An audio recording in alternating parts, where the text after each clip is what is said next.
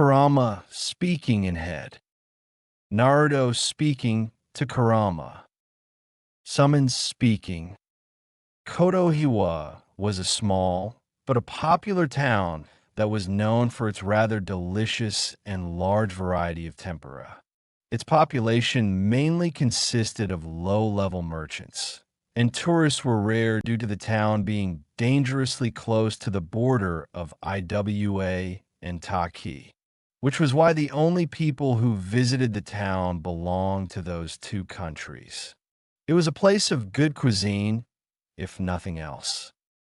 In one of the tempura bars, one of the more popular ones called Jinsei no Michi, the Road of Life, on the bar stools, sat an ordinary-looking young man, slowly eating his chicken tempura, eyes closed as if truly enjoying his food.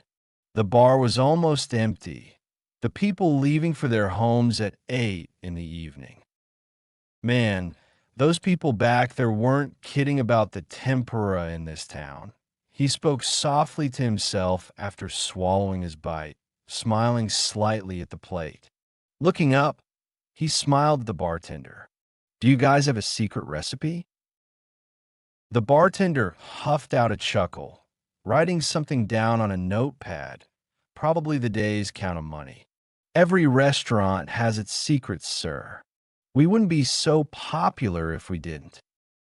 The man nodded in agreement, putting another bite in his mouth. "If only I could purchase the chef's," he whispered, slightly sad that his plate was finally empty. "He's coming." The voice cackled in his ear, but the man's face gave nothing away of the fact that someone spoke to him in his ear.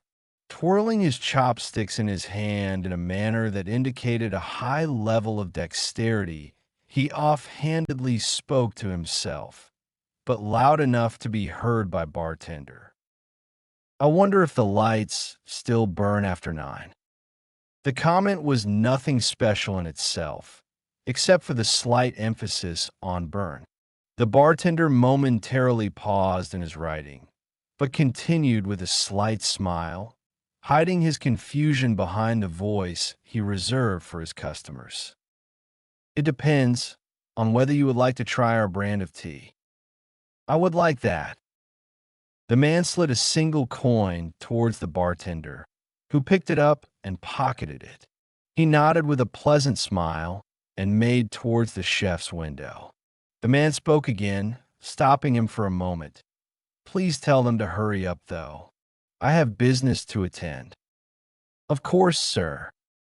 Instead of speaking to the chefs directly, the bartender entered the kitchen through the door, coming out 5 minutes later. "Your tea is ready, sir." The man nodded his thanks and left some change on the bar, getting up. Straightening out his brown jacket, he cast an eye around under the pretense of loosening up his neck. Seeing no one paying attention to him, he walked toward his right and entered the door labeled "Staff Only" without hesitation. Walking through the corridor, the bartender joined him by his side. "I must admit that you rather surprised me, sir. I was not expecting that comment."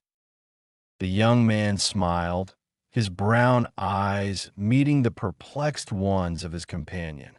"Well, consider me temporary. This is the only time you will meet me." The bartender nodded in agreement, motioning towards a door on the left. "May I have your name, sir?" A slight quirk on an eyebrow caused him to elaborate. "It's just that my employer never informed me of a replacement, and I was under the impression that I was going to entertain him tonight." A slight grimace crossed the man's face. "You employers busy. Got sidetracked by a brothel. I'm sure you understand." A sigh of long suffering escaped the older man's mouth. "He hasn't changed at all."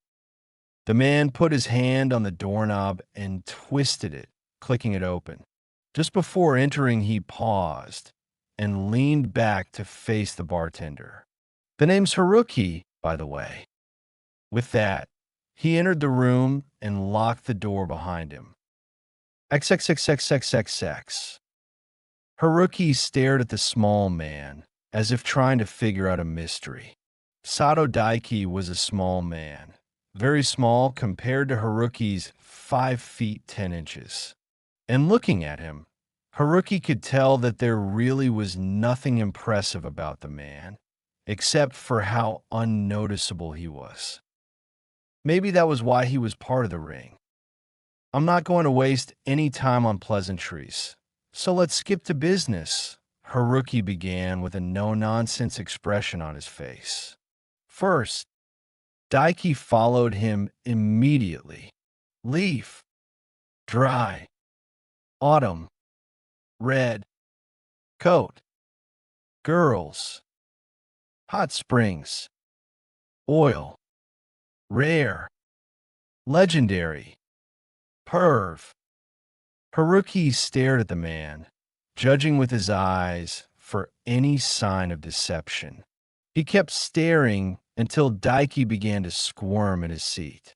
Finally, he dropped his stare and sighed. Sorry, needed to confirm.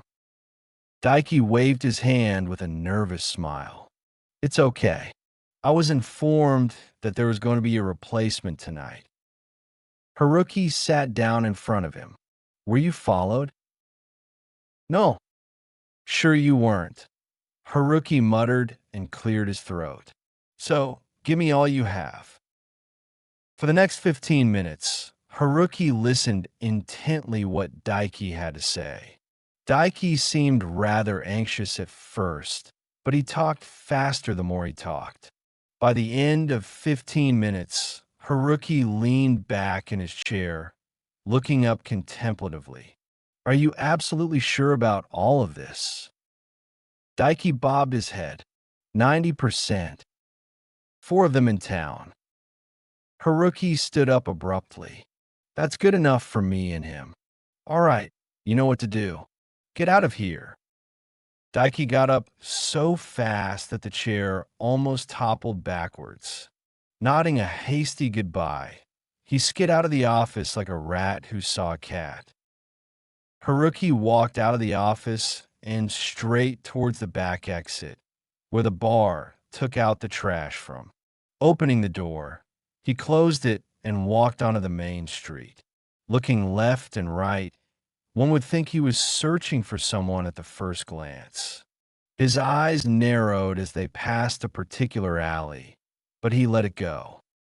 He walked towards the part of the town that led to the forests. He didn't know what to make of the information he had received. On one hand, he felt impressed that the opposition had that much balls. On the other, it was a matter of a potential breach of security. If that breach ever happened, well, he didn't want to think about it. To think that the network is being monitored. He's going to have a coronary when he hears about this. Before he could enter the forest line, he stopped. His head drooped, a sigh of disappointment escaping his lips. I don't have a chance, do I? He heard the tap of someone landing behind him. For people, just as his scout had informed him. He turned around and came face to face with a group of 4 wearing traveling cloaks. He could see the weapons hidden on their person clearly, with one of them carrying his sword in his hand. A damn pitiful attempt of an intimidating glare worn by all of them. Haruki contemplated whether he should just ignore them and walk away.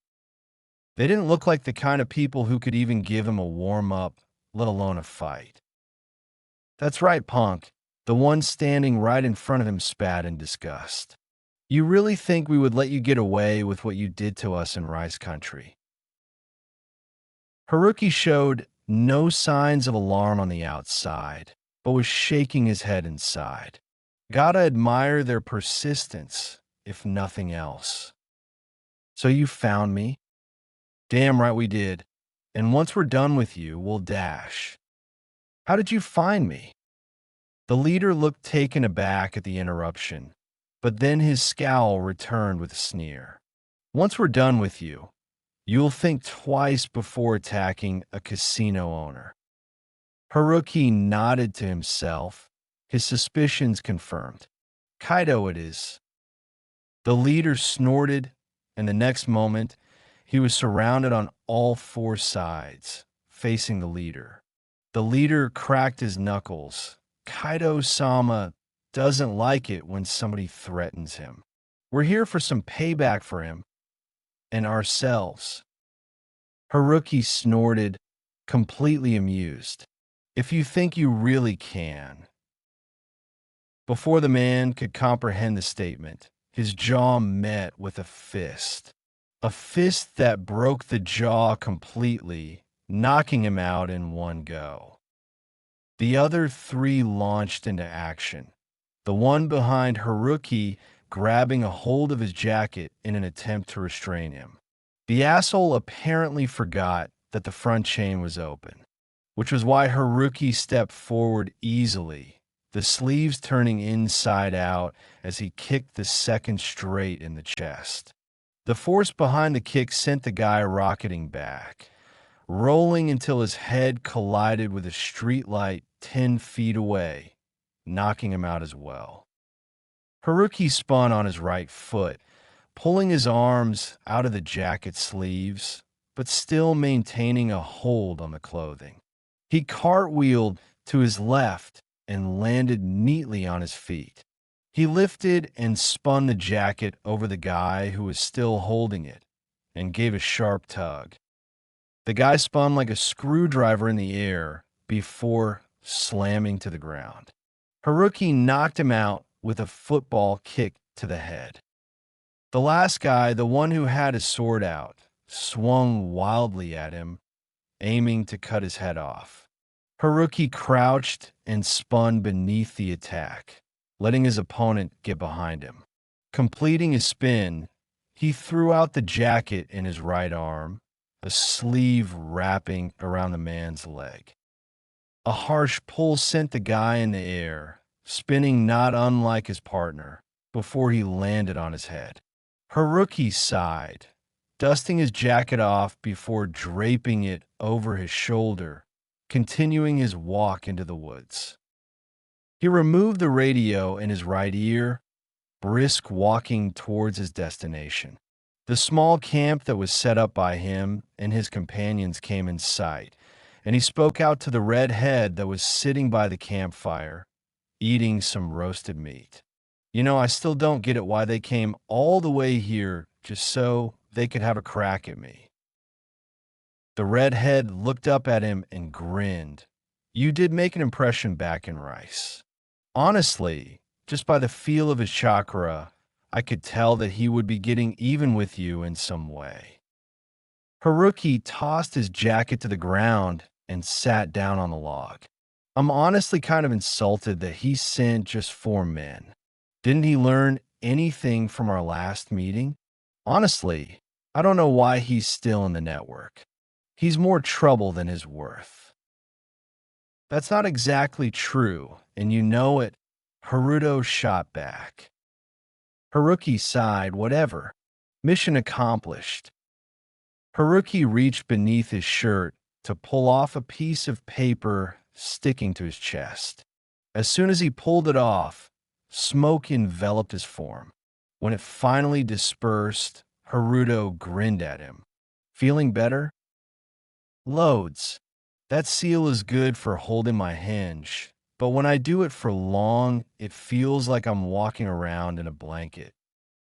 Naruto shook his head as he burned off the seal tag with a small fire. He looked towards the red head, who was smirking at him. What? How many ladies hit on you this time?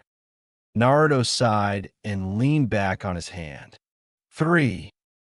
Haruto chuckled and said in a false, suffering tone, I feel for you, cousin. Being as handsome as we both are can be a curse sometimes. Then he broke into giggles. Man, it's fun watching you get uncomfortable with ladies, but it's even more fun watching Jiraiya steam about it. I can't believe this is what the perv calls an A-rank mission. It's like a scene straight out of a cliché detective movie. Where's the pervert, anyways? In the brothel. Still, hasn't he gotten the memo that he won't be getting laid anytime soon? Knowing how he always thinks with his dick, probably not. There was silence for a few moments, in which both of them stared at the dancing fire. Haruto spoke up once more. You could always give him some of your water clones disguised as prostitutes. No need for lubridash.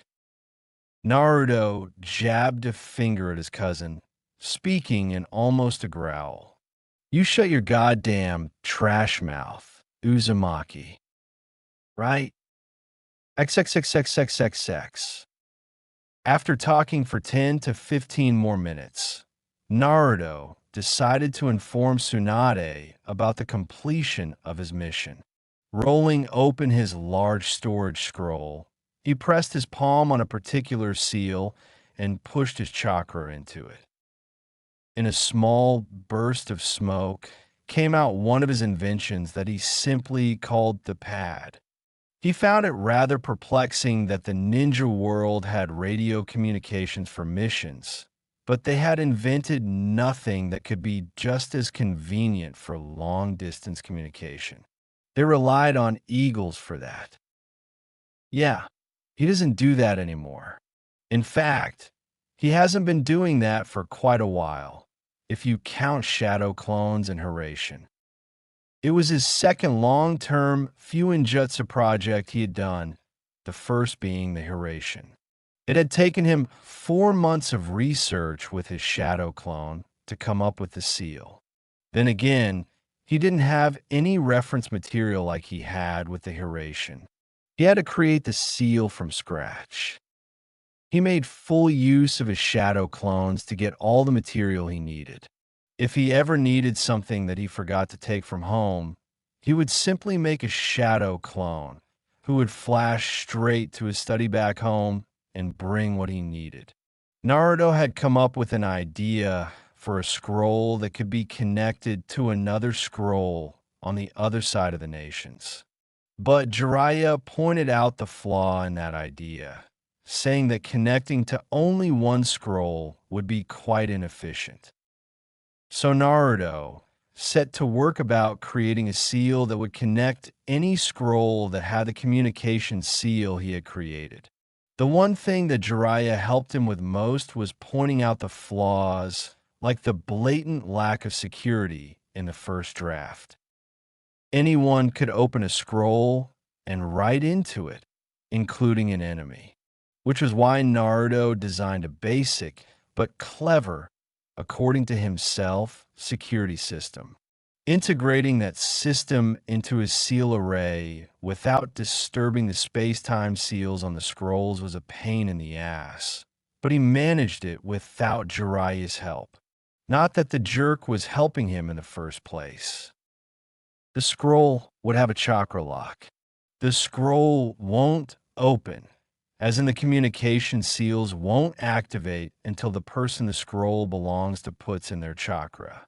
If there is even the slightest irregularity in the chakra, the seals would deactivate completely and a security password would have to be written on the scroll to activate them again.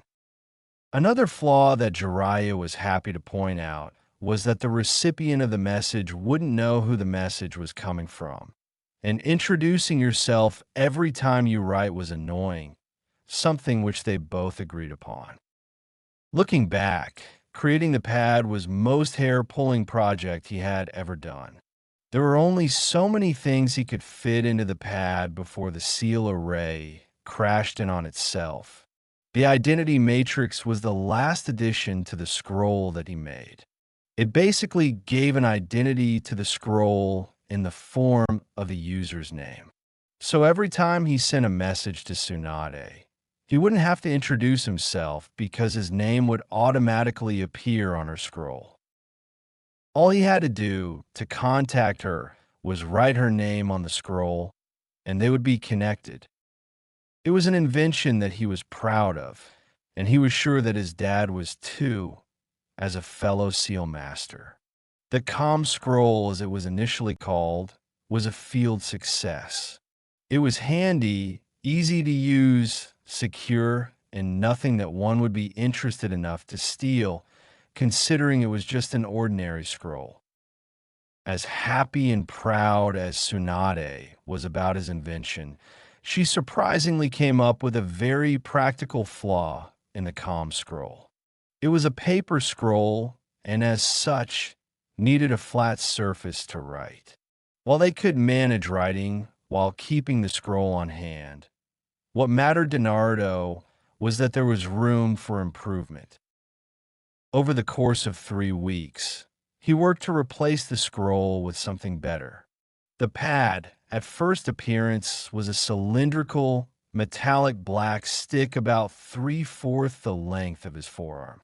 There was another small, cylindrical stick, slightly smaller, that was parallelly attached to its side that when pulled, paper was stretched out like a napkin dispenser that hardened upon straightening. He could easily write on it with anything, and whatever was written, it was transmitted to the receiver in real time. You never did tell me how you came up with this. Not even the clan had ever came up with this from what my parents had told me.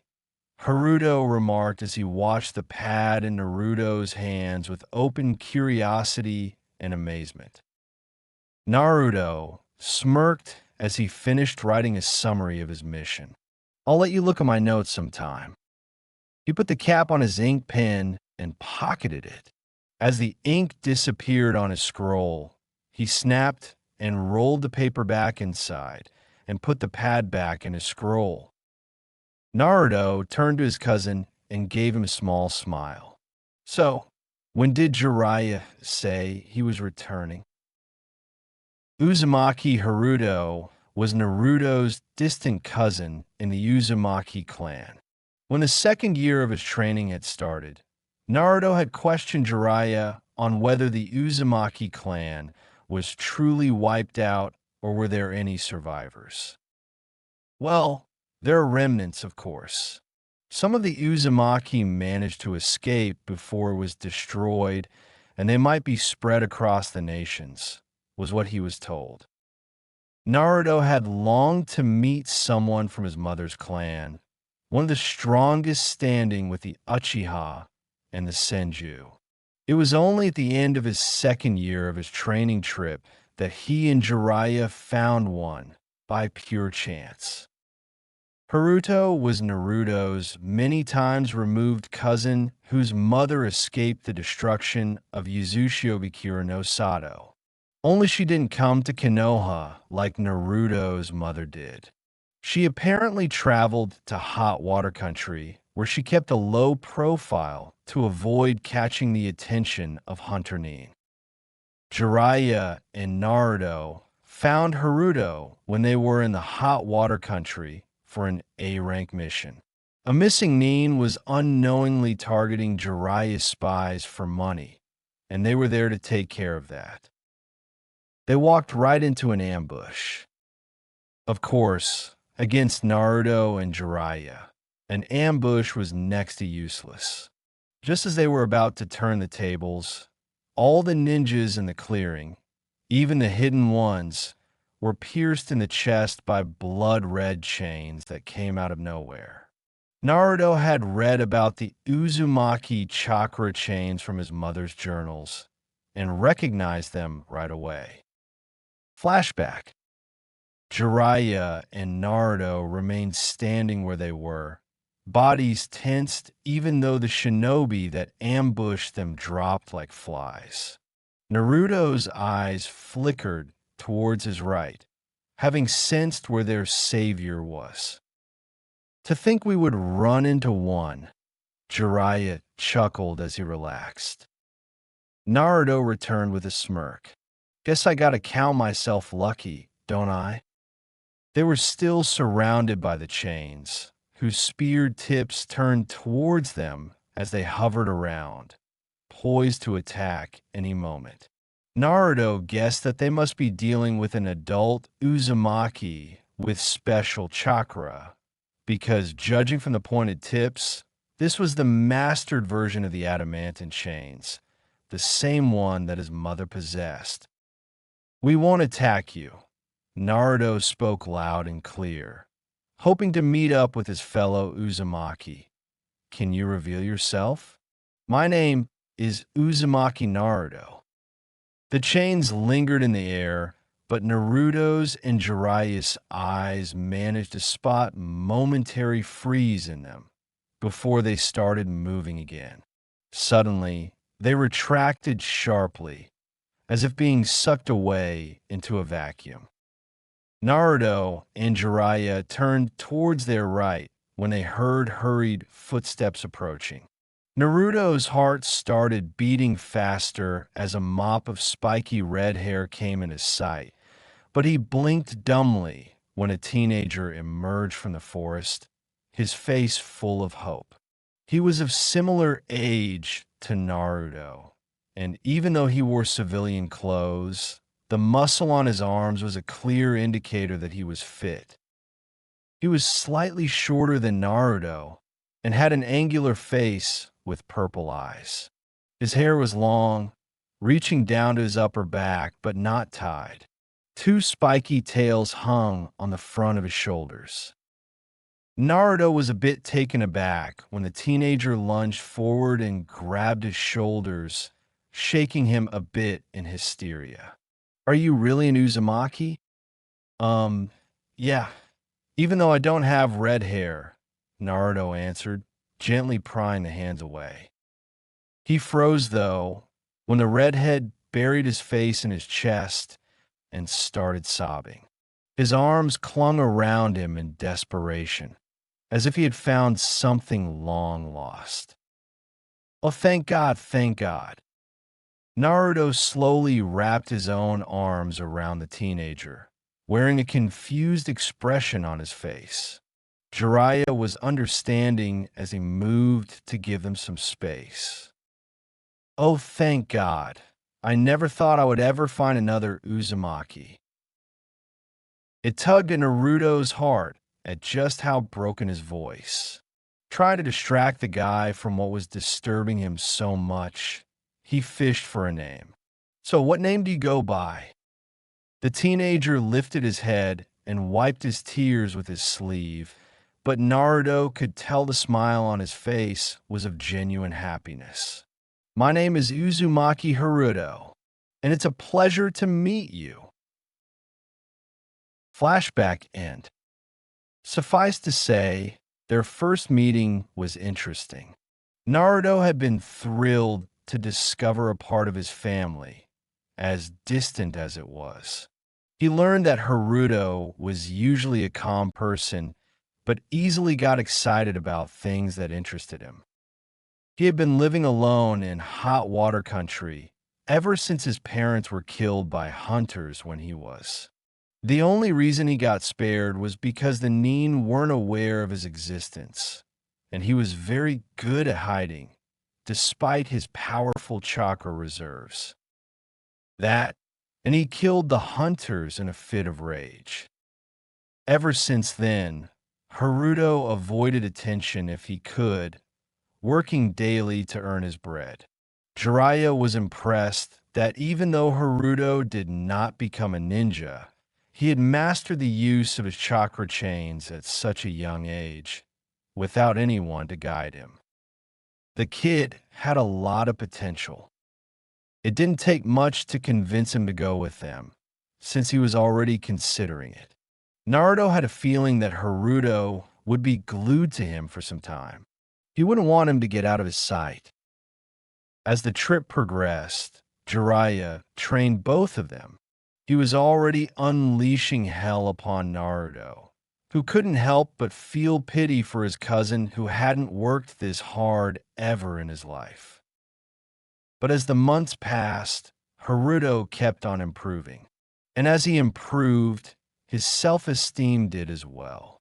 Naruto prevented Jiraiya from corrupting Haruto with his perverted ways, but the latter still developed a penchant for making dirty jokes every now and then. And he also became a bit of a smartass. Naruto had a feeling that Haruto was a natural at that. Haruto shrugged. Maybe when he's had his fill. The wind blew a bit strongly, threatening to douse the fire, but thankfully it sustained. Naruto's nose picked up a familiar smell heading towards their way.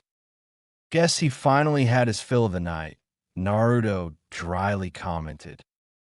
He was right when 5 minutes later, a large outline of a figure came into view, striding into their camp. So how was the mission, Brat? Naruto chucked a rock at his head, which Jiraiya easily caught in his hand. You call that an A rank? What? Gathering information from my spies is at least mid A rank, kid. You should be thankful I let you go in my place. Jiraiya puffed up his chest, taking a seat before Naruto, Haruto making way for him to sit. Naruto scoffed. Operating so close to Iwa's borders, I thought they would be a bit more vigilant about who is in town. So you managed to avoid the ninjas? Naruto frowned. I thought we established before that my acting was acceptable, Naruto said with a sarcastic air. Enough for me to dodge my way out of those situations. Jiraiya didn't even bat an eye at his answer. Acceptable isn't good enough for me, kid. Naruto narrowed his eyes, but didn't say anything further. Jiraiya always was like this. His standards were very high, and Naruto gave his best to meet them. But no matter how hard he tried, it was never enough for the Sannin. He never got anything above acceptable. Just wait, you perverted ape. I will make you eat that word tomorrow. Naruto got up from the log, stretching his arms up. All right, I'm going to sleep. Make sure you're in top form for tomorrow, Arrow Sennin. I want to beat you at your best. Jiraiya snorted, waving the comment away. You're 100 years too young for that. Once he was sure Naruto had gone asleep, Haruto leaned towards Jiraiya. Jiraiya-sama, must you be so harsh on him? He's performed the mission rather excellently. Jiraiya was silent for a long moment before speaking. It's not about the mission, Haruto. As his teacher, I have to make sure he's always motivated to get stronger and better, even if that means I have to downgrade his performance. But Naruto has improved, hasn't he? Haruto asked pointedly. Jiraiya let out a soft chuckle. By leaps and bounds. Every time I test him, he's better than before. Kid's got potential, just like his old man, perhaps even more. I suspect he's been sneaking in extra training behind my back. How so? Jiraiya leaned back, staring at the stars and smiling nostalgically. Naruto has built upon his father's legacy in a way I would never have even dreamed about. I never expected him to get this far in just 3 years. Did you know that he altered the Nidaime Hokage's shadow clone jutsu in a way that all the clones were linked together by mind? Haruto's eyebrows shot up at that fact. You mean that jutsu wasn't like that when he taught it to me? Jiraiya shook his head. Nah, not at all. Naruto merely wanted to see whether it was possible or not. It wasn't even one of his main goals to achieve on this trip. There's so much that he's achieved during this trip that I'm nothing but proud of him. I've run out of words to describe how proud I am of him. Haruto contemplated on what he had heard. How good would you say he is right now? Jiraiya gave a tiny frown at the question and pursed his lips.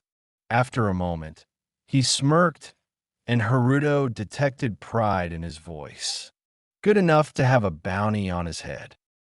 How much? Jiraiya chuckled and exclaimed in his boisterous voice. Come on, Haruto, don't ask everything today. Save some for later. I gotta sleep now. Be ready for tomorrow. Haruto bit his lip. There was so much he wanted to ask Jiraiya, but one more question wouldn't hurt, would it? What is tomorrow anyways? Jiraiya turned back to him, and the light from the fire cast a glow on his face. His eyes were shining with such intensity that Haruto had to suppress a shiver. A fight. The final battle between him and me, one that will mark the end of his training. Jiraiya then glanced at his fist, clenching it tightly. To be honest, I'm not sure whether I can win tomorrow or not. Haruto didn't know what to say to that. XXXXXXX. The sun's rays hit Naruto's eyes at 6:30 in the morning, causing them to flutter open. He didn't get up immediately, but rather thought about what was going to happen today. Today was going to be the end of his training. The fight he would fight today would undoubtedly be one of the toughest battles he would ever fight. He knew well what Jiraiya was capable of, since the man had been training himself as well over the course of the trip. Jiraiya had proved himself as one of the most powerful shinobi in the world. He had pushed him hard enough that sometimes he felt his will to get up crack. It was only due to Kurama shouting at him and Jiraiya taunting his strength that he had got back up. Every time he got up, Jiraiya sent him back down harder than before.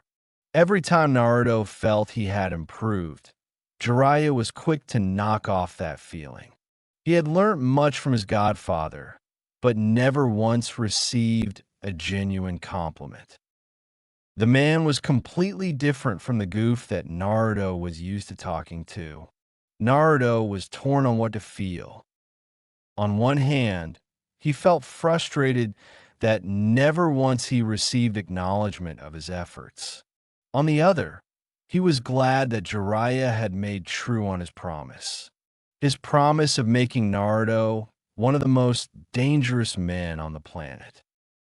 Naruto had gave it his all in training, and then some.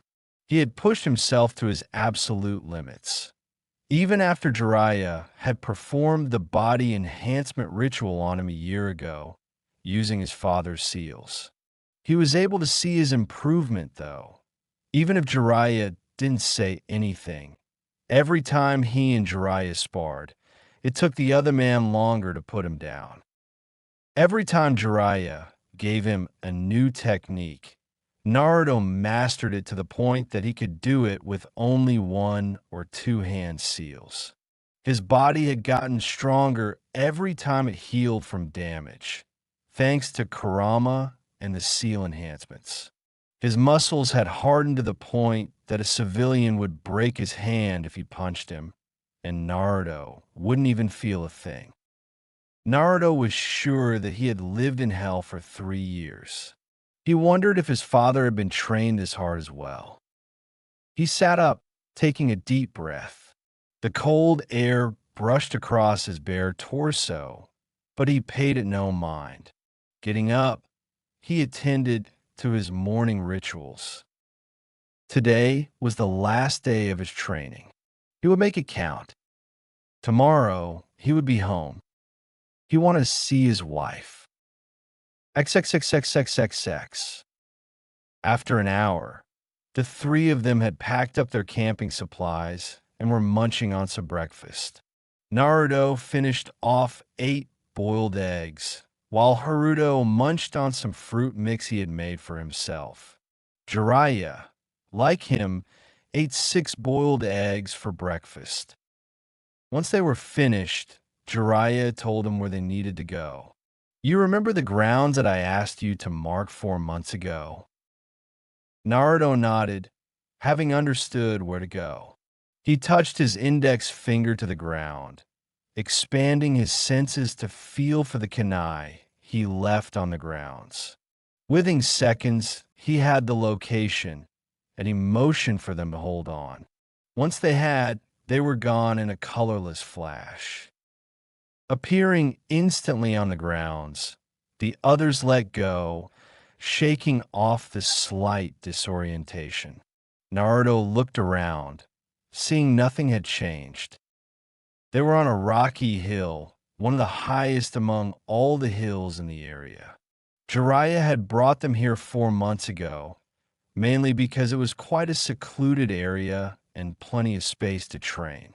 The view was great as well, as the hill overlooked a small village, the greenery around giving lots of fresh air to breath. All in all, Naruto thought this was a great picnic spot. Training too. Jiraiya took off his bags and put them down. He turned around and smirked at his blonde student. All right, today is your final evaluation, Naruto. I'm going to be testing you to your limits, both physical and mental. Today, I won't be holding back on you. Naruto's heart started beating faster at his teacher's words. The blood was rushing through his veins, excitement growing with each word. The prospect of a battle with a strong opponent. He could barely keep from grinning like a madman. Do I get to drop my gravity seals for the test? Yes. I don't want you weighed down by anything. You'll get crushed in no time. The nonchalance and the confidence ticked Naruto off a bit, but he controlled himself. He had gained an ironclad control over his emotions over the course of 3 years. The training wasn't something he liked, but it was necessary. Kurama wouldn't accept anything less. Naruto nodded. All right, how are we doing this? Jiraiya folded his arms. I need 2 hours to prepare for the test. You use the time to do the same, but do it away from here. Naruto tilted his head. What am I going to wear for the test? Jiraiya rummaged in his pack and pulled out a scroll. Tossing it to Naruto, he informed him, I had ordered a vest of your size from the village. Wear it over anything you want. And no peeking. With that, Jiraiya shooed him away. Naruto sighed, but complied, walking down the hill with Haruto. Haruto was bouncing a rock in his hands, a thoughtful expression on his face. I wonder what he will cook up. Yeah, me too. Do you think you can win? Naruto scoffed. Against him? I don't think so. Haruto frowned in concern, perceiving his statement as a lack of confidence. You really should dash. I know so. Haruto stopped short at that, the rock falling from his grasp. The fire that burned in Naruto's eyes told him that Naruto had every intention crushing Jiraiya's test. Naruto continued, unaware of Haruto's thoughts. He has a geographical advantage over me. That much is obvious. But he'll need a lot more than that to put me down. Plus, I'll make my own field advantage. Haruto decided not to mention that Jiraiya already had doubts of winning against his pupil. Naruto was fully fired up for the test. Oi, Haruto. Both of them turned back towards the hilltop, where Jiraiya was waving at them, calling Haruto to him. Haruto started walking back to Jiraiya, waving a thumbs up at his cousin. All the best, Naruto. Naruto nodded with a smile. Thanks, Kaos. Naruto watched the redhead hike back to Jiraiya and turn away, walking down. He needed to make his own preparations. For the next 2 hours, Jiraiya and Naruto busied themselves. Jiraiya prepared his field, while Naruto stocked up his hip pouches from his supplies. Both of them were dead serious while making their preparations, knowing that neither of them would hold back. With 5 minutes to 2 hours, Naruto finished making his preparations. He glanced at the hilltop, which Jiraiya was no doubt prepping up with various traps. In fact, he was willing to bet that Jiraiya had booby-trapped the whole hill and removed his Hiraishin mark from any and everything that had it. While no one except him could remove the mark, there were ways to disable any use of space-time jutsu. Jiraiya had been studying hard to overcome his weak spots in Fuin Jutsu. Damn it, I knew he was looking at my notes, he muttered, no longer sensing the mark that was on Jiraiya or Haruto. If he couldn't sense it on Haruto, that meant Haruto was a part of the test. But how? He didn't ponder much long, changing into his Jonin uniform for the first time in 2.5 years. He wore a dark blue t-shirt with long sleeves, the neck going halfway up his throat. He wore ANBU pants of the same color, then went down till it covered his calf muscles, leaving the rest of the leg bare. He stripped 2 orange bands on his forearm over the T, one at the wrist and the other just beneath the elbow on both arms. Taking the roll of black bandages, he wrapped them up over the exposed part of his legs, along with some clothing, and put on his black shinobi sandals, just like the ANBU. He took the green Jonin vest and put it over, strapping it in place. He took his hip pouches, stocked to the full, and tied them around his hips. Last but not the least, Naruto tied his headband, automatically smiling when he did it. It felt good to put on his Hitaei again. Not having worn it in months, he forgot the feeling that he still belonged to a place. He ran a hand over his newly cut hair, sighing as he did. He liked the hairstyle he had back when he was in the village. Back then, he felt that he was closer to his father with that hairstyle, but had to cut it because Jiraiya ordered him to. He said it brought too much attention to them. Not only that, but he said that if he wanted to make a name for himself, then he had to step out of the shadow of his father. By retaining that sort of hair, Naruto was unknowingly pushing himself further into it. Grudgingly, Naruto had conceded the point because he knew it would get annoying if he was only known because of his father. Now, he sported a very normal haircut. He had gotten rid of the bangs and kept his hair at a length that came to his eyebrows. It was as spiky and untamable as ever, but he kept most of it out of his eyesight. Some of it dropped down to the right of his forehead, but didn't obstruct his eyesight. He clenched his fists and rolled them, cracking his wrists. He rolled his head to crack his neck, rolled his shoulders, jumped a bit, did a few stretches to warm himself up. He knew Jiraiya would be coming any second now, so he released the gravity seal that kept him at 10 times the Earth's gravity. He grinned joyfully as he did a few jumps. He felt as light as a feather. Just as he finished warming up, Jiraiya appeared before him in a burst of smoke. There was nothing different about him, but Naruto knew better. This was merely a shadow clone sent to inform him of the test. Jiraiya had probably prepared to level down the entire hill. Maybe that was an exaggeration, but it was better to prepare for the worst. Naruto was prepared.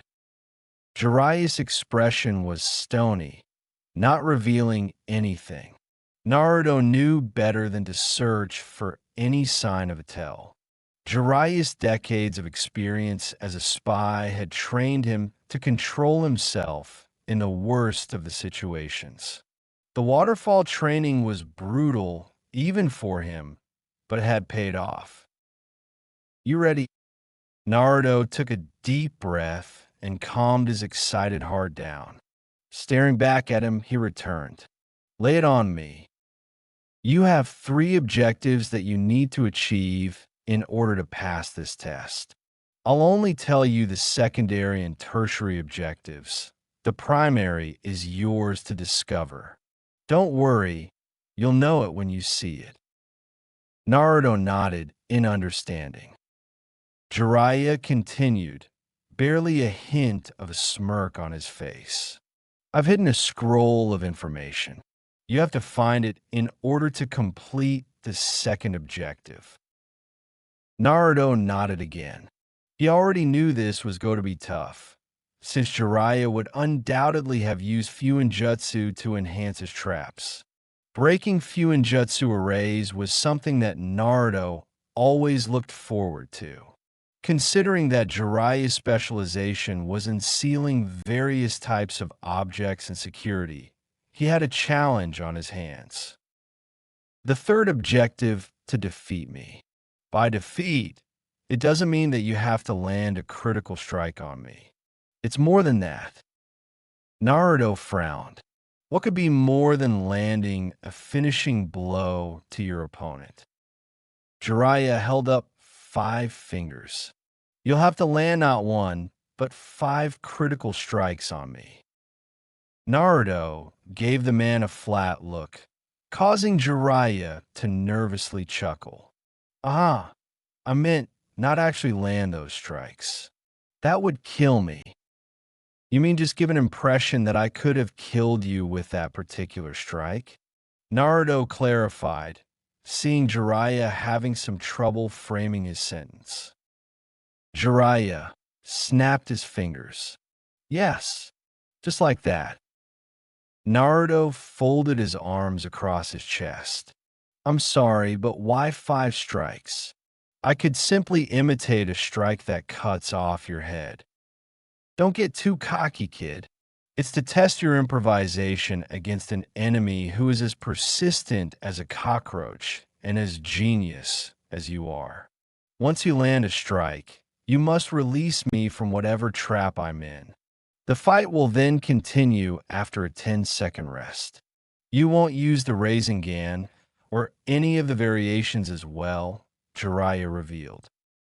An unusual test, but one that Naruto would relish. He was dying to test out some of his new moves that he had been developing in secret. I've told you everything you need to know. Any questions from your side? He received a fist to the stomach for an answer that instantly popped him. No, we can begin. XXXXXXX. Jiraiya blinked as he received the memories of his shadow clone, and he rubbed his stomach as the phantom pain hit him. He scowled. Disrespect felt brat.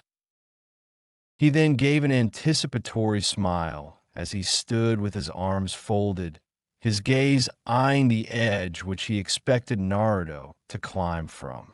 Let's see how you go about this. Raijin no te. Naruto spread out his senses, smirking when he felt 15 signatures standing on the circumference of the hilltop. Jiraiya knew exactly what Naruto was thinking, and had stationed his shadow clones such that they will intercept him from whatever path he comes from. Relying on shadow clones was never Jiraiya's style, but it went to show how high he thought of Naruto's skills if he was willing to copy Naruto's style. Holding up a half ram, 30 shadow clones soundlessly came into existence. There was no need to speak, since they were all connected by mind. Naruto took the path that was on the eastern side with some of his clones, leaving a shadow clone to take the front. He began the climb without wasting time, running up and relying on his danger sense to alert him. His eyes were constantly darting everywhere, checking for any sign of traps. He gave no sign of surprise when he found that 6 of his clones were taken out before halfway point. It only proved that his suspicions were correct. The entire hill was booby-trapped. The hair on the back of his neck stood up in alarm, causing him to halt. Bending down, he carefully felt for the tiniest bit of chakra. He gave a sigh of relief. He had stopped right before he stepped on a pressure-sensitive explosive tag, essentially a mine. Right, He can afford to cause a landslide on any side except the one facing the village, he muttered, taking a step back. His statement caused an epiphany. He chuckled, looking towards the hilltop. You smart son of a bitch. Because the south side had the village at the base, the strongest of the traps would have to be concentrated elsewhere. It clashed with the ideology that the front path was the fastest, most expected one, and therefore the most dangerous. Jiraiya had laid the real trap within a false trap, and Naruto completely fell for it. He sent out a message to the clone on the front. Clone on the front, have you encountered any traps? It never failed to give him a kick that he essentially had telepathy, even if it was among his own clones. Negative Prime, how far along are you? I'm beyond halfway point, hiding from the Jiraiya ahead of me behind a rock. A hill mostly made of rocks didn't have much places for convenient trap placing, except for explosives. It made Naruto wonder just how many mines did Jiraiya place around the body of the hill. Well done. Summon me. Roger that.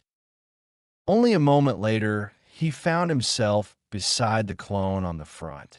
He dismissed everyone else. He looked at his clone and nodded, silently telling him to stay there. Jiraiya wasn't a censor like him, so its stealth worked in his favor.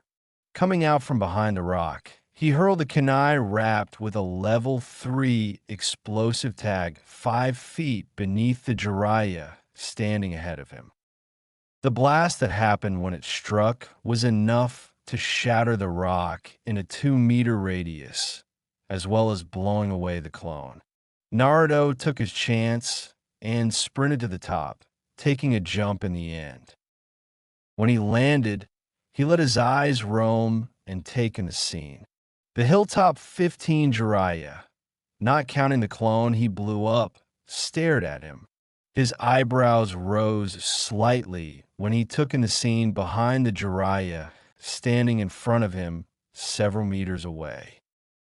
So Naruto is the primary objective. Jiraiya took him as a hostage, which makes him top priority.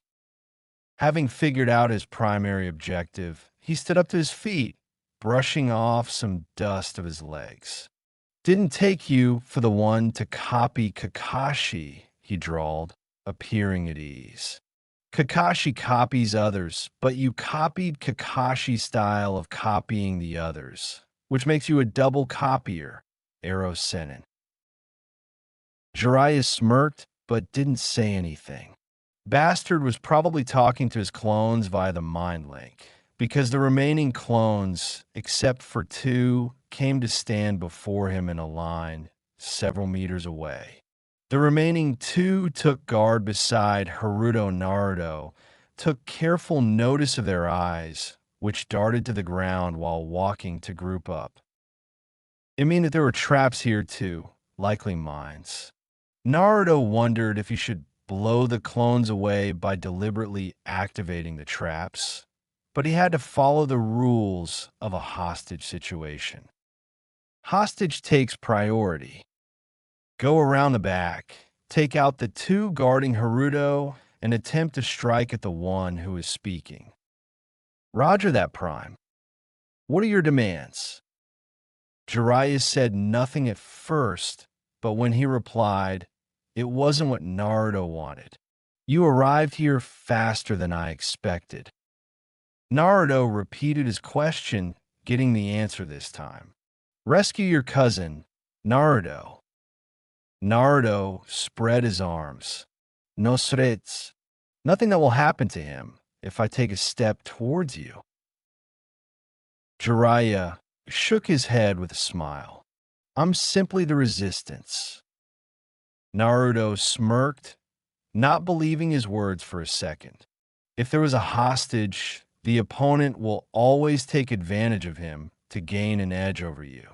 Jiraiya may be telling the truth, or he may not, But Naruto had to assume the worst. That, and he was buying some time for his clone to get into position. In position, Prime. Do it. He had to give credit to his clones. Even though they weren't as strong as him, they were almost as fast as him. He had improved his strength a lot, which is why when he threw his kunai, they were faster than one could react. They could at most dodge, but only the best could catch them. The kunai went clean through the heads of the clones, dispelling them. Jiraiya's reaction was damn impressive, because he turned around and threw a kunai at the clone, catching the one thrown at him an inch from his eye. The kunai was slower than what Naruto threw, but it managed to catch the clone in the chest, dispelling him. Naruto was even faster than Jiraiya, because he reacted the instant Jiraiya turned his back to him. 12 clones popped into existence, each of them lunging for the remaining clones while Naruto went after the apparent original. A kunai in his hand, Naruto was ready to deliver a superficial cut to the neck to mark his first critical strike. But Jiraiya was a veteran and the teacher of the Yellow Flash, currently being Naruto's teacher for 3 years. He knew about Naruto just as much as Naruto knew about him, and he knew exactly how he would react, stealing the chance to land a strike. Which is why he spun low on his heel to throw the kunai. Naruto's kunai cut a few of Jiraiya's hair, the blonde passing inches over his head. He smirked, proud of how fast his student had gotten. If it were anyone else, this tactic would have worked. It was only because he knew Naruto's fighting style that he was able to dodge. Naruto far outstripped him in the speed department now, just like his father did at his age. Naruto flipped in the air to land on his feet, his back facing Haruto. He stole a glance around the field, seeing the status of his clones. 3 of his clones had managed to dispel the Jiraiya they had marked and were assisting the others. Any clone that has taken care of their Jiraiya, free Haruto. In response, one of the clones immediately left its partner to obey the order of the original. The clone that was left behind stumbled momentarily, being taken out due to getting distracted. The Jiraiya then moved to assist the others, moving to attack a clone from its back while it was still fighting another Jiraiya. The clone cursed and caught an elbow going for his jaw, kneeing the clone in the chest out of existence. He used the same leg to back kick the clone behind in the gut, dispelling him. Naruto himself was busy engaging Jiraiya in a bout of taijutsu when the man tried to go back to Haruto. Avoiding a slash at his thigh, Naruto delivered a powerful 2-punch combo to Jiraiya's face, mindful to hold back his enhanced strength, stunning him for a moment. Jiraiya was open for that small moment, so Naruto took his chance to land another attack. Jumping a bit, he landed a devastating right spinning hook kick to the head. Continuing his momentum, he dropped down and swept the legs from beneath his master. Jiraiya went down, but recovered quickly. But the job was done. Naruto's clone had taken a hold of Haruto and flashed them to a previously marked point. Primary objective complete. Prime, the secondary objective is right where Haruto was. I'm marking the spot. Naruto grinned for a moment before refocusing back. A Hiraishin kunai slipped into his hand, and he began fighting in earnest. He used his right arm to block, left hand to attack, a strategy that was meant to move the opponent into a position that could not be blocked. Jiraiya knew how to move around it, but Naruto improvised deliberately loosening his hold on his kunai. Jiraiya saw the opportunity and knocked it out of his hand when Naruto went for a face slash, spinning it in the air. Not hesitating at the loss of his weapon for even a moment, Naruto easily avoided the swipe to his legs and aimed a jump punch at Jiraiya, who left his side open to get a slash at Naruto's ribs. Not a superficial one like the one Naruto was aiming for, but a real one that would injure. But even Jiraiya hadn't seen it coming that Naruto had set him up. His kunai passed empty air as Naruto flashed behind him. The right fist continued its path, this time to the back of Jiraiya's head. He felt a savage satisfaction when the punch connected, sending the larger man rolling across the ground. Just for insurance, Naruto threw a kunai tied with an explosive tag 3 feet from Jiraiya. The blast knocked the bigger man back a bit more. Collecting his kunai, Naruto flashed to where his clone had marked. Jiraiya would need a few moments to recover from that one. His eyes flashed over the ceiling formulae on the tag, stuck to the small box that was in front of him, eyes narrowing in slight anger as he recognized the encryption matrices. He cursed as he took out his ink pen and sealing paper. Fucking pervert stealing my notes, damn it. It was true, since Naruto had been working on sealing encryption to try and make the messaging scrolls more secure. He had prepared his own brand of encryption, and what he was seeing right now was different, but it was the little parts that got to him. Naruto knew his work when he saw it. He could crack this seal, but he would need time, at least 3.5 minutes, considering each level of encryption was designed to work with the other. To confuse and crack this system, care had to be taken. Otherwise, the system would lock in on itself, or worse, self-destruct along with the message. Naruto began writing swift but careful strokes. He planned to confuse the first 2 levels and sever the connection with the third, so he can break 2 of them at the same time without needing worry about the third. Just as he finished the first part of breaking the seal, the hair on the back of his neck stood up in alarm. Jiraiya was up and was moving towards him. Naruto slammed his hands into the tiger's seal, and the tags that he had placed around the hill in a square formation activated. Jiraiya, who was making his way towards Naruto, throwing several kunai ahead of him in case he didn't reach in time to disrupt Naruto's progress, was slammed down on the ground. Hard. The kunai fell out of their path as well, falling to the ground and making a slight dent. Naruto smirked as he watched Jiraiya's face kiss the ground. He would be lucky if his nose was still in one piece. He had made sure that the gravity would be 15 times that of the earth, more than even his seals. The only reason he wasn't feeling the effects was because of the counter seal he placed on himself.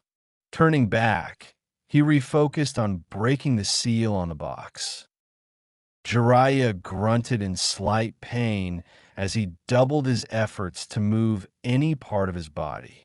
With so much gravity, his body was crushing in on itself. It would be different if he trained with gravity seals as well, but his body wasn't used to so much. He was barely able to move his eyebrows, much less his face. Reinforcing his body with chakra was all he could do to not get turned into mush. He had to give Naruto credit, though. Placing a barrier around an entire hill was not difficult, but the chakra cost for the activation for such a large area was high. But his pupil had more than enough chakra, his reserves having grown larger than ever in the last 3 years due to intense training with Kyuubi and himself. Naruto played to his strengths. Naruto finished designing the counter seal for the third level. Placing the one for the first two on the box, he activated it, then placed the one for the third level on top of it. The seals glowed as the levels were decrypted, and within seconds, the lock of the box opened. Naruto quickly took the scroll from inside and smirked in victory. Second objective complete. Standing up and turning to where Jiraiya was, he stepped towards him. Bending down, he nicked a small cut on the man's jugular, just opening a small scratch. "Strike one, old man," he taunted, jumping back and deactivating the gravity barrier. Jiraiya sighed in relief when he felt the weight disappear. Jumping up to his feet, his hand came up to grip Naruto's wrist when the blonde attempted to land a palm strike on him. 10 seconds aren't over yet, kid," he dryly said. Naruto grinned. No, they're not. The next thing he knew, they were in the middle of a forest, far away from the hill that they were on. Jiraiya tried to kick Naruto away, but the latter had already released him and jumped back, laughing slightly. "Where are we?" Naruto smirked. "Around." With that, he attacked, engaging them in a furious bout of taijutsu. Naruto had refined his taijutsu a lot in 3 years, adding new moves to his repertoire. His punches, hooks, jabs, kicks, nerve strikes were more refined than ever and had damaging power behind them. Jiraiya's large figure meant he had a better reach, but Naruto had more speed and better reflexes on his side. Ducking under a punch to his head, he raised his right hand to block a chop from the same hand. He stepped a little to the left, his left hand diverting Jiraiya's right side kick away from his stomach. He then slammed his left elbow into Jiraiya's exposed ribs, causing him to let out a grunt of pain. He kicked away Jiraiya's right leg, which came to his head in a spinning kick. Jiraiya spun on his leg, aiming for a knee to Naruto's gut, which was blocked by Naruto's own. A left fist flew towards his head, which Naruto caught with a grunt. Naruto caught the right one before his stomach. Without wasting a moment, he switched to offense. He pulled Jiraiya close, kneeing him in the gut. All the air left Jiraiya in one huff, but Naruto was relentless in his attacks. Releasing his hands, Naruto landed a flurry of quick punches to the man's torso, ending with a punch to the face. Naruto could have easily put his mark on his master, making it easy to use Hiraishin on him. But the thought of being a one-trick pony was rather unappealing. His dad might have spammed the technique, but Naruto did not want to make a crutch for himself. Naruto's strikes had power, slowly withering away Jiraiya's defense. He ended with side kick-back kick combo to the chest, throwing back Jiraiya so hard that the bark of the tree he slammed into cracked a little, and he coughed up some blood. He stumbled forward, shaking his head to clear it, and was able to catch the kunai to his chest with eyes closed. He realized it only when he opened his eyes that the kunai was a tri-pronged one. Naruto flashed behind Jiraiya, punching him to the head to his right, then flashed again to a kunai buried a few feet away. He kicked Jiraiya in the chest after appearing before him. Snatching the kunai from the ground, Naruto jumped up, flipping in the air to increase the speed behind his slash. The slash was actually supposed to cut off the enemy's head or open a bloody waterfall, but Naruto made sure that only a superficial cut was made to Jiraiya's neck. Hiraishin, Enki Kogiki, Flying Thunder God, Circular Slash. That's the second strike. Jiraiya got up and took a deep breath, exhaling with eyes closed. Turning around, he smirked despite the pain he was in. Naruto's taijutsu was dirty, brutal, and never failed to cause pain. Don't think the next three will be this easy. I'm not. But if you don't step it up, you're going to lose, Naruto scoffed back.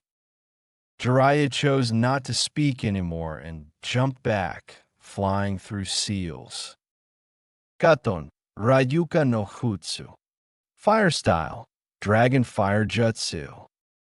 A large dragon of fire, as large as him, came roaring towards him, but Naruto stood his ground. His hands came together in the bird's seal, and chakra molded in his stomach at a rapid pace. Suetun, Suijin Hiki. Water style, water encampment wall. Naruto spit a large amount of water, which formed into a spinning, protective wall before him. He continued spitting water until Jiraiya stopped spitting fire. Jiraiya wouldn't risk any chakra-intensive jutsu against him, because Naruto could fire S-rank jutsu for hours before he began to get tired. Jiraiya threw a cluster of shuriken at him, which were easily avoided by Naruto. He was in Naruto's face in a second, following up his attack, having taken a guess as to how Naruto will dodge. Due to his position, Naruto was unable to dodge, and therefore, the punch hit him straight in the jaw, sending him flying. Naruto recovered quickly, though, and flashed to the kunai that Jiraiya dropped before the second strike. A punch like that would have cracked anyone's jaw, but Naruto was tougher than the average shinobi. He flashed through two seals, molding chakra again. Suetun, Tenkyu, water style, heavenly weeping. Sharp, thin needles of water came out of his mouth, aiming for Jiraiya. Jiraiya jumped from his position, avoiding most of them, but one of them buried right into his shoulder, causing him to give a sharp cry of hid behind a tree, breathing deeply to brace himself. He pulled the needle out sharply, a small spot of blood opening up where it was buried. Jiraiya tossed it aside, looking ahead with a frown and lightly panting. Naruto was pushing him, that much was true. He checked his wrists where Naruto had grabbed earlier, looking for the kid's marking. A bit relieved and confused, he put them down. He would ask Naruto later why he didn't mark him when he had the chance. He needed to pull back and think up a strategy, otherwise it would make it more difficult for him than already was. Can't hide from me. Jiraiya was barely able to duck under the punch that Naruto threw at him, pulling back. The knee he attempted was blocked, and he was forced to jump when a second one slashed at him. Looking up, he withheld his groan when he saw 5 more. Naruto sure loved his shadow clones. While Jiraiya was busy taking care of the clones, Naruto prepared one of his large-scale jutsus, taken from the night aim. He held his palms outward, then clapped them back. Suetun, Swishuha, water style, water colliding wave. He made use of the abundant moisture in the air, and in moments, a spiraling vortex of water came into existence, as high as 15 feet. The top exploded in the form of a wave, which Naruto directed towards where Jiraiya was fighting his clones. Jiraiya was employing the use of complex acrobatics that a man really should avoid at his age, to take out the clones. Just as he had dispatched the fourth clone, he heard it. He heard it before he saw it, and substituted himself with a broken would stick a few meters away just as it hit the area.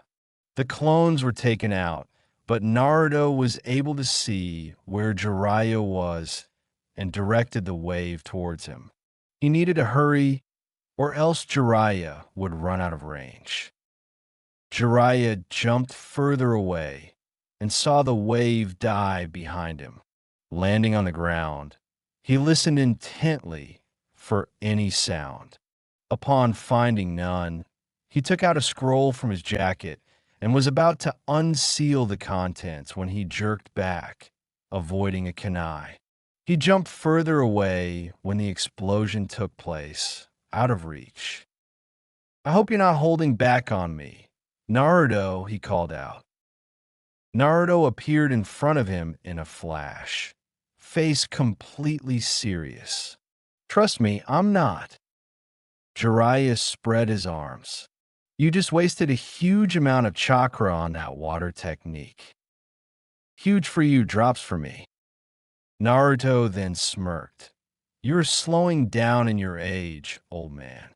You're in worse condition than me. That torso must be aching right now." Jiraiya scoffed.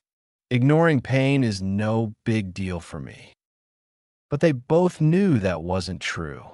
Naruto had been steadily wearing Jiraiya down with attacks to his body, and it was only a matter of time before Jiraiya was forced down. This was a battle of attrition now, and Naruto wasn't about to lose. He was an Uzumaki, and they don't know how to give up. A battle of stamina is the one where an Uzumaki never lost. Naruto's hand slipped into one of his hip pouches, taking out something. His smirk widened when horror plastered itself on Jiraiya's face when he recognized what it was. Naruto made sure to keep it out of reach, as well as watch out for any sudden grabs.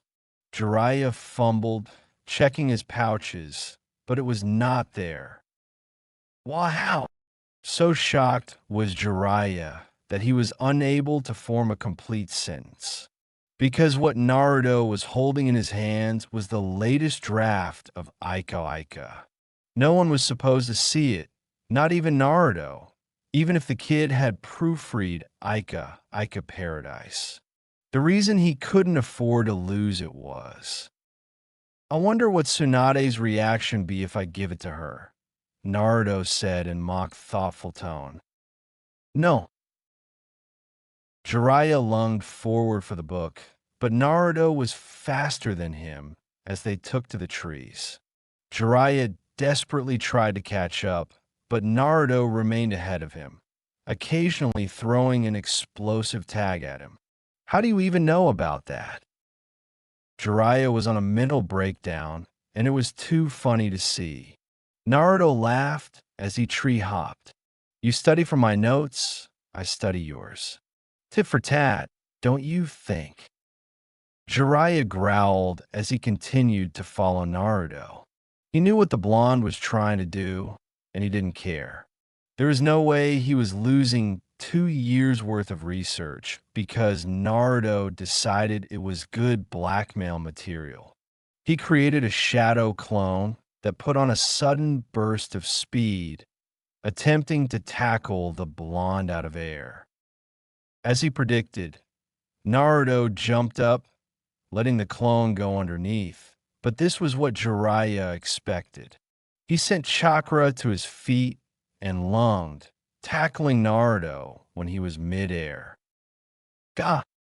Naruto gave a surprised shout as he was body slammed by Jiraiya.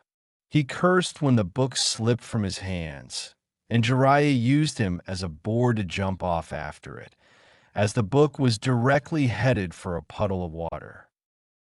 Time slowed down for Naruto as he used his danger sense to increase his perception. Jiraiya's right hand was outstretched towards the notebook, and he would catch it before he landed in the puddle.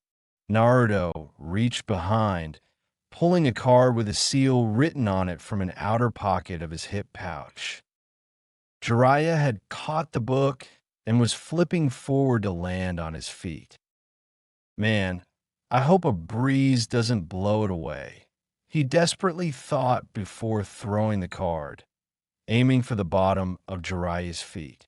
If he was accurate, Jiraiya would step on it and activate the seal, giving Naruto an opening to land his third strike. His aim was true, as the card reached under Jiraiya's right foot just as he landed. The seal activated due to the pressure-sensitive component in it, and there was a visible current of electricity that flew over Jiraiya's body, shocking him. The tag was designed to temporarily paralyze the enemy, just for 5 seconds, enough for the others to take him down. The tag ran out of chakra, and Jiraiya fell forward, muscles twitching as the nervous system received a shock, causing it to get confused. Naruto landed on a bark of a tree and pushed off, landing beside Jiraiya and swiftly making another cut to the neck, marking his third strike. You know, I'm getting this feeling that you're making this rather easy for me, Naruto pondered, crouching beside his teacher. Jiraiya growled as the control of his limbs came back to him. The brat was taunting him. 3 strikes, and Naruto had yet to take any damage. Not only that, but Naruto was targeting his weak spots. He didn't know whether to be proud of that or frustrated. Jiraiya backflipped away from Naruto in a fighting stance. Watch out, brat. I'm going on the offense this time.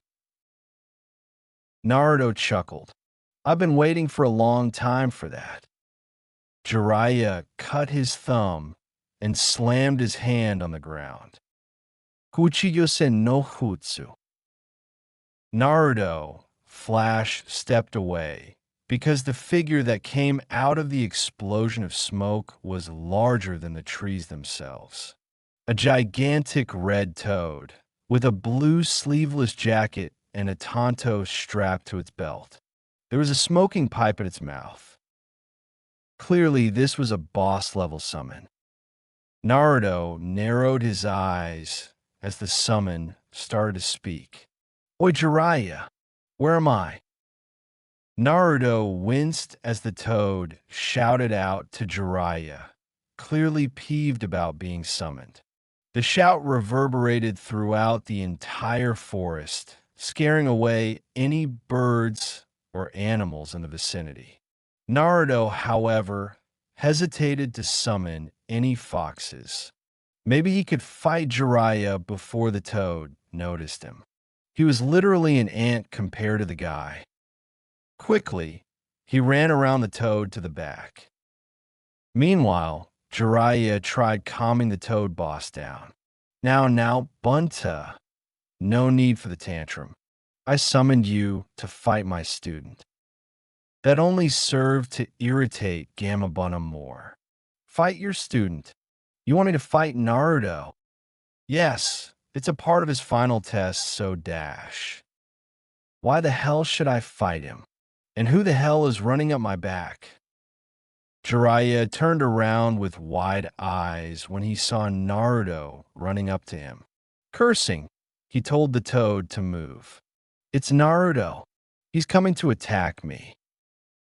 For once, Gamma Bunta's massive ego worked into Jiraiya's favor, because the toad boss completely lost all composure. Jiraiya had to make sure to stick to his skin, because Gamma Bunta was shaking himself like an angry bull. Boy, no one is allowed to stand on my head except my summoner. Naruto was caught off guard because the next thing he knew, he was falling towards the forest from the toad's upper back. Quickly flashing to a kunai, he considered his situation. He really might have no choice but to summon one of the foxes. Cutting his thumb, he slammed it down on the ground. Kuchiyose no Jutsu. An explosion of smoke, rivaling that of the boss toad, took place, and when the sum dispersed, Naruto was standing on a dark blue fox with a red Haori, a Chikudo strapped to his back. A single, bushy tail, with the end dipped in white, moved lazily behind him. It's been a long time since you summoned me, Naruto. The deep rumble that was his voice caused Naruto to smile in remembrance. Hasn't Takashi-san? Must be even longer in the Fox realm. True, true. So, you brought me out to face Gamabunta. Naruto shrugged and eyed the toad, who had gone silent with the appearance of the fox. I figure why not? One boss to another. The fox chuckled and gripped his sword, giving a toothy smile to his opponent. Nice to meet you. My name is Takashi, the boss of foxes. It seemed like Gamabunta had somewhat of a thug attitude, for he didn't bother with the curtsy, something that pissed Naruto off. Gamabunta took out his tanto and held it, a hostile look in his eye. Gamabunta, let's begin. The two summons clashed, the weapons making a clang sound so loud that Naruto wished he could cover up his ears. But he had a job to perform. Concentrating chakra into his hands, he began building up the heat. A small, compressed ball of fire sat in his right palm in moments. Jumping up so that he didn't burn Takashi, he thrust his hand towards Jiraiya. Katon, Taikafu, fire style, great fire blast. A large beam of fire shot out from the compressed ball, heading directly towards Jiraiya, who had wide eyes upon seeing it. Never had he seen Naruto ever practice that jutsu, whatever it was. It was easily A rank, seeing how much chakra Naruto put into it. He flashed through seals of one of the few water techniques he knew. Suiton, Suida no Jutsu. Water style, water bullet technique. The stream of water collided with the fire, neutralizing them both. A drop of sweat ran down Jiraiya's face at how much chakra he was expending. This is bad. At this rate, I would run out of chakra to summon Ma and Pa. I need to back off for now. Thankfully, just as Jiraiya stopped his water technique, the fire in Naruto's hands ran out. Naruto landed on Takashi's snout, just as the giant fox punched Gamabunta in the face, sending them back. The toad boss grunted, rubbing his nose. This guy is no joke. Jiraiya, give me fire. Jiraiya winced. Sorry, Bunta, but I need to conserve chakra to summon Ma and Pa. Normally, Jiraiya's refusal to cooperate would have pissed Gamabunta off, but the fact that he was calling the sages was shocking enough to abate the anger. Jiraiya, are you serious? Deadly. Gamabunta went completely silent at that, being serious for once. I don't know why I need to go that far for just to test Jiraiya, but that is not my business. I will hold them off. You do what you have to do. Jiraiya nodded and was about to summon them when he was suddenly thrown off the toad boss's head. Caught totally off guard, he was barely able to right himself in midair, hitting a few branches and making an awkward landing. Kipping up, he faced Naruto, who was standing in his fighting stance. How did you kick me off? He asked incredulously. The kind of distance Naruto covered wasn't possible by flash step, and Jiraiya hadn't seen any kunai heading towards him for Hiraishin. Naruto smirked and replied, body flicker. Now he felt stupid for asking. Oh, yeah, Naruto agreed before attacking. Jiraiya doubled back, before proceeding to go entirely on the defensive. Naruto's attacks were relentless and were not limited to just punches or kicks. Naruto had a large variety of both of them, but he didn't hesitate to use his elbows, knees, or even head. It just made him a lot more unpredictable. Jiraiya took out a kunai and slashed out, forcing Naruto back, forming a shadow clone. The two of them teamed up on Jiraiya. Naruto managed to get a fist into Jiraiya's gut, winding him, while the shadow clone took advantage of the opening and front flipped behind Jiraiya, driving his feet at the base of Jiraiya's back.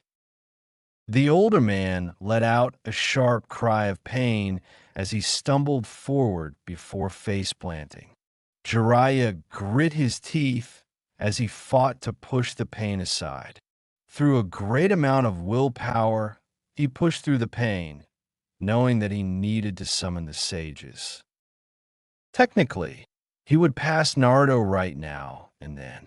Not many had come this close to hurting him, but he was struggling against the blonde. But he needed to see how Naruto would combat the sage mode. He jumped aside from a fireball and put some distance between them. Naruto smirked, still in his stance. "Are you alright, Hiraishin? Do you need a break?" Jiraiya really wanted to say yes, but damn if he was going to give up like this. He twisted his back, wincing at the cracking sound it produced. It gave him some relief, but it was enough for now. "Nah, let's finish this test," he said with a grin, falling into his own stance. His grin faltered at the maniacal grin that Naruto returned. "Good, my thoughts exactly." Naruto slammed his hands into the snake's seal, his legs wide in a horse stance. To Jiraiya's surprise, the ground started shaking. Whatever this earth jutsu was, it was going to reshape the landscape. Of that Jiraiya was sure. "I haven't mastered this nature release exactly," Naruto grunted, the jutsu taking great effort out of him, "but it should work for now." To Jiraiya's shock, trees started uprooting from the ground. Only one thing came to his mind. Impossible he couldn't have.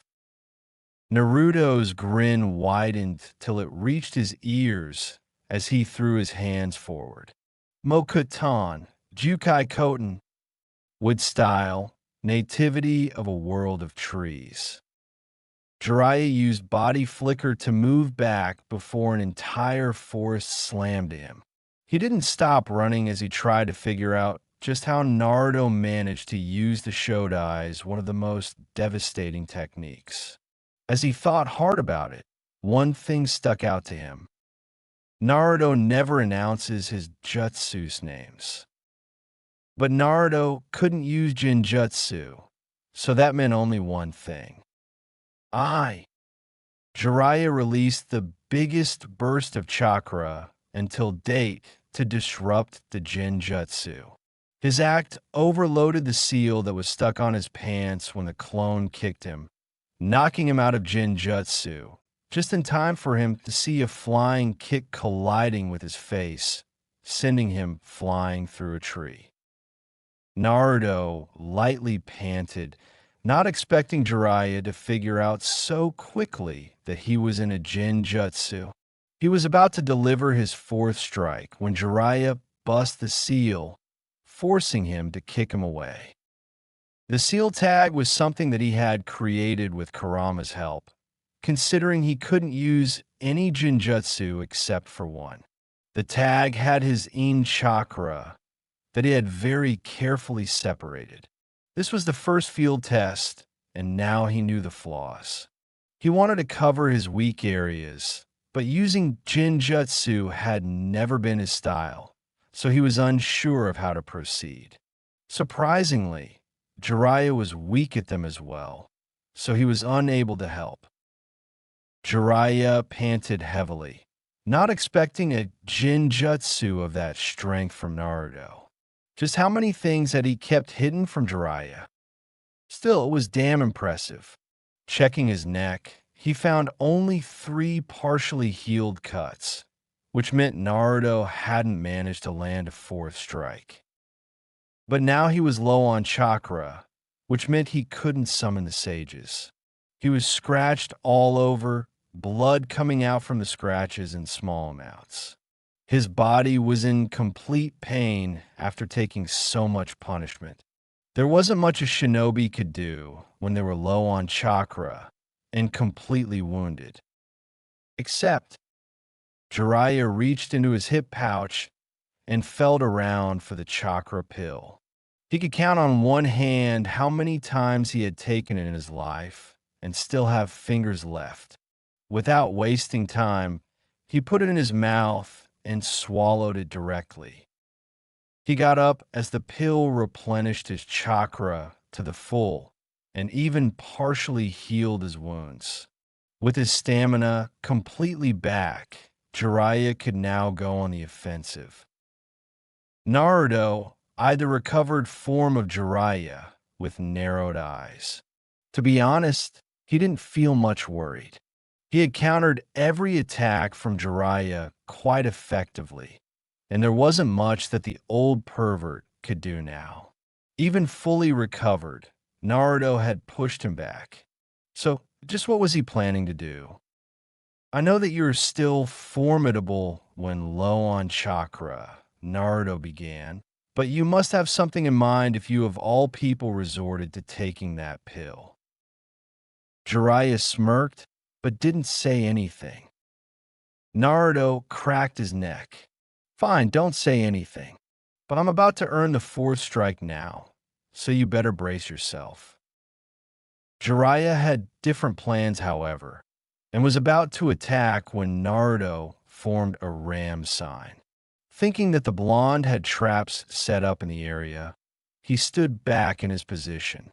But his eyes bugged out when he saw that Naruto had just performed an hinge, and they threatened to pop out of their sockets at the sight before them. Aren no jutsu, subete no ito no yumi. Harem technique, every man's dream. Out of the smoke came various barely clad forms of the woman of his fantasies, Tsunade. Each of them was clad in a bikini that was barely covering her nipples and private area. Blood rushed into the capillaries of his nose, threatening to burst. A small part of his brain told him that this was just another one of Naruto's pervy techniques, and he should snap out of it. But then one of the Tsunade came to him, wrapping her arms around his neck and her left leg hooking onto his waist. Her mouth came near his ear, and she whispered in a seductive voice. "Oh, Jiraiya." Her voice was husky, oozing sensuality. "I know how long you have been wanting to play with me, Dash." That was as far as the clone got, after which Jiraiya simply couldn't take anymore. Breast pushing against his chest, leg wrapped around him, his nose exploded in a fantastic shower of blood, knocking him onto his back. A perverse grin was spread on his face even after being knocked out. Naruto released the jutsu after his godfather passed out. He dearly hoped Tsunade didn't catch wind of this, but she was Jiraiya's most tender spot and his main fantasy. He knew he would be asked to do it sometime again in the future, which he definitely won't, but for now he had his 4th strike. His solid hinge was awesome. He walked up and cut open a small scratch on Jiraiya's throat once more and waited for the man to wake up. He would catch a rest while his master got up. Looking up, he saw that Takashi had beaten Gamabunta up, but not before receiving an impressive shiner to his eye.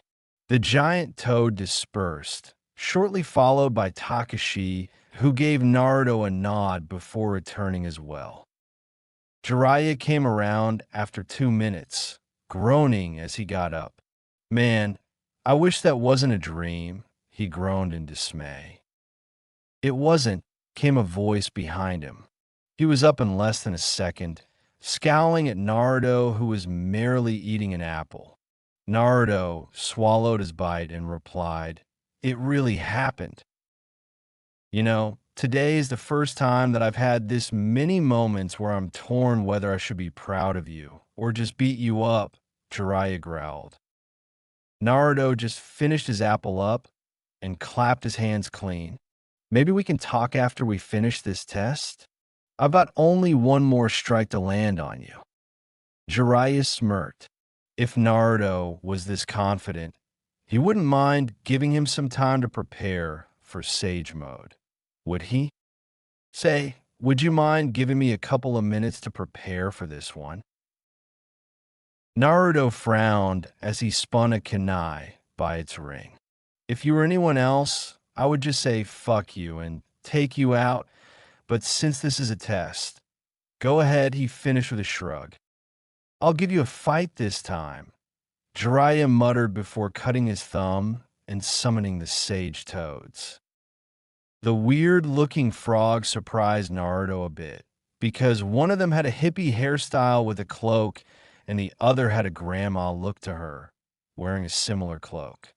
Naruto recoiled slightly when he observed that the supposedly female toad had purple lipstick. Then he hit a shudder when they turned their gazes onto him. Thank God he had a contract already. The toads already gave him the creeps, but this just looked something out of a disturbing dream. "Jiraiya-chan," the green toad barked out. "Is that Naruto-chan?" Naruto was trying not to snicker when the green toad called Jiraiya-chan, but his face soured when the toad turned the suffix onto him. He probably recognized the resemblance between him and his father. Jiraiya nodded as he fell into a horse stance, clapping his hands. "Yes, Fukasaku-sama. I'm going to enter it." Immediately, the Lady Toad turned around and started shouting at him. "Are you mad? You know how powerful Sage Mode is and you want to use it against a boy? Not even a fully trained shinobi, but a boy. Who do you think put all these bloody scratches on me? This is a test, so please don't argue with me on this, Shima-sama." So these were the Toad Sages, Shima and Fukasaku-sama. They sure do look and talk ridiculous, he mused. Fukasaku tried to reason with Jiraiya. He very well knew how powerful Jiraiya was when he entered Sage Mode. It was very impressive that Naruto managed to wound Jiraiya this much. But Sage Mode was an entirely different league. "Jiraiya-chan, if Naruto-chan can't dash, I wouldn't have called you if it wasn't absolutely necessary," Fukasaku-sama, Jiraiya pleaded. Naruto watched as the sages deliberated for some time, before agreeing, though looking highly reluctant. "Very well, Jiraiya-chan, but you must hold back." Naruto took offense to that, but before he could say anything, the sages jumped onto Jiraiya's shoulders, sitting in the same position as Jiraiya. Jiraiya cut both of his thumbs and drew 2 lines perpendicular beneath his eyes, and then all 3 of them went absolutely still. Naruto remained in his stance, not sure what Jiraiya was preparing, not knowing anything about this Sage Mode. "Kurama, do you have any idea what they're talking about?" "Yeah, and you're going to need my help if you want to win this one." The growl that came back was reassuring, but not the reply. "What is Sage Mode?" "I'll tell you later. For now, concentrate. I can sense that they are almost ready. Keep your distance and avoid hand-to-hand." Naruto frowned, not knowing what to say to that. His body was enhanced greatly through seals, but this Sage Mode had to be something if Kurama was telling him to avoid getting close. He blinked when he saw Jiraiya's face undergo a change. His nose grew bigger and developed tarts, not unlike any of the toads he so frequently worked with. Facial hair grew on his face, and when he opened his eyes, they were exactly like those of a toad. All in all, he looked hilarious. Naruto was sensing a strange kind of energy within Jiraiya and was able to place it after a moment's thought. It was the same thing he felt when he put his finger onto the ground to cover a greater radius with his sensing. It was the feeling of the abundant chakra that was in the ground, chakra that he used to boost his sensing. Nature chakra. So Jiraiya absorbed chakra from the nature. Wonder how strong that makes him. But he couldn't help but ask, is Sage Mode supposed to look like that? Jiraiya grumbled and replied, giving Naruto a glimpse of his sharpened teeth. No, but it works for me. I usually avoid using this because it scares the ladies away. A snicker escaped Naruto's mouth. You think too much with your balls, Arrow Sennin. The toads laughed on that, but Jiraiya chose to attack. One moment, he was standing 10 feet away from Naruto. The next, Naruto's crossed arms were blocking the punch, sending him flying back through 2 trees, after which he painfully landed on the ground. He may have enhanced durability, but going through trees like that hurts no matter what. That, and his arms were tingling. A grin slowly grew on his face. His excitement was kicking in at fighting such a strong opponent. Jiraiya might be physically better than him right now, which meant only one thing. He could go all out. He kipped up into his stance, ducking immediately to dodge the kick at his head. He raised his leg up in a straight kick, which was blocked by Jiraiya. He followed up with a punch, which was blocked too quite easily. Naruto kept on grinning because he wasn't holding back his strength at all, and Jiraiya was blocking all his attacks like they were puppy taps. Usually, he would duck his attacks because even when not at full power, they were enough to daze him for a moment or two. He kept on attacking, but Jiraiya blocked them all without even moving from his spot. Naruto deduced that Jiraiya's strength and durability would have likely increased, along with the speed of his reflexes. Every hit felt like he was practicing his moves against a redwood tree pole back in his second year. Spinning around, he sent his strongest punch to Jiraiya's face and was shocked that Jiraiya only stumbled back a step. A chakra-enhanced punch, with his already enhanced strength, only forced the man back a step. This was the sort of punch that would break anyone's neck, a one-hit kill.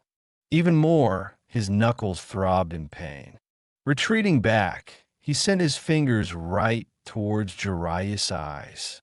But Jiraiya didn't block this time, sending his own punch against Naruto's face. Naruto leaned away, avoiding the punch, but he was too close to avoid the invisible hit to his jaw. The hit sent Naruto back, spinning in the air before he managed to right himself. He smirked, tenderly rubbing where he was hit. He would have a bruise, which was a rarity in the past few months.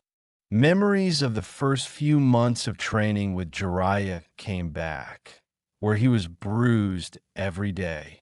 Now, though, he could no longer fight Jiraiya with normal means. Looks like I might be in some trouble after all, he muttered. Jiraiya went on the offense this time, rushing towards Naruto with a fist drawn back. Not wanting to take a stronger hit, Naruto Flash stepped 50 meters away and threw some shuriken at him. He watched with a lesser amount of surprise when the shuriken simply bounced off the sage.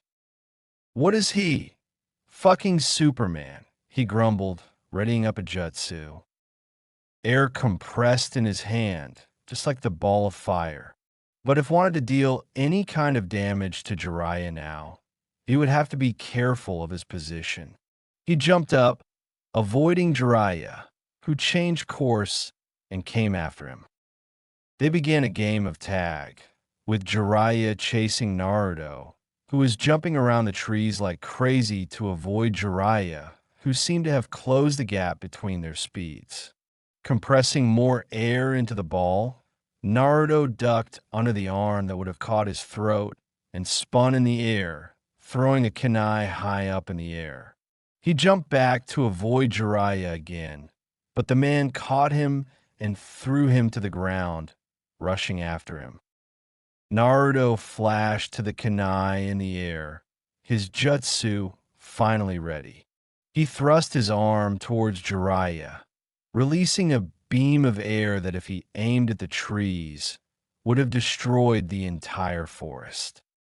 Futon, Arashi no Torai, wind style, coming of a storm. Since Jiraiya was under Naruto in midair, therefore not in a position to dodge, took the blast head on. He grunted along with the Toad sages, who braced themselves for the attack.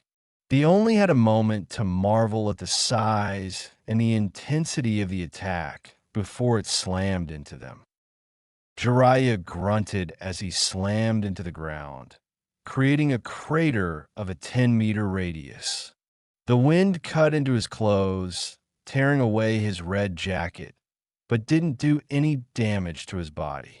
The sages were a bit more ruffled, but no more damage than Jiraiya.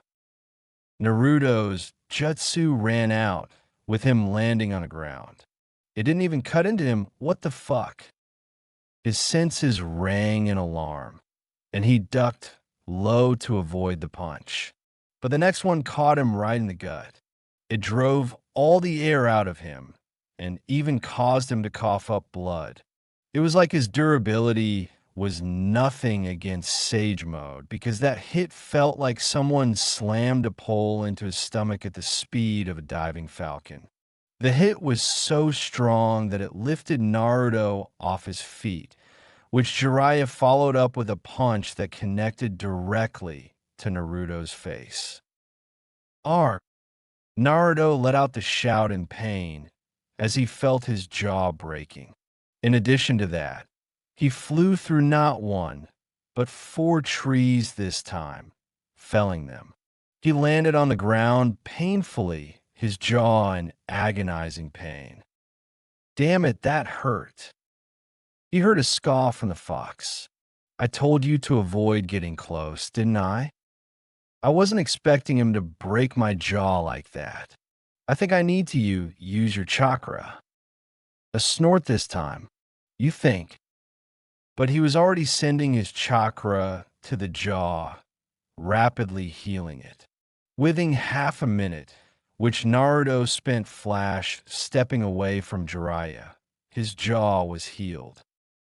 You need to put some distance between you and him. In this state, his sensory abilities are enhanced greatly. Hiding isn't an option for you. Without a word, Naruto flashed away to a kunai 3 miles away. If what Kurama said was right, Jiraiya would find him without a problem, and was probably on his way here. Time to power up, he muttered. He opened 3 of the reservoir gates, allowing 3 tails of Kurama's power into him. Over the course of 3 years, Naruto had fully mastered 7 of the 9 tails of power. The reason he hadn't mastered all of them was because Kurama told him that Naruto's seal was already weakening, but the forcing out of Kurama's chakra had only accelerated the breakdown. If it broke, Kurama would be forced out and Naruto would die. Jiraiya had warned Naruto as well when they were training in the training caves. It was him Naruto discovered, who had the key to Naruto's seal. Jiraiya refused to give him the key, though, despite Naruto's assurances that he could handle Kurama's power. He was afraid of the seal breaking, he told Naruto, and because of that, Naruto could die. In the end, he was the one who tightened it once more. Naruto could still use 7 tails of chakra, but it would take much more time for him to fully tap into that much power with the seal tightened. 3 tails made of chakra, but fully adopting the appearance of normal foxtails, came out from behind him. His features became feral, his whisker marks becoming prominent once more, and his eyes became red with a vertical slit. His canines sharpened more than they already were, becoming visible outside his mouth. His nails increased in length as his power grew. His control was so refined that only a thin sheet of orange covered him, except for the tails that were part of the form. He could sense Jiraiya closing in rapidly, only 700 meters away now. Growling, he clasped his hands into the snake's seal, slamming them onto the ground. Doton, Tsuchinami no Jutsu. Earth style, earth wave technique. Normally, this jutsu would only send waves across the ground that were meant to disturb the opponent's balance. But Naruto deliberately overpowered it, so instead of just normal waves, the waves that emerged were so powerful that trees and the ground itself got uprooted, chunks of the ground getting torn and flying into the air. Jiraiya, who was running full speed to where Naruto was, stumbled and was launched into the air. He quickly recovered and landed on his feet, which were quickly swept to the side by Naruto, and he was kicked right in the ribs, sending him flying back. Fukasaku grunted as he was forced to brace himself much more firmly. Just how have you trained him, Jiraiya-chan? The boy's a monster. You pay attention, because he's coming right at us. Shima's warning pushed him back into attention as Naruto came after them, no longer vulnerable to the sage attacks, as his own strength and durability was enhanced. Fist clashed with fist, the resulting shockwave powerful enough to send cracks along the ground. They fell into another round of taijutsu, with Naruto now fighting on par with Jiraiya. Naruto found it highly impressive that Jiraiya's Sage Mode was equal to his 3 tails of power. His excitement grew, and he attacked with even more ferocity. Jiraiya aimed a left elbow strike towards Naruto's face, to which Naruto leaned back to avoid and switched to offense. Jumping to his right, Naruto buried his left knee into Jiraiya's stomach, a grunt escaping the older man's mouth, an indication that he felt that one. Jiraiya stumbled back a few steps from a knee. He then ducked and dodged the attacks Naruto threw at him, blocking a few of them. Fukasaku and Shima joined hands, preparing an attack of their own. Hold on a bit, Jiraiya-chan. Easier said than done. Jiraiya grunted as his right cross punch was knocked aside by Naruto, followed by an elbow slamming into his ribs. There was an audible crack as the bone cracked inside. Naruto capitalized on Jiraiya remaining open and delivered 3 punches to the torso, followed by 1 to the face that drew blood. Naruto then employed a side kick, using the momentum to spin a complete circle in the air and slamming a tornado kick to the side of Jiraiya's face, knocking him to the side and sending him flying once more. Before he could recover, however, Naruto flashed to him and kicked him again, sending him flying. Flashing to Jiraiya again, he punched him, sending him to the ground where he made a small crater. He then caught a branch and pushed himself towards Jiraiya, intending to land a double fist strike and put him down for good. But he was surprised when Shima-sama launched her tongue at him, wrapping around his arm. The creepy thing was that even the tongue had a snake-like face. She then slammed him to the side, in a similar crater to Jiraiya's. Before Naruto could grip it and wrench his arm free, it let go of him. The tongue retracted back into Shima's mouth, who grimaced. What a terrible taste of that Kyuubi's chakra. Jiraiya pushed himself to his feet and stared at Naruto, who stared back. The two stood still, gauging each other up. It was the moment of the battle where both of them knew where the other stood.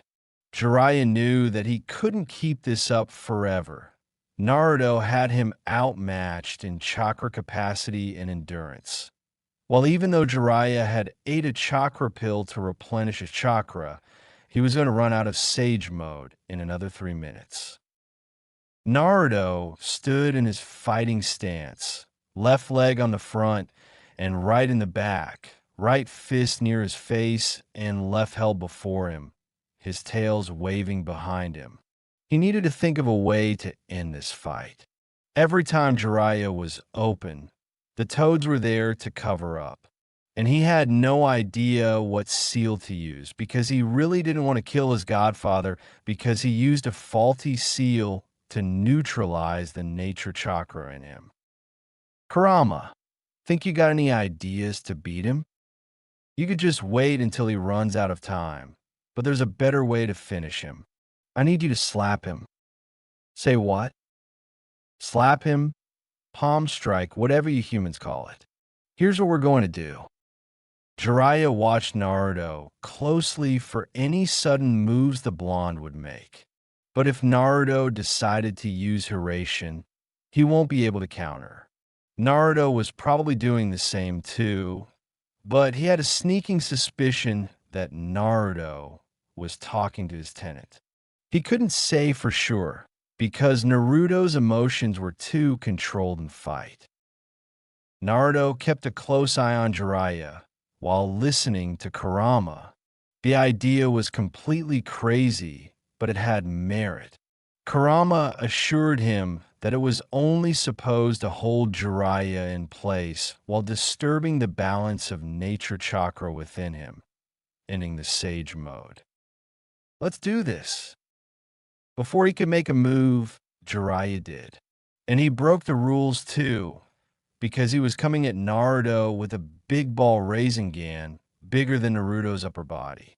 He was thankful for his ability to perceive things faster, because he was able to react instantly. A purple Rasengan, equal to Jiraiya's size, materialized in his hands at a moment's notice. He thrust his hand forward, colliding it with Jiraiya's Sage mode Rasengan. A mild shockwave was released when they crashed, and both tried their hardest to overpower the other.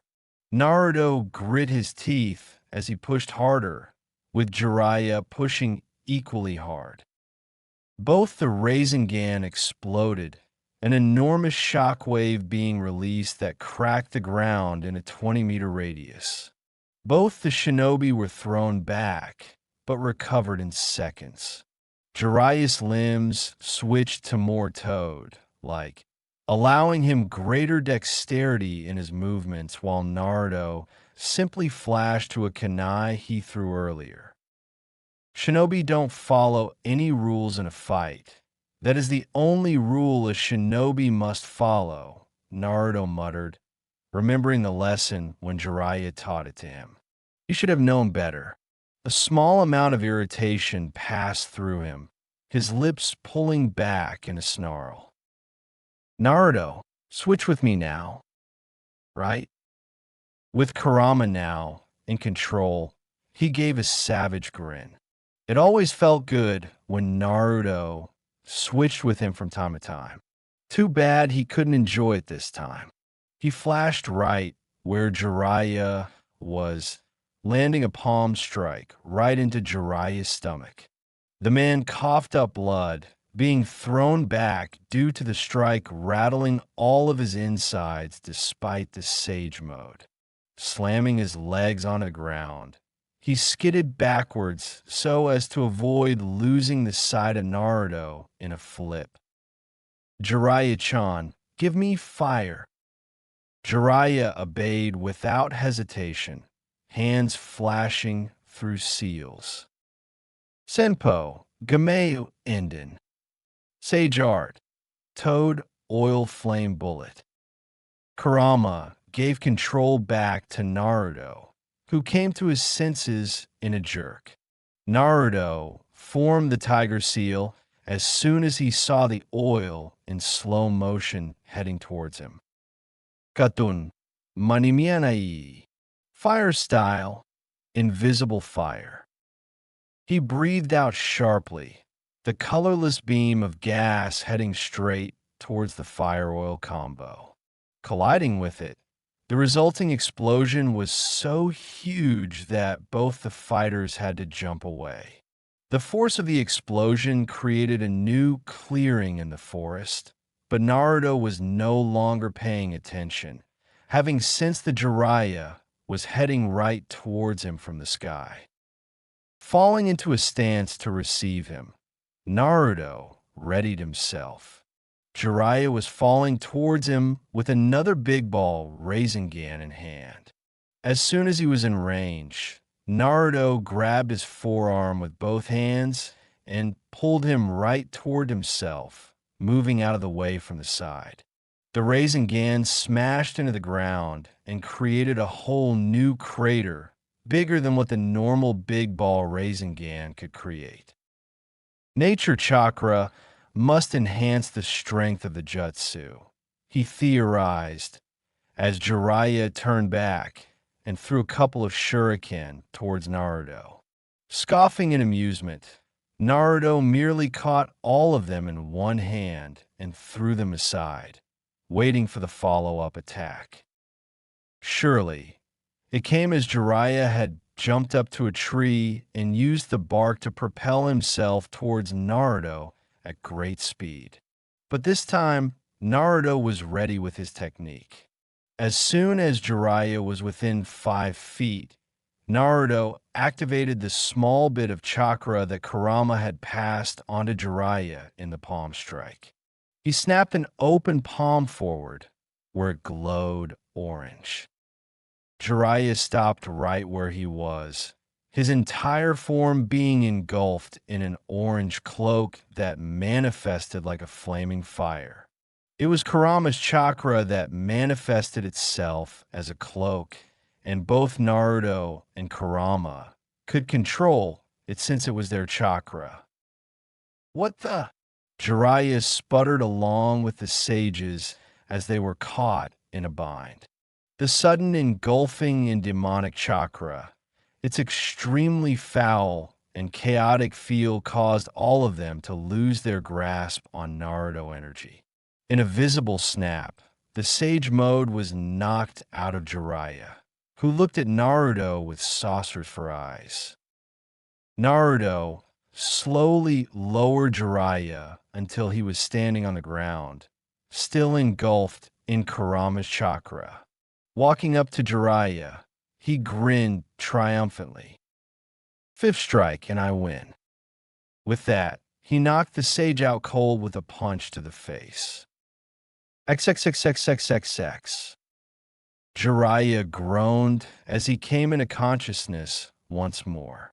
His entire body was waking all over, especially his ribs. A memory came of Naruto cracking his rib during their fight, and he winced. Man, he totally hooped my ass. He grumbled a bit sour about losing, but instead of taking a fall, his pride had shot up through the roof. He had trained Naruto, now one of the most dangerous men alive. If he could take Jiraiya out with such ease, he would be just fine. Getting up, he tenderly held his side as he walked out of the tent he was in. He took a deep breath and a moment to take stock of his surroundings. It was night, and he could see that they were by a river's side, with the clean water of the river gently flowing down the slope.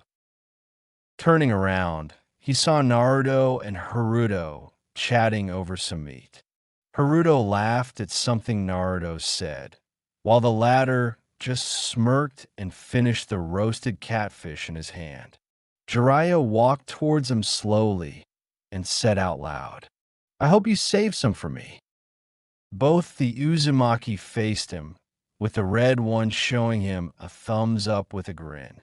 "Great fight, Jiraiya-sama. I hope my performance was acceptable," Naruto remarked, making air quotes. Jiraiya snorted and sat beside his godson, pulling him into a one-armed hug. "It was damn good, kid. You blew all my expectations away," he complimented. Naruto smiled, the feeling of satisfaction and pride filling him up to the brim.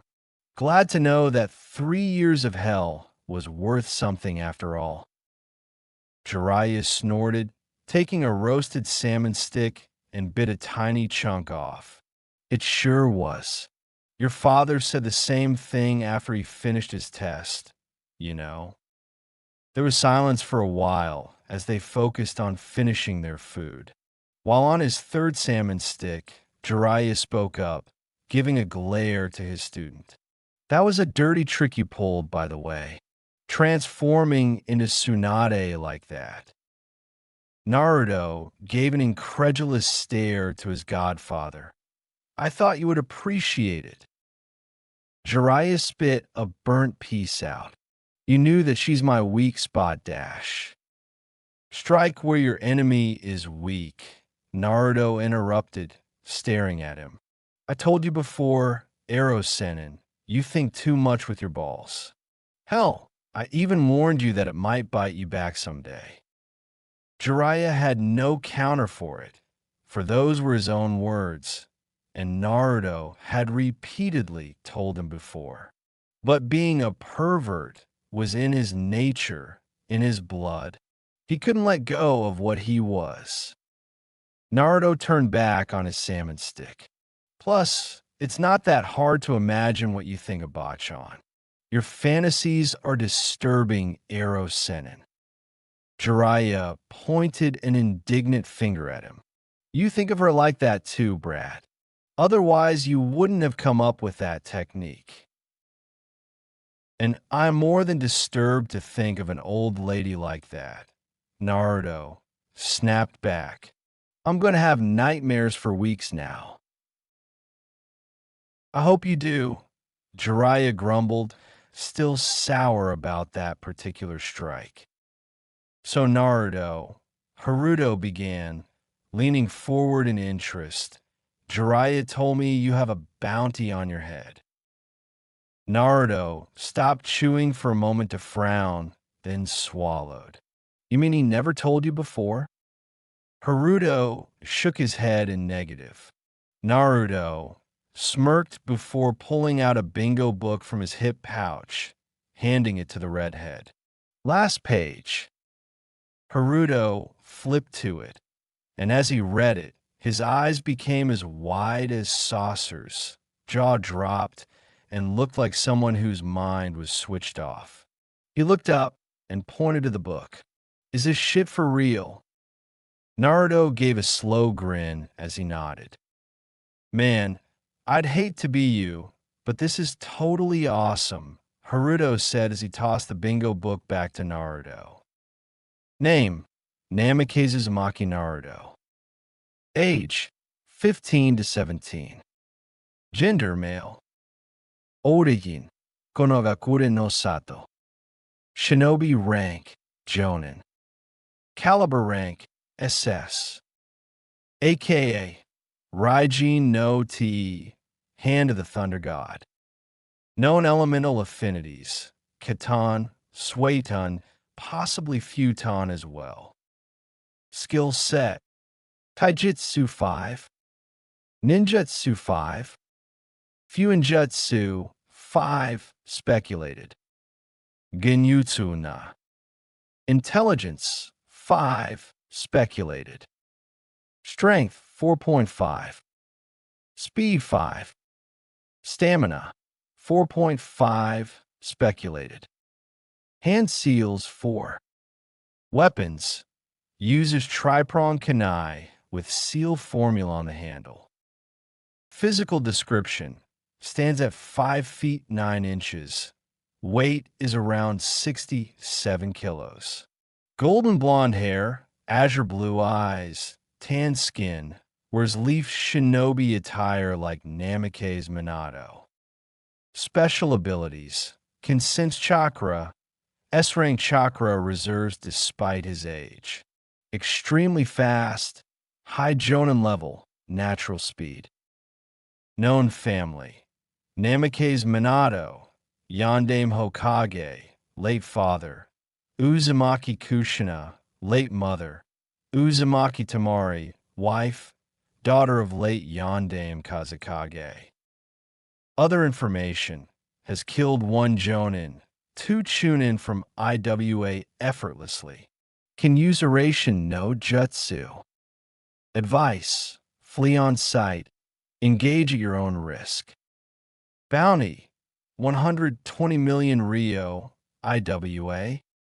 That's actually the bingo book entry from last year, when Naruto accidentally ran into a group of IWA Nin while he was wearing just a towel, Jiraiya stated, smacking his lips with satisfaction of the meal. They don't even know what he's fully capable of, and I'm 90% sure that they based this entry on his use of the Hiraishin and the way he killed the Nin without any weapons, Jiraiya added, smug that his student was that good. Haruto looked at Naruto in a new light, shaking his head in wonder. Man, if they only knew what you were really capable of. Naruto laughed as he leaned back on his arms. Best keep them in the dark. I don't plan to reveal everything, you know. He then focused on the night sky, which was full of stars. His mind formed an image of his wife, who was smiling and waving at him. Temari, I can hardly wait anymore for us to be together again. The sun rose up ever so slowly over the hills, casting its glow over the earth. Wildlife slowly woke up from their sleep, getting ready to hunt for the day. It was the kind of day that was rather rare, but the feeling that anyone would get was always positive. Such was the case with the shinobi sleeping in a tent by the riverside. Jiraiya kept snoring away like a pig, never having cared whether his heavy snoring would disturb other people in the vicinity. Naruto had heavily stuffed his ears with cotton, for Jiraiya might very well be running a chainsaw right next to him, his sensitive hearing not allowing him to ignore the snores. Haruto was in the same boat as his cousin, his ears almost overflowing with cotton. At first, he was quite annoyed when he slept with Naruto and Jiraiya for the first time since leaving with them. But due to the fear of being left behind because he annoyed them, he kept quiet. It was Naruto who discovered his problem and silently offered a solution. Since then, both the Uzumaki slept peacefully as if Jiraiya wasn't even there. The sun rays hit the wall of the tent, causing it to glow a little. Naruto's eyes crinkled as the light hit his eyes, fluttering open slowly. He released a groan as he pulled the covers over his eyes, wanting to sleep only a little more. He had been experiencing quite a pleasant dream of being back with Temari in their bed and trying out a new move that his eyes snapped open and he shot up like a spring. That's right. Today's the day we go back. I get to see my Temari again. The mere thought itself had him vibrating in excitement. Shooting up from his bed, he exited the tent to go over his morning rituals. Knowing Jiraiya, he would be up shortly, and that man never allowed anyone to sleep once he had woken up. He was stingy like that. In his excitement, it took him a mere 15 minutes to get ready. Just as he was tying up his headband, he saw Jiraiya exiting the tent, Haruto following shortly. He greeted them cheerfully, knowing it would only annoy Jiraiya more. Top of the morning to you, Arrow Sennin. Jiraiya grumbled, eyes still droopy and posture still a bit stiff. Cammy, it hurts to even look at him. Where does he get all that energy? While Jiraiya was still a bit graceful in his walk, Haruto was more or less wobbling, still rubbing the sleep out his eyes. Geez, Naruto, how can you be so cheerful so early? Naruto adjusted his armband a little. We get to go home today. How can you not be excited? Haruto gave a small, sleepy smile. He was excited in his own way because he would finally have a proper home for the first time in his life, close to his family. He started walking towards one side of the riverbank when Naruto called out to him. Jiraiya's on that side. Without a word, he turned and walked the other way. Just as he passed Naruto, the blonde heard some muttering. Definitely don't want to see that.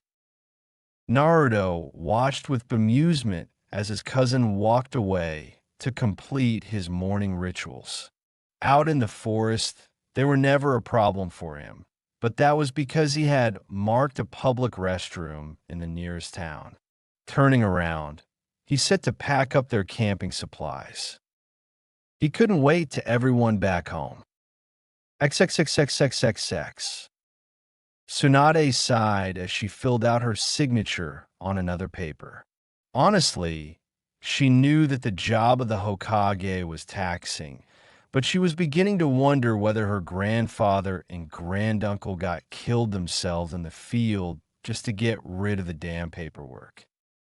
It also did not help that her sensei kept smirking whenever he visited her and saw the pile of paperwork. He always vanished before she could ask him what was so damn funny. A knock on her door interrupted her from her musings. Come in. The door opened to reveal her apprentice, Sakura.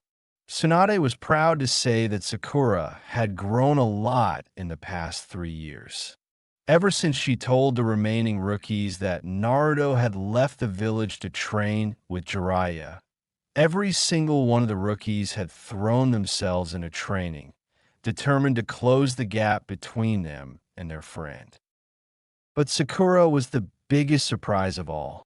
At first, Tsunade was slightly taken aback when Sakura had come to her and asked her to be her apprentice. At first, Tsunade wanted to refuse, excusing that she already had shizen. But it was the determination in the pink-haired girl's eyes that got to her. Curious as to why Sakura was so determined, Tsunade agreed to train her. Only over the years, she came to learn why Sakura was so determined to improve herself. She wanted to prove herself worthy of being Naruto's teammate. Sakura walked forward and placed a report she was carrying on Tsunade's desk. Momo-sensei said that some minor incision adjustments would have to be made, but nothing else that required major correction. Tsunade picked up the file and skimmed it over. Being the best medic in the world, she had set the bar for Sakura quite high. For every theoretical or practical test, Sakura was required to score no less than 98%. Tsunade knew that she was being a bit more tough on the girl than required, but seeing as Sakura had a knack for the more sophisticated side of ninja arts, she managed to reach the bar Tsunade had placed for her. Tsunade put the file back on her desk, nodding in approval. Well done, Sakura. Momo-sensei was right in her remark but I don't want you repeating this mistake again. Got it? Sakura stood up a little straighter. Hi. Tsunade nodded, and after thinking a little, she offered her a suggestion. Take the rest of the day off, Sakura. You've earned it. Sakura gave a small smile of accomplishment and happiness. She bowed and quickly left the Hokage tower. Tsunade smiled as she reached for another paper. She didn't know why, but suddenly she had a good feeling about today. Sakura smiled as she strolled in the crowded market street, picking up the vegetables that her mother had asked her to bring home. It was always good to receive an early off day from Tsunade-sama, because she pushed her hard every day. While Sakura craved rest sometimes, she was glad that Tsunade really pushed her hard. The amount of improvement she had gone through no longer made her feel like she was a weak link in the chain of Team 7. Team 7. Now that I think about it, it has been 3 years since I saw Naruto. Shouldn't he be returning by now? XXXXXXX. Izumo yawned as he stared up at the sky with a bored gaze. Beside him, his partner was soundly snoring, oblivious to the world's happenings. Izumo always told himself that being a gate guard was important, since it was their duty to stop any enemy from entering the village. The truth was that the only reason he and Kotetsu had chosen this duty was because they were damn lazy. Pretty much nothing interesting happened at the gate, so there was no need to stay alert all the time. Besides, A and BU were posted here as well to pick up anything that they might miss.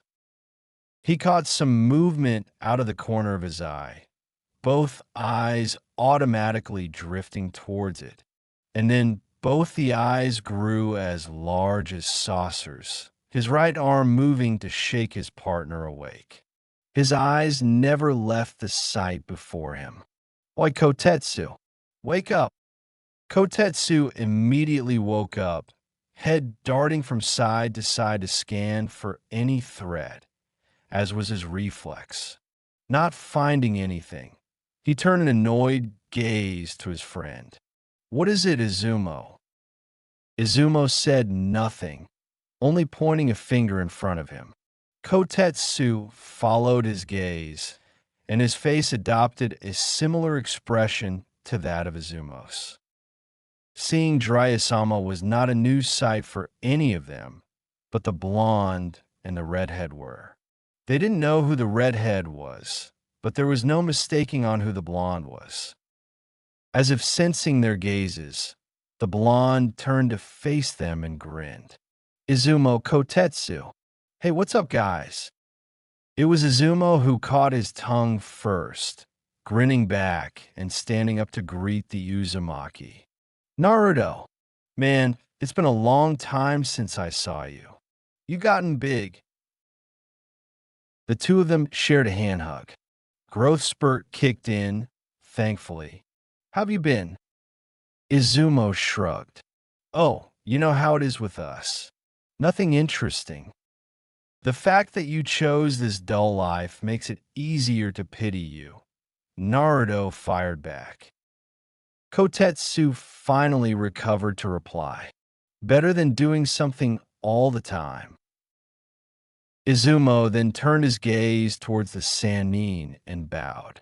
Jiraiya-sama. Jiraiya smirked and nodded back, but said nothing. Finally, Izumo turned to face the redhead, who was eyeing them with a bit of nervousness in his eyes. So who's your friend here, Naruto? Before Naruto could speak anything, Haruto stepped forward, extending a hand with a small smile. Uzumaki Haruto, pleasure to meet you. That caused a short circuit in the Chunit's brain. Uzumaki, you say? The redhead nodded with a smile. Izumo looked at Naruto, who was conversing with his partner. The confusion in his eyes was barely hiding the shock. Is he related to you, Naruto? Naruto turned towards Izumo and nodded. Distant cousin. Found him in during my second year of training. Izumo tried to get at least some of his bearing, if not all. Then it's safe to assume that he's permanently going to live in Konoha, right? Naruto frowned a little in thought, then answered, Yeah, he'll be a permanent resident of Konoha from now on. Izumo took out a paper from the drawer beneath his desk. Well, good for you. You need to fill out this form, though. The Hokage will have to sign this for you. Haruto shook his head. No problem. Quickly filling out the necessary details, they bid their byes to the gatekeepers and slowly made their way into the village. Haruto looked around in wonder. Kami, look at this place. The people here look so happy in the forest. It feels like the trees themselves are breathing. Naruto laughed as he put a hand around his cousin's shoulders. Well, scientifically speaking, trees do breathe. In a softer tone, he continued with a secretive twinkle in his eye. But the trees of Konoha are special, unlike any other in the nations. How so? Naruto smiled. Because they were grown by the Shodai Hokage, Senju Hashirama himself, through his Mokutan. They carry the very essence of his chakra, which was said to be so powerful that its density has yet to be rivaled by anyone else. Haruto looked amazed by this information. The Shodai Hokage could grow trees with his chakra? I've never heard of anyone who could do that. The Shodai was special that way. Mokutan was exceptional to him, and nobody can replicate it. You would think that only those of Senju blood would be able to use it, but no. It was then the Hokage mountain caught his eye. Oh, so they finally added Tsunade's face to the mountain. My clone didn't see that last time it came here. Jiraiya smiled. It must be only at the end of your second year. He then waved a hand towards the Hokage tower. Shall we? As they walked through the village, they gathered many stares from the villagers. The civilians broke out in intense whispers before not so subtly pointing at the trio. Jiraiya and Naruto gave no indication that they were paying attention to that, but Haruto was getting a bit uncomfortable. Naruto never told him that he was this popular in his own village. Unknown to the redhead, Naruto was feeling uncomfortable as well, but he was doing a better job of hiding it. He loved his village, he really did, but he never liked it when attention was focused solely on him. Perhaps it was his ninja instincts, because it was difficult to blend in when everyone was focusing on you. He knew Jiraiya had no problem with it. Hell, the man actually lived for attention. That ridiculous kabuki dance of his was meant to divert all the attention to him. The man was the writer of the most famous porn series in the entire nations, which was why men like Kakashi almost worshiping him made sense. The shinobi, on the other hand, were giving him nods of respect, which he returned with a smile. No doubt they knew of his bingo book entry. Some were even rubbing their eyes like some civilians to make sure that whatever they were seeing was true. Naruto bit back a snicker upon seeing an old man collapse into his chair, clutching his chest. He leaned over to whisper to Jiraiya. It's almost as if they can't believe it really is me. Jiraiya snorted. Yeah, more like they might be seeing someone else instead of you. This time, it was Haruto who snorted. Naruto gave his cousin a dirty look before sighing. Let's hurry up. I want to see Tsunade and get his papers finalized, Dash. Naruto, a feminine voice but not the one he wanted to hear, but he knew it by heart, made him turn around. His lips automatically widened into a smile when he saw the pink hair and green eyes. Her hair was still cut short by her shoulders. She wore a sleeveless version of the red top that she used to wear 3 years ago. Beneath that, she wore black biker shorts underneath a gray apron skirt with knee-high shinobi sandals and elbow protectors. Physical appearance aside, Naruto could instantly tell that his friend hadn't wasted the last 3 years. It was just her body language that told him. Finally, she looks like an actual kunoichi. His smile widened into a grin as he opened his arms for a hug. She was taken by surprise when she noticed that Naruto was a full head taller than her. She stepped back to take a good look at her teammate. It had been 3 years after all. Standing at 5 feet 10 inches, Sakura could instantly tell that Naruto was now the tallest member of the original Rookie 12, an inch above Shino, who was the next tallest member. Naruto had cut his bangs into a much more normal hairstyle. His frame had grown wider at the shoulders, and the V-cut of his body had become more pronounced. His muscles had gotten much more defined from the way how well his clothes fit him.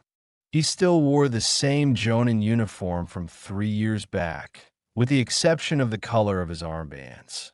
The azure eyes glowed with intelligence just like 3 years ago, but now they held a level of maturity beyond their age. Sakura faintly realized that Naruto was perhaps the most handsome person in the entire village. "You've really grown, haven't you?" she asked in a wry voice. "I'm not the only who has.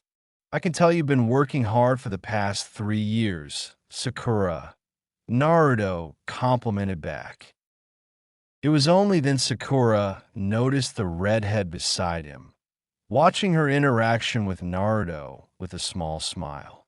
She blushed faintly, partly because of not noticing him earlier and partly because of how handsome he was.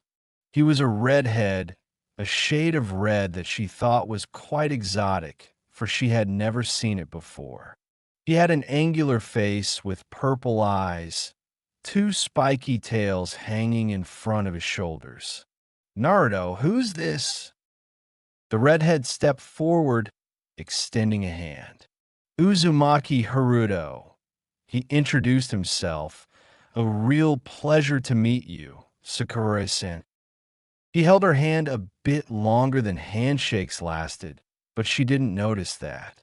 She was gazing at his purple eyes so intensely that she almost missed his introduction.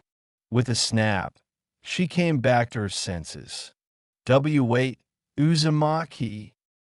I'm a distant cousin of Naruto from Izushigakure no Sato, home of the Uzumaki clan, he elaborated. Sakura slowly shook her head, having a hard time believing what she was seeing and hearing. Then again, this was Naruto. All kinds of weird things happened to him. She commented in a dry tone, "Only you, Naruto." Naruto understood what she was saying and grinned. "Yeah, only me."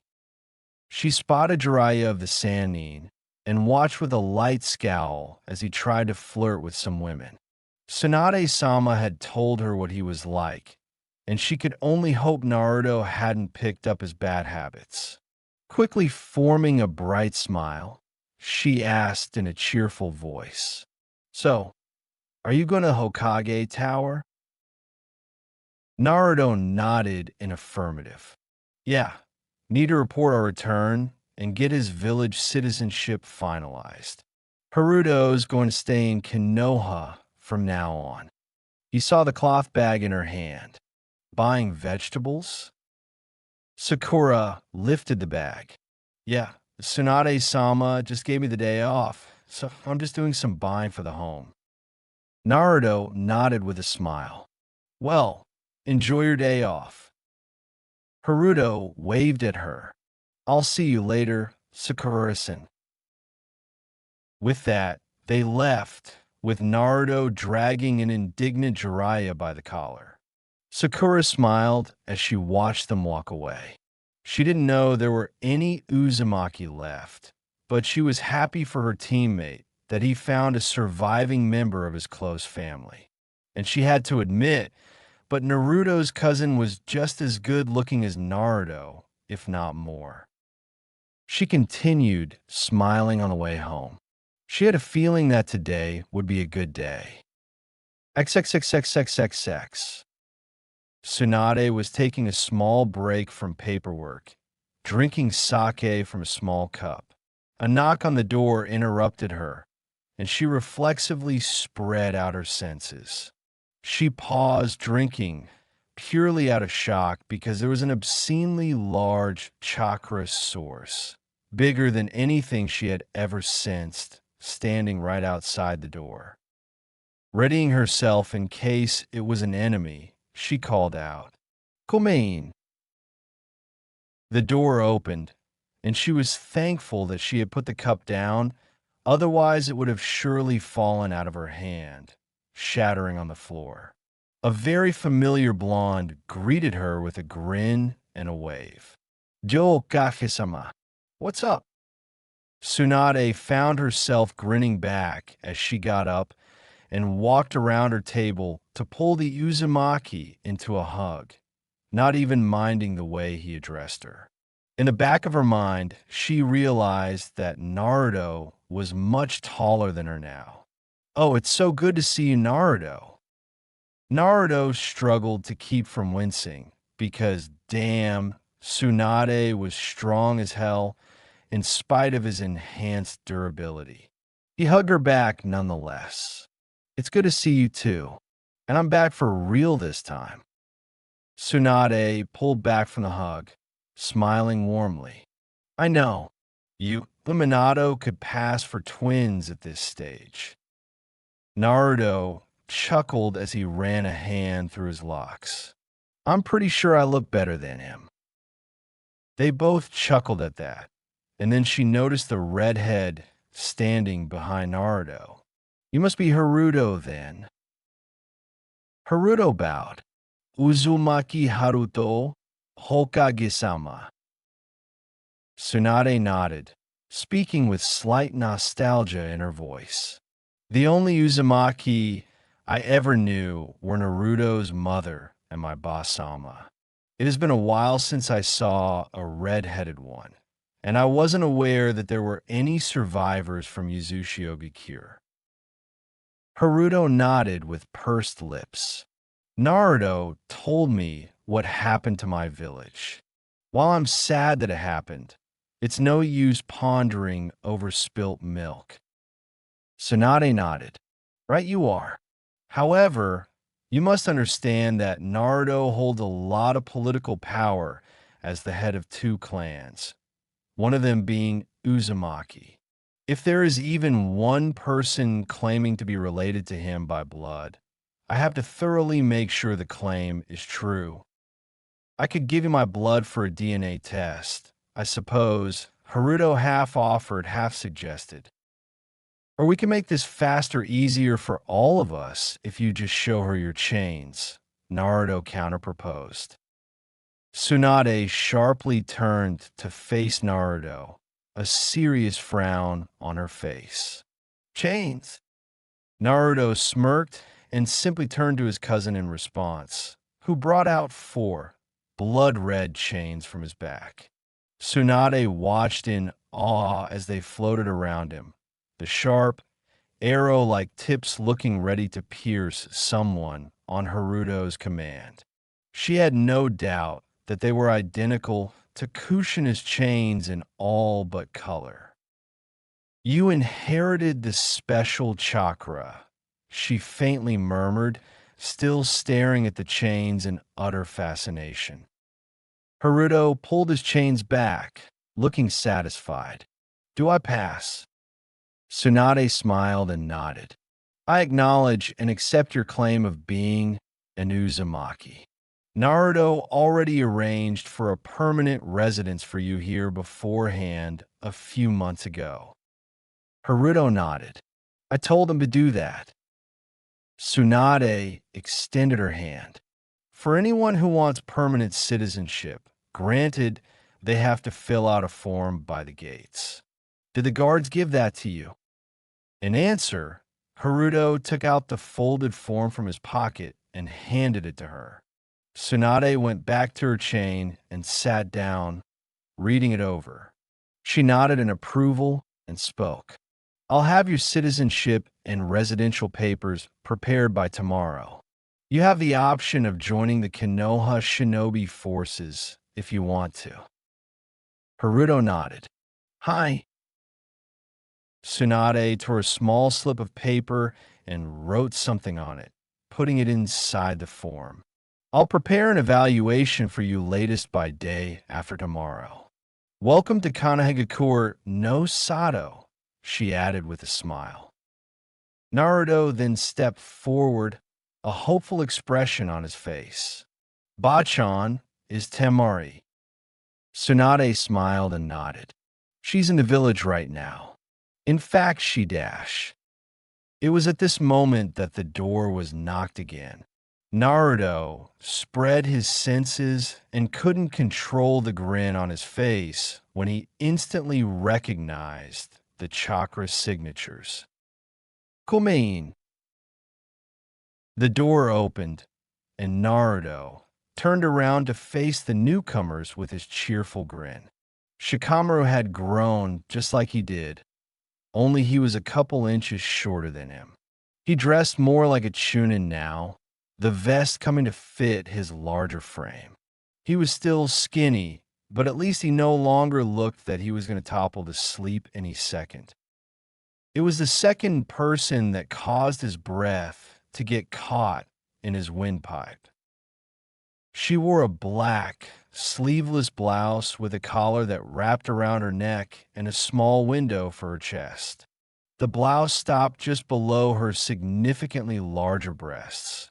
30-60, he mused, and was followed by a fishnet that stopped just before her belly button. Her shoulders were bare, and she wore long, dark blue sleeves that reached her mid-bicep with a finger hole. She wore black ANBU pants with small slits on the sides of her thighs, with a holster strapped to her left thigh, and black shinobi sandals.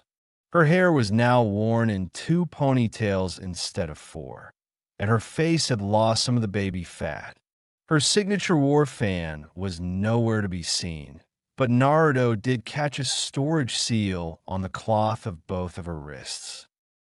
All this checking out took him less than a second, and his eyes rose up to meet his wife's, which were shining with happiness.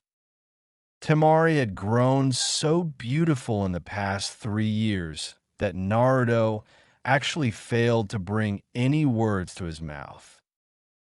Temari smiled upon seeing Naruto, her eyes catching his roaming her figure quickly before making eye contact with her. She was internally busting with joy, wanting nothing more to grab his collar and pull him into a steaming kiss. But there were people present, and she had much more dignity than that. She wanted to laugh when she saw her husband's mouth move, but no words coming out. She was very much pleased with his reaction, finding it rather out of nature for him to not have any words. Instead of laughing, she walked up to him and gave him a warm hug, whispering right into his ear. "Welcome back, Naruto." That snapped Naruto out of his daze, and he immediately wrapped her up in his arms in a much tighter hug. Her breath left her in a huff, but she smiled wider and hugged him back equally tight. It felt good to be back in his arms again. Naruto then noticed something as he hugged her tight. Nobara. Her eyes lit up at the whisper in her ears, and she whispered back. Change of style. They stepped back from the hug, smiles never leaving their faces, and eyes never leaving the others. Naruto noticed that she was about the same height as Tsunade. Ugh, didn't I teach you not to be mushy about this stuff, Naruto? The whine came from none other than Jiraiya, who was not even looking at them.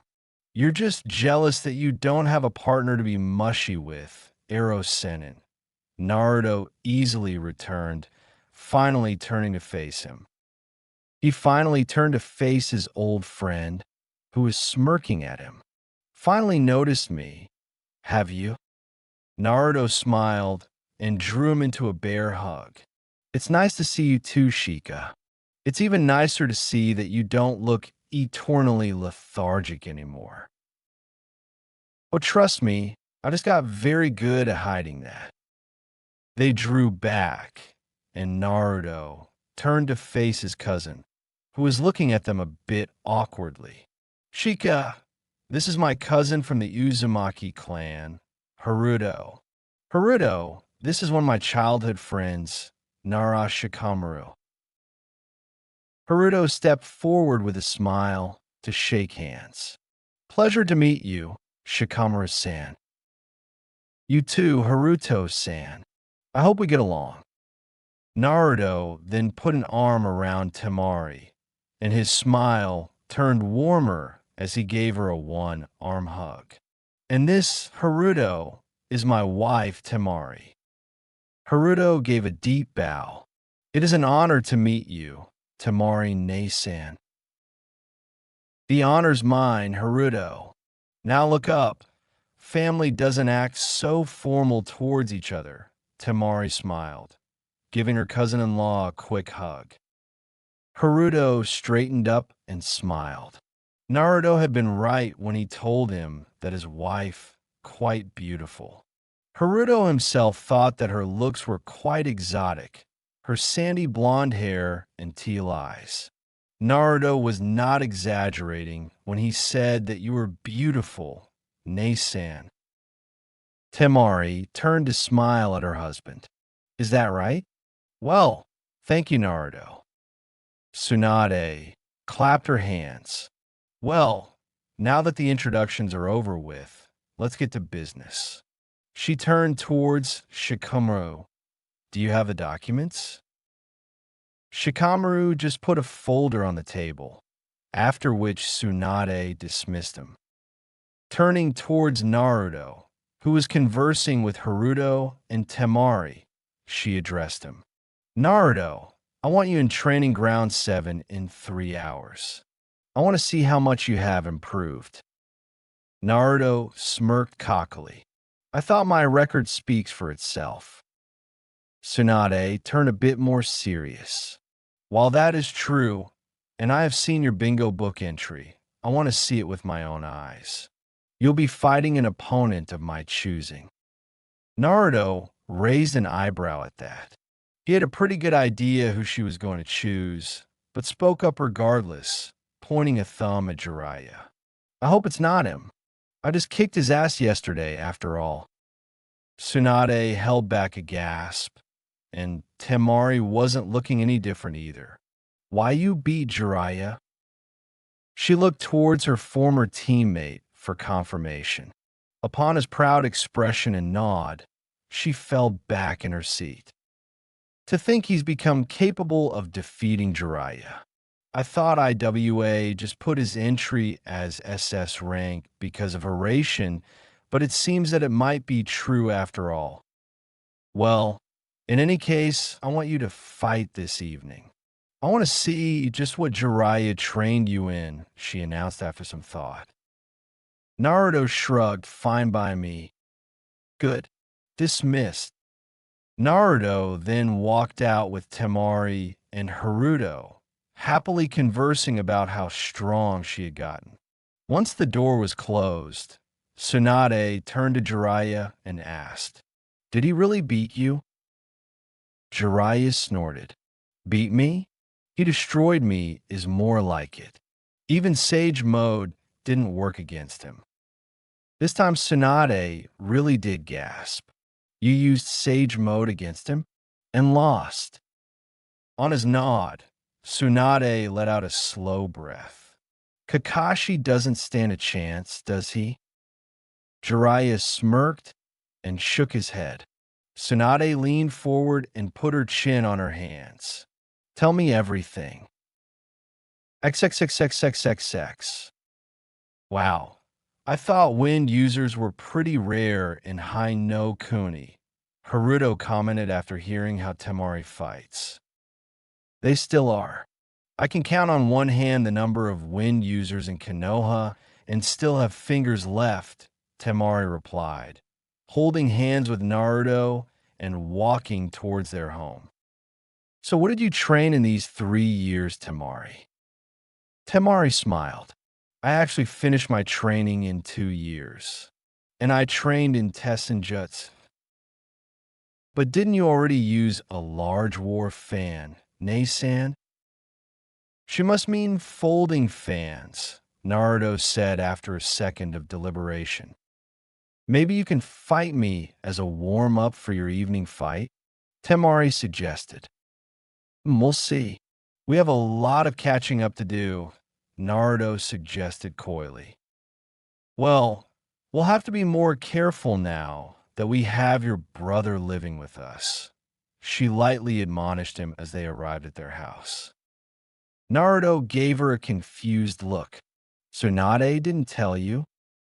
Temari narrowed her eyes. Tell me what? Haruto decided to speak for his cousin. Well, I'm actually going to live separate from you, in a different home. Naruto didn't flinch when Temari directed her gaze towards him, silently asking why. Haruto continued. This was actually my suggestion, Nei-san. I didn't want to intrude upon your hospitality, Dash. It's no big deal.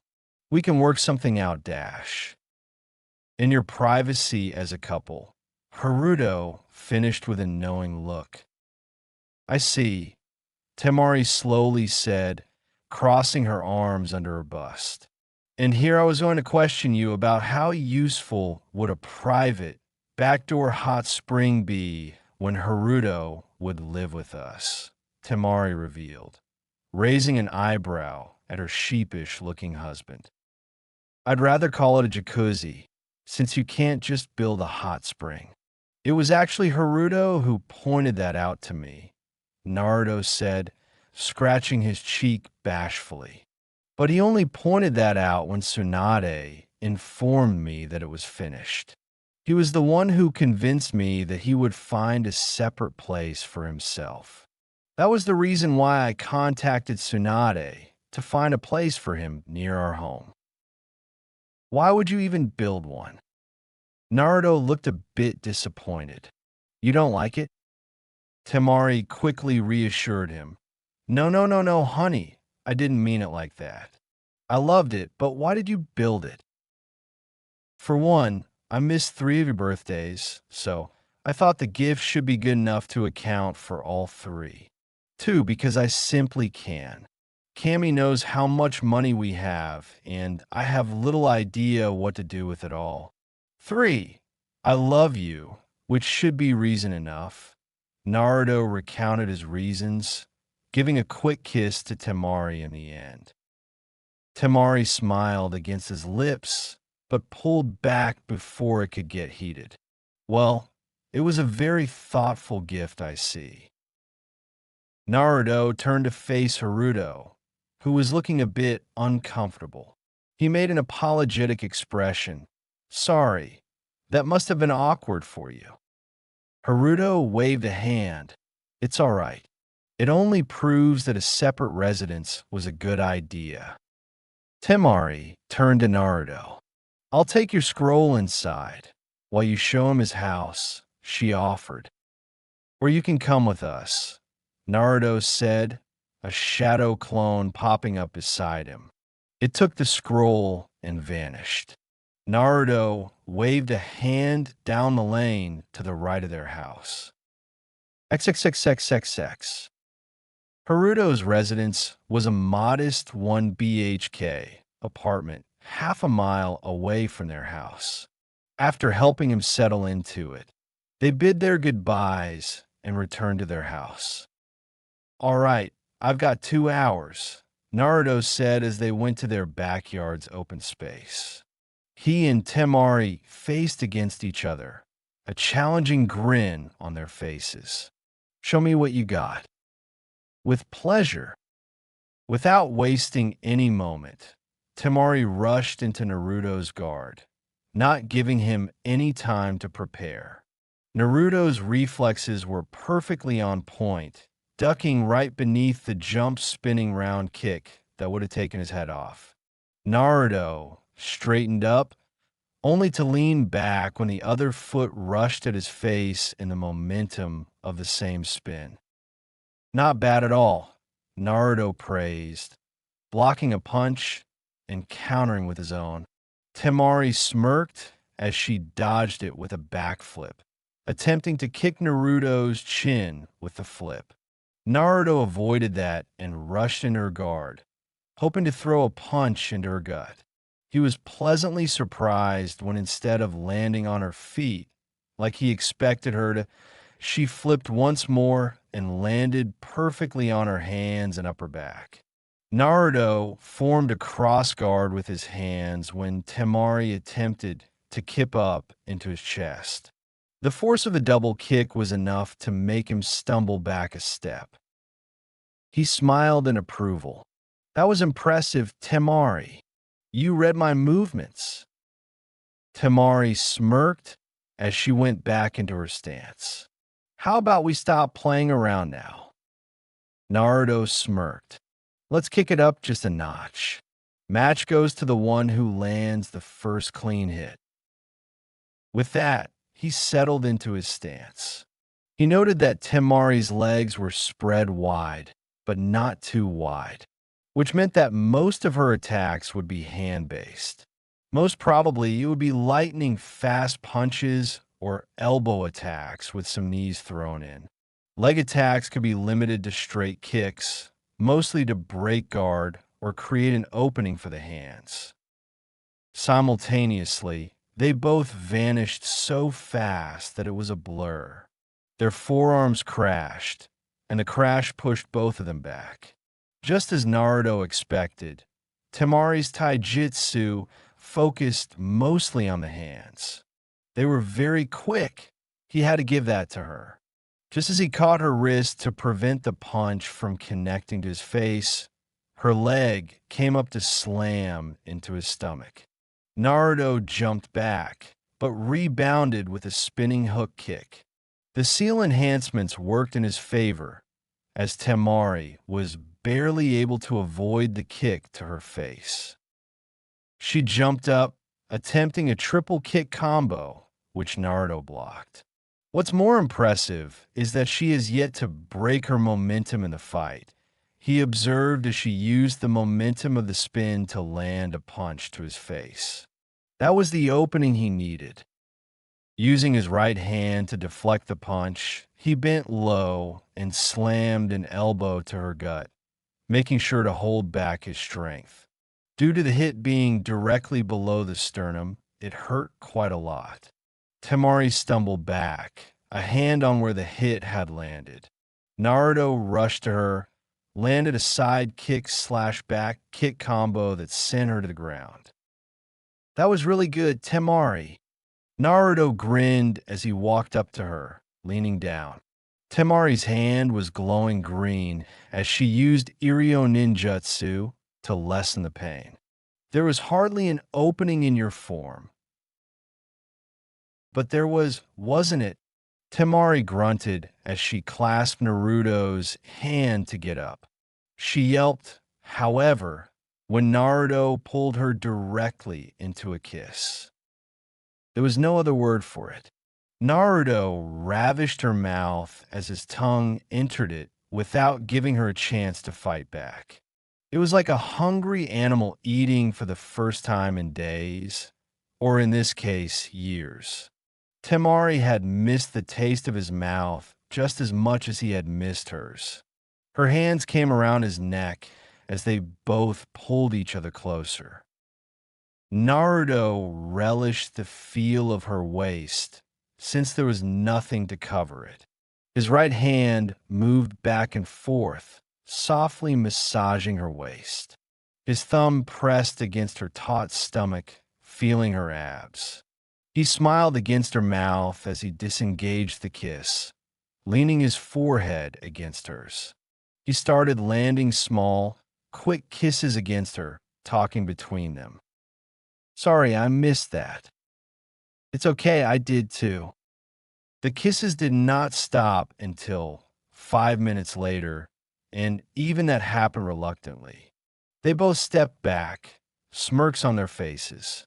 "We will continue this tonight," Naruto stated, as if it were final.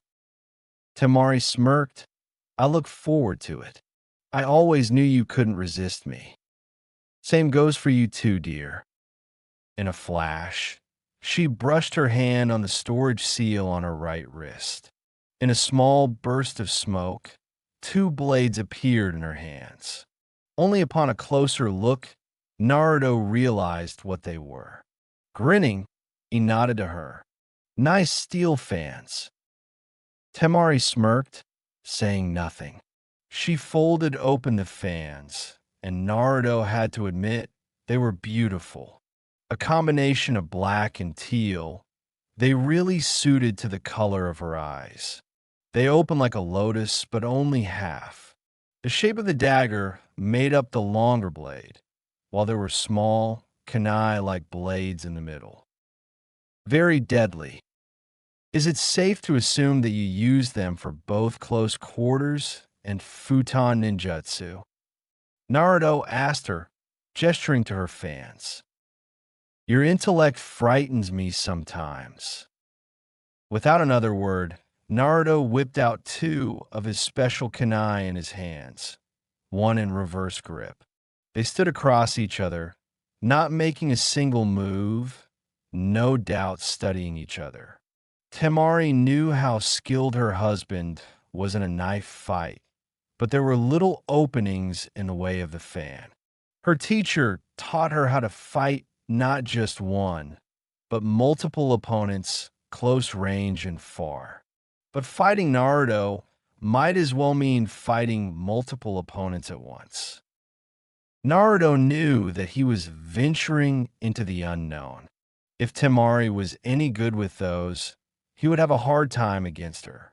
Due to the large surface area of the fans, most of the attacks would be slices.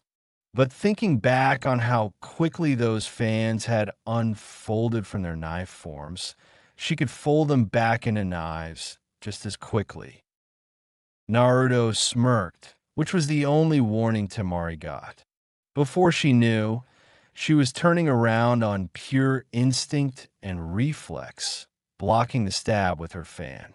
A brief flicker of surprise passed in his eyes upon seeing her block his strike, but the smirk remained.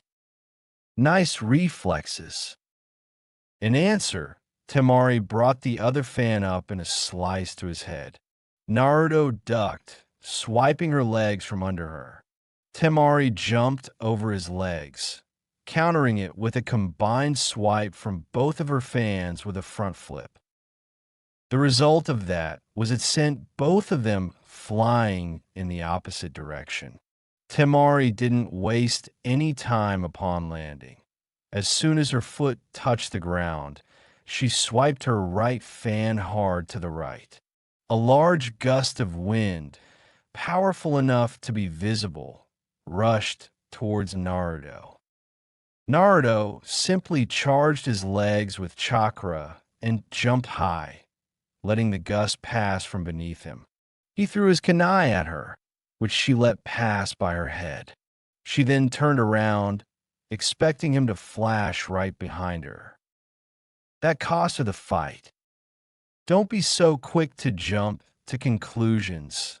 His voice came from behind her, a kunai point resting on her neck. Temari's voice was puzzled. "How did you—" "Well, I knew that you were aware of how I used Hiraishin, so I expected you to react the way you did, turning to defend your back.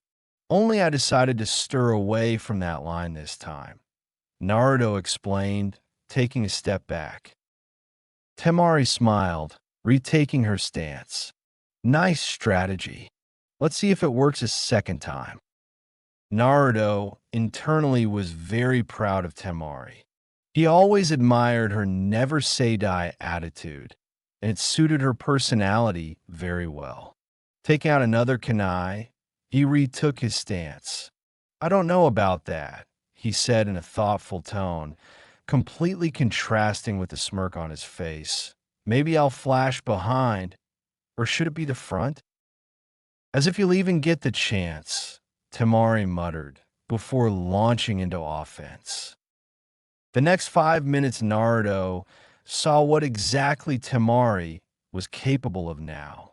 Her strikes with open fans were very deadly, easily capable of landing fatal cuts or even cutting someone's head off. Her form seemed impeccable, not stumbling between attacks at all.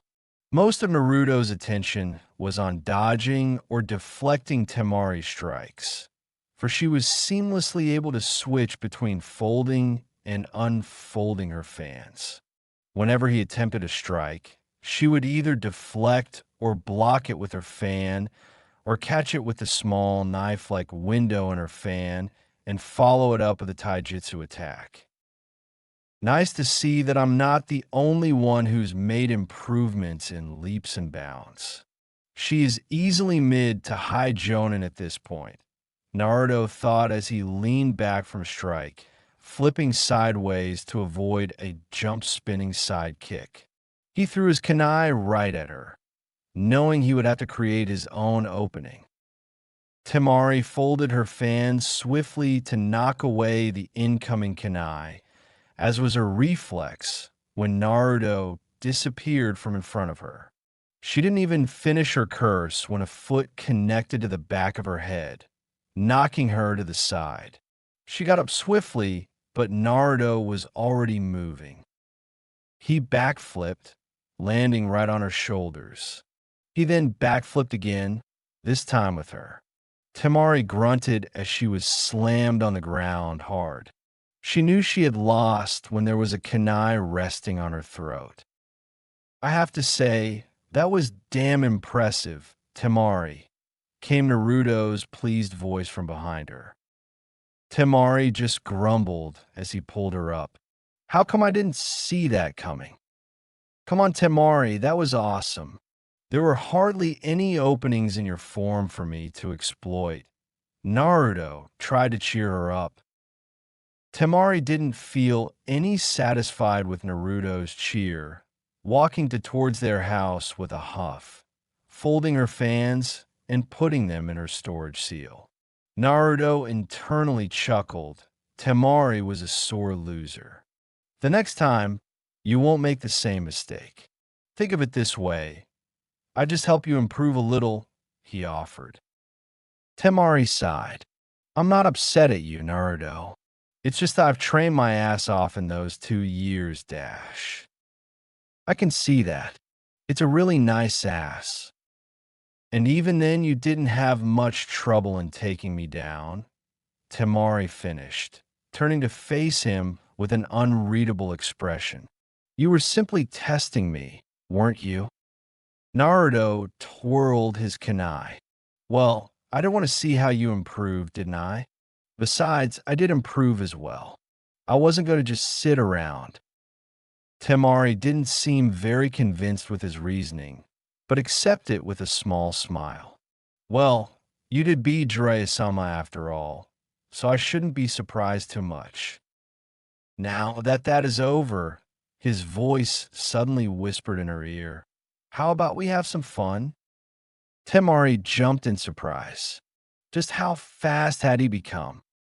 Before she could reply, Naruto was already placing small kisses on the side of her face. His hands were roaming her front, rubbing her stomach. She sighed in pleasure, leaning back into him. I thought you wanted to do this tonight, she breathed. It was hard for him to pause. 3 years going without sex, and now it was coming back to bite him. Temari's scent was driving him crazy, and he wanted nothing more than to pick her up and lock themselves in the bedroom. His waterfall training was the only reason he could restrain himself at this moment. Oh, we will trust me. I'm going to enjoy every bit of you when we're alone tonight. But I didn't say anything about not making out, he growled before turning her around and picking her up, her legs wrapping around him. He walked inside, with Temari giggling at his impatience. XXXXXXX. Naruto arrived on the ground exactly on 4 p.m. with Temari in tow. So just because the asshole tried to hit on you, you almost cut off his dick? Naruto asked incredulously. Temari scoffed, rising to her feet. Honestly, he should have known not to mess with me when I killed all those bandits single-handedly, without a problem. Naruto whistled. That's harsh. Pity we can't wear our rings in the field. Temari nodded, completely agreeing with him. A pity indeed. Why weren't you with the team again? Temari shrugged. I discovered that I like working alone, which is why I refused it when Tsunade offered me a team to lead. As a jonin working alone, I'm much more efficient. But being in a team has its advantages, and you know that. I do, but working alone is so much better for me. Naruto shrugged, not wanting to argue with her anymore. Jonin had the choice of either working alone or with a team. If Temari preferred to work alone, he wasn't going to stop her. And with how formidable she had become, he would have to worry less about her. It wasn't as if there was a bounty on her head, after all. Expanding his senses, he sensed Jiraiya, Shizune, and Tsunade in the trees. No doubt they were here to watch the fight. He lowered the gravity on his person to 3 times that of Earth, feeling significantly lighter. Temari, why don't you join our audience in the trees? Better view from there. Sure, why not? Just give me a good show. With that, she jumped away. He sensed Sakura coming to the ground, and he turned around. She walked up to him with a smile, tightening some gloves on her hands. Tsunade-sama called you as well. Naruto? Yeah, apparently she wants to test both of us. I can see who the conductor of the test is going to be. Just as he finished his sentence, a burst of smoke appeared right next to him. Naruto was shaking his head as the figure emerged from the smoke that cleared away. I saw that coming from a mile away. Considering that you can't physically see that far, I find that to be impossible. Kakashi, you are the strongest jonin in this village. Why won't Tsunade send you? Kakashi gave a nice smile. Good point, though I don't know about the part of strongest jonin anymore, now that you're here. You've gotten quite tall, by the way, Naruto. And you're still as perverted as ever. Naruto shot back. Come on, Kakashi-sensei. Naruto couldn't possibly be better than you, Sakura argued. But then she caught Naruto's smirk. Could he? I suppose all will be proven shortly, Naruto said in a breezy way. Sakura still looked doubtful, but didn't say anything. Naruto remembered something, his hand going to his hip pouch and pulling something out. Oh, before we start, have this. Kakashi's eyes looked at the cover and went wide with disbelief. No way. Is it? Oh, Kami it is. Pocketing the other book, Kakashi greedily opened the newest edition of Aika Aika. The first one in 3 years. Oh, the smell of a new book. Naruto was a little disturbed by Kakashi's enthusiasm, but didn't show it. Everyone had their ways of getting off, and was Kakashi's eye shining with withheld tears? Thank you, Naruto. This is the best gift anyone has ever given me." Naruto waved the thanks away. "Don't mention it." Sakura, on the other hand, was suspiciously looking at Naruto. "And why were you in the possession of that book, Naruto?" Naruto held up his hands. "Don't look at me like that. Ero Sennin gave it to me." In the forest, Temari whacked Jiraiya across the back of his head, much to Tsunade's approval. "And you didn't read it?" "All right, that's enough, Sakura." Kakashi stopped her there. Once Sakura seemed calmed down, he spoke. "All right, Godame-sama called me earlier, informing me that I was to test you too. Probably because she is interested in reforming Team 7, without Sasuke this time." Kakashi carefully watched his two former students for any reaction. Naruto simply narrowed his eyes a little, but nothing else. It was Sakura that surprised him. He expected her to slump into depression or show some sign of sadness, but there wasn't any. Instead, her eyes told him something else, something unexpected. Sakura no longer felt anything for Sasuke. "Looks like Tsunade-sama did a really thorough job of beating the fangirl out of her," he observed mentally. He had imagined that Godame would be a tough teacher, but to stomp Sakura's infatuation for Sasuke out of her, she must be damn vicious. "I still can't imagine how the bastard escaped from this village," Naruto muttered, looking towards the sky. Kakashi sighed. He was taken when he was being transferred to Hozuki Castle for his prison sentence. Short version is the Konoha ninja were ambushed by an unknown party while on the way to the prison. No one was killed, but Sasuke was taken from right under their noses. "Why would you even transfer him?" "Because it's the best criminal containment facility in the world. That place has a record of 0 prisoner escapes, and to be honest, that's a very good incentive to keep a prisoner there. From what I heard, the Shinobi Council was in favor of it." Naruto pursed his lips. "Better than our AMBU here." "The prison in our village is not much of a prison than it is a holding facility.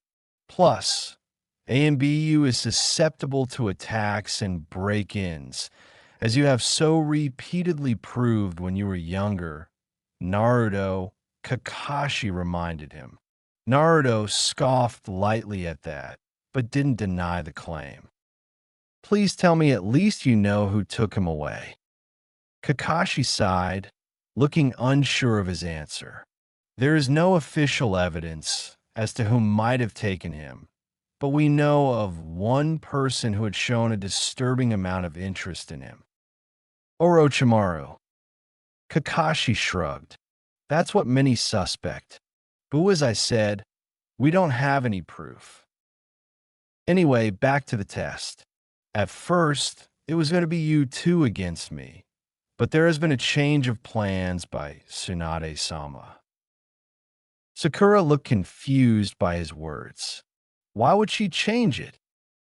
Kakashi put his book away, implying that he was serious. "I don't know the exact reason, but I'm not going to speculate. The test is actually quite simple," he said, pulling out not 2, but 3 bells. "3 bells, Kakashi-sensei?" "Patience, Sakura. Yes, it will be 3 bells this time, with 2 for you both and 1 for me," he explained, giving the bells to Naruto and Sakura. "The test is essentially a battle royal, with every man for himself. The last ninja to remain standing with all 3 bells in his possession wins." Sakura looked like she didn't know what to make of the test, but Naruto had a smirk on his face. Clearly he was excited.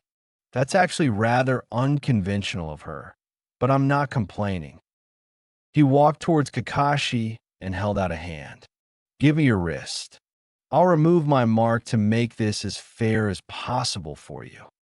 Kakashi snorted. "So nice of you," he commented sarcastically, but gave him his wrist. Naruto put his hand on the mark and removed it, revealing unblemished skin. He then turned around and walked away, putting a bit of distance between them, around 40 meters. He put the bell in one of his vest pockets and then faced both of them, waving a hand. "Whenever you're ready, Kakashi." Sakura, too, put some distance between her teammate and Sensei, tying the bell to her hip. She tightened her gloves one last time and gave a challenging smile to Kakashi. "On you go, Sensei." Kakashi chuckled, reaching for his Ite. "Even I'm a bit excited about this. But I have a feeling that I shouldn't hold back too much this time," he said, exposing the Sharingan. "That I won't save you this time, Kakashi," Naruto thought as he put his hands in his pockets. It was then that the atmosphere in the field changed. Kakashi and Sakura simultaneously tensed, eyes darting towards Naruto, who was intensely staring at the two. His posture was still relaxed, but something about him had clearly changed, something that screamed dangerous. A bead of sweat rolled down Sakura's cheek. Her fists tightened as she gazed at Naruto's relaxed form. What is this feeling? Why does Naruto seem so dangerous all of a sudden? Whenever he looks at me, I feel like he could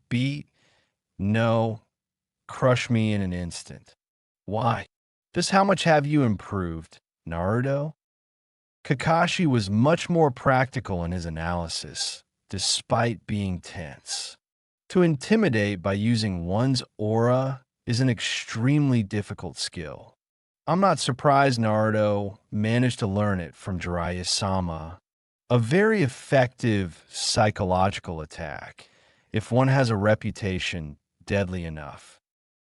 Kakashi had been informed by Tsunade that Naruto had beaten Jiraiya at his best.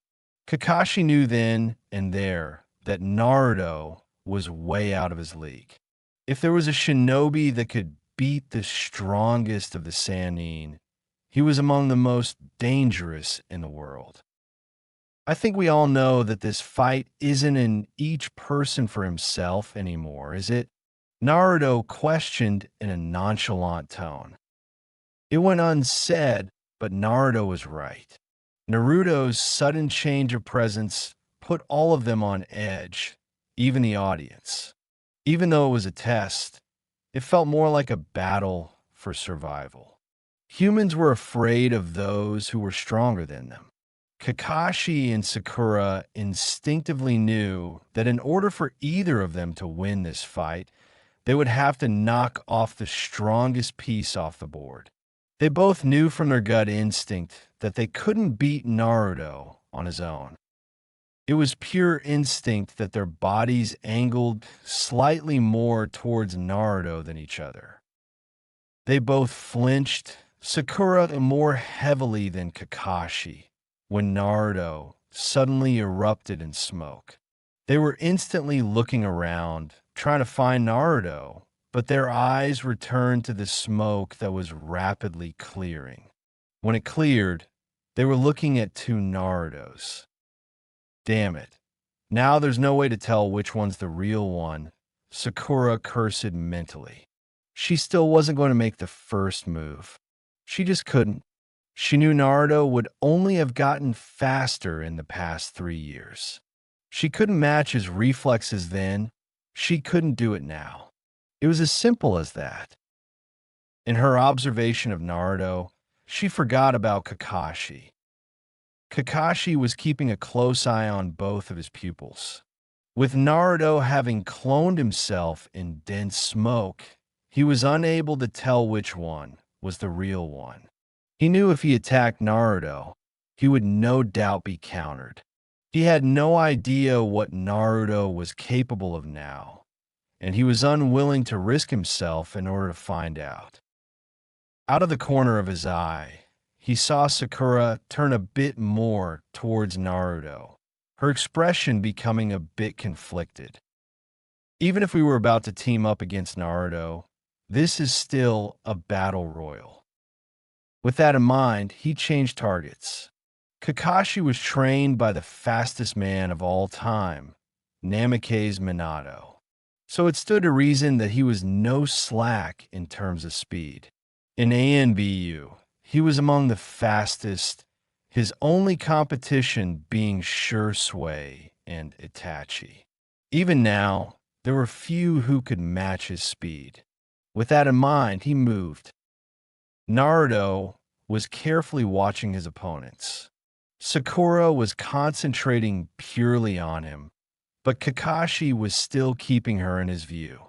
He knew that neither of them were foolish enough to attack him straight on, but only Kakashi was smart enough to account for Sakura along with him as well. If he couldn't attack Naruto, he would focus on the next one. To be honest, it really wasn't Sakura's fault to focus her entire attention on him. If he had one of the Hokage for an opponent, he would do the same. He had his own agenda, and that was to see how strong Kakashi really was. He was his father's best student, so he would no doubt be quite good. Seeing how far Sakura had come was just a bonus. His danger sense had been activated as soon as they entered the standoff. His perception was heightened, allowing him to see things in relative slow motion. He moved in the next instant that Kakashi did, and he had chosen his target. Kakashi had moved in Sakura's direction, hoping to catch her off guard and chop her neck, putting her out of the fight. His Sharingan allowed him to see her reaction, but unfortunately for her, she was still slower than him.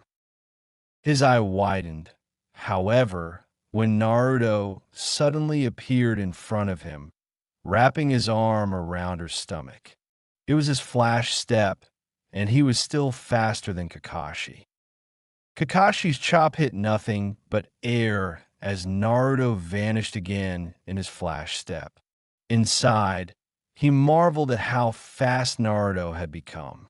The speed at which he had rushed Sakura was close to his top speed, and Naruto had just casually outsped him.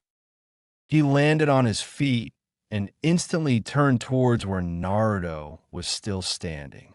It could be possible that this one is the real one, seeing as he probably wouldn't send a shadow clone against an opponent that could easily punch it out of existence. But it's purely speculation at this point, he theorized. I'm surprised that you saved her. I was about to spare you the trouble of taking her out, he pointed out. Naruto smiled, taking his hands out of his pockets.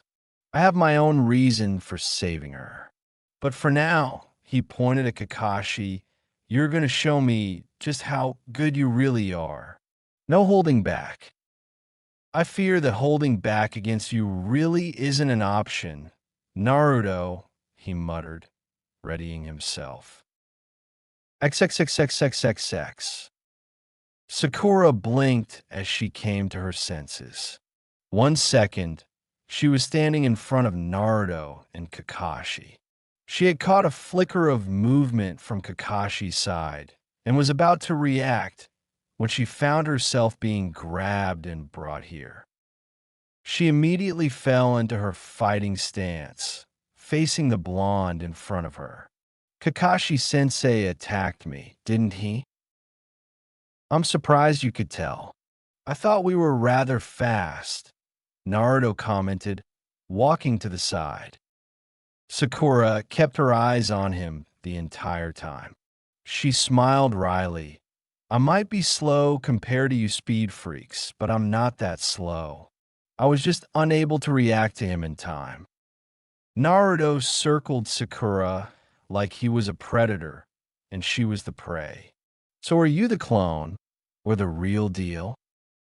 Naruto smiled in the way that gave the impression, I know something you don't, and replied, why don't you find out for yourself? Sakura smiled challengingly at this. Don't mind if I do. With that, she yelled and punched the ground, her fist sinking into the earth. Only, sink wasn't quite the word for it. Naruto flipped far back onto the branch of tree. He found himself restraining a shit-eating grin because Sakura just rearranged a good portion of the earth around them. Large chunks of rocks flew up into the air with a gigantic crack and boom. Even a few trees were completely uprooted from their place. So Tsunade taught you the secret to her super strength. Consider me impressed, he complimented, clapping in praise. Sakura grinned. This was the first time she felt that she was worthy of Naruto's compliment. I've got a lot more. Naruto grinned. Show me then. He appeared behind her in a flash step, kicking her away. Sakura rolled midair so that her feet met the bark of a tree instead of her front. She pushed herself off back towards him, a punch ready.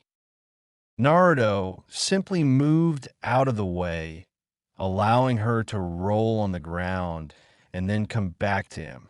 After that, they engaged in taijutsu, with Naruto simply dodging all the punches she threw at him. His expression went from smiling to disappointed fast once he saw that she was just punching him. That strength of yours is useless if you don't have the speed to back it up, he chided her, dodging her hits as if he had all the time in the world. Sakura grit her teeth as she increased her efforts. He was mocking her. Don't let your temper get the best of you, Naruto said as he saw her frustration increasing. To prove his point, he deflected one of her strikes and landed an elbow right in her gut. All breath left her in just a second as she folded it on herself, hand going to clutch her stomach. Naruto followed his elbow up with a jump, a knee to her chin. Her head snapped back as she stumbled back, ultimately falling to the ground. Sakura groaned in pain as Naruto stood above her, looking at her with a frown. Don't tell me that's all you have. Tsunade taught you how to dish it out, but not take it. Sakura grit her teeth as she fought through the pain. Naruto's hits were a lot harder than she expected. He reacted so fast that she didn't have any time to brace herself. She eventually pushed herself onto her feet, still clutching her stomach. Her jaw was still rattled from the knee to her chin. I'm not done yet, she managed to get out. Not far away from their spot, Tsunade watched with a frown as she saw how easily Naruto put Sakura down. If Naruto were an enemy, he could have ended the fight right when Sakura fell down. Instead, he allowed her to pick herself up just so he could see what else she had to offer. Nice job teaching Sakura your super strength, Tsunade. Tsunade smiled a little at the compliment. Thanks, but it's clear that she isn't ready for an opponent of Naruto's caliber, isn't it? Jiraiya put a hand on her shoulder. Naruto is in a different league than her, Tsunade. To compare her to him would be unfair to her. Temari watched with pride at how easily her husband handled Sakura. For the past year, a lot of talk was going on about how Sakura was the strongest Chunin. Naruto didn't even look like he was putting effort.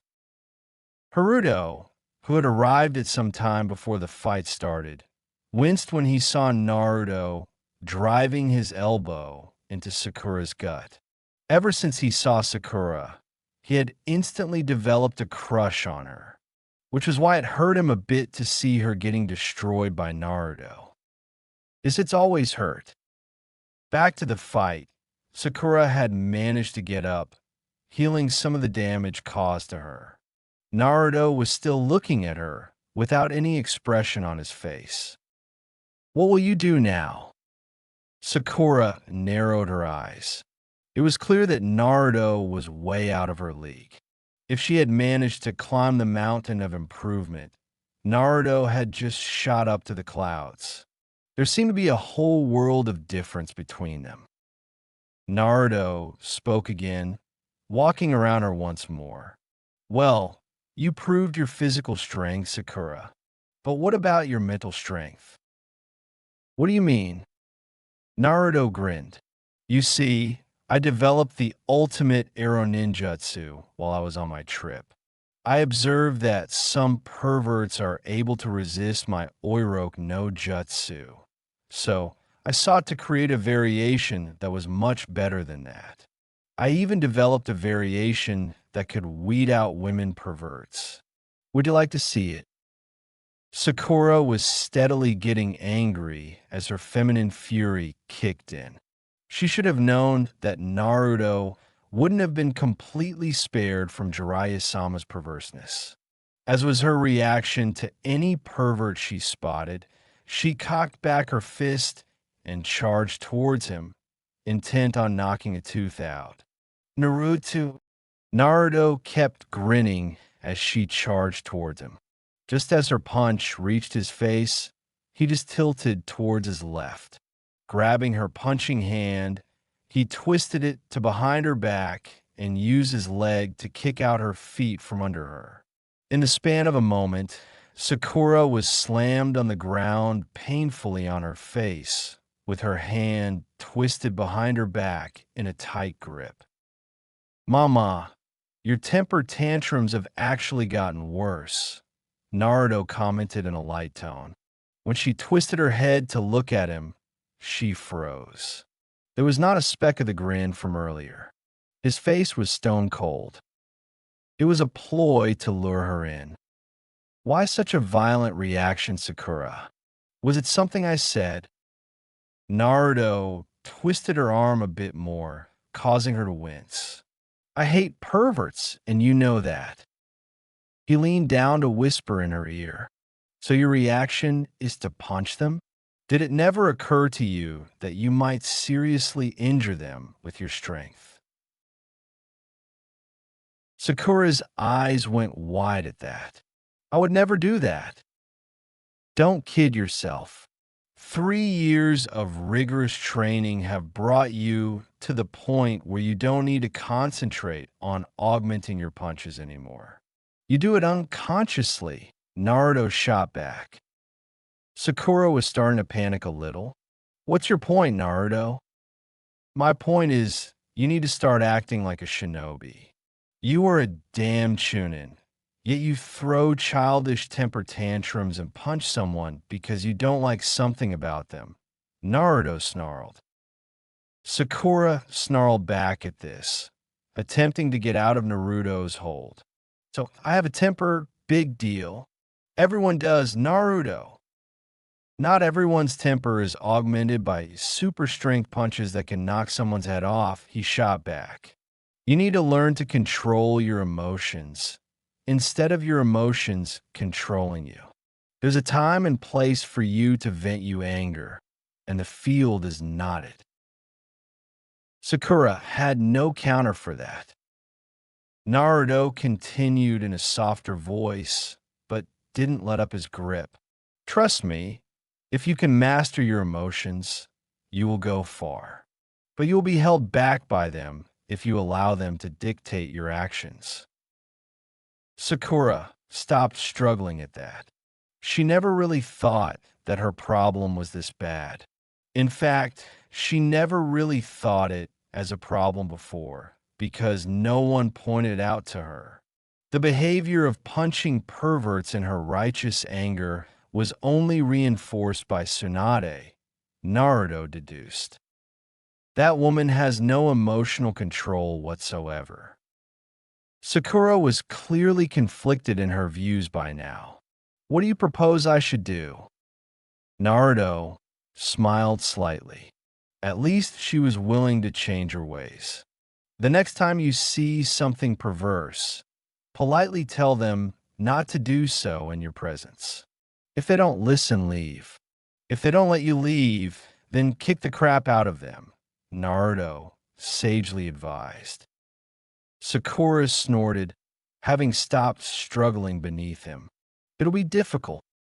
If it were easy, Tsunade would do it. Naruto released her from his hold, pulling her up.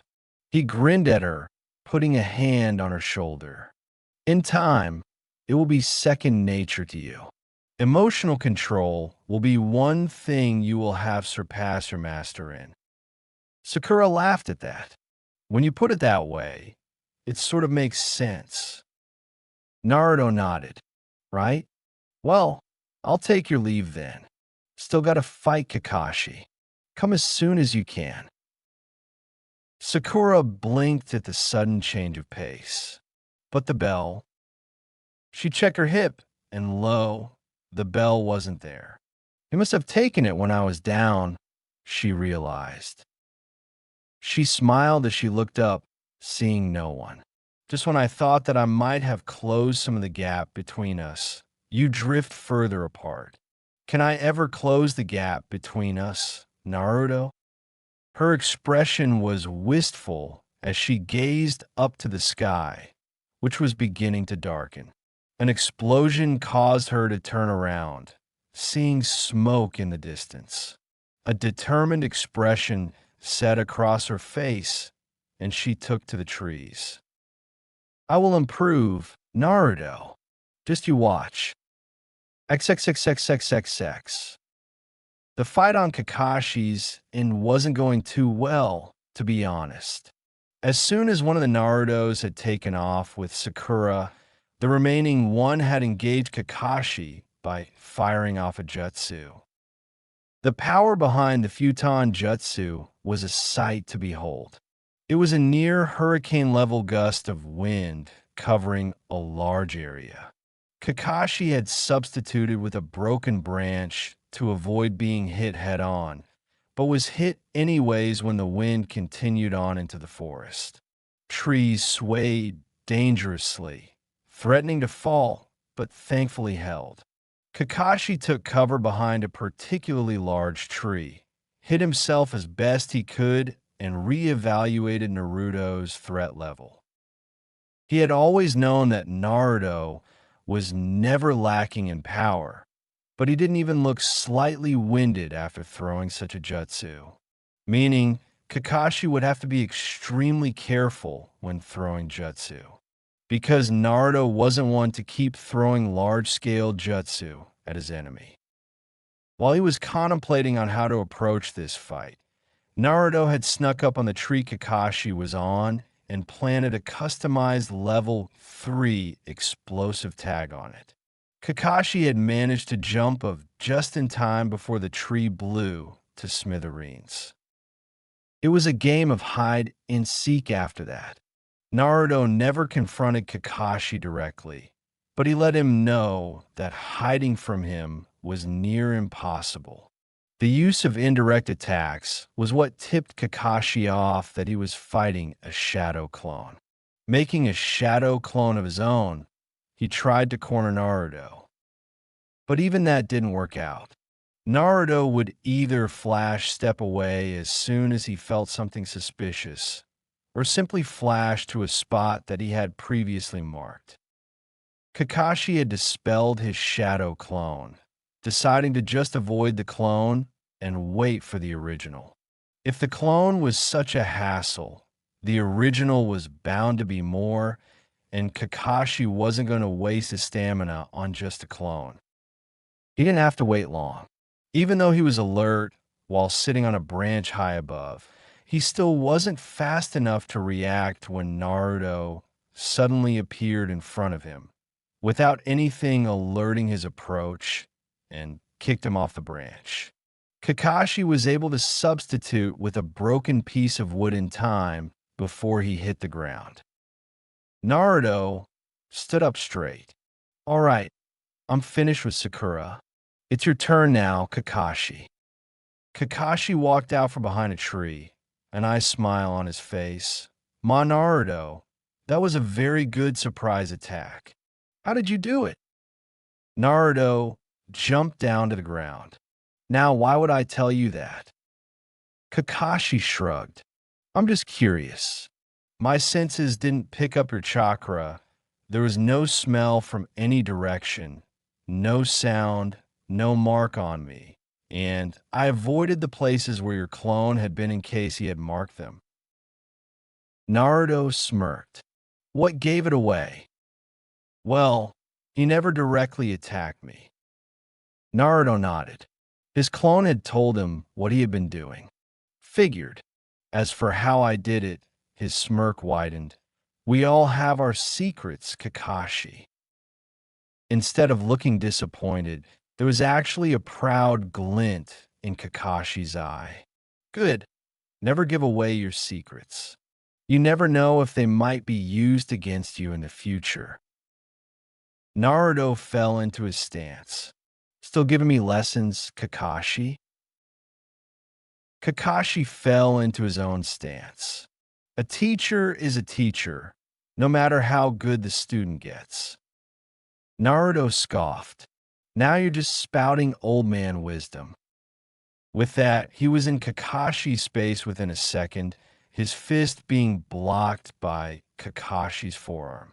Kakashi internally winced at the impact. His blows are too heavy to tank. I'll have to either deflect or dodge. With that, Kakashi began fighting his former student. The Sharingan was good when it came to predicting the opponents, but it could only help so much. Kakashi could see what attack Naruto was going to use, but had a hard time believing that his body was barely reacting in time. He had trained his body for a long time to match the predictability of his Sharingan, so that he would be fast enough to not fall behind the eye. Naruto deflected a jab from Kakashi, then leaned back to avoid the background house.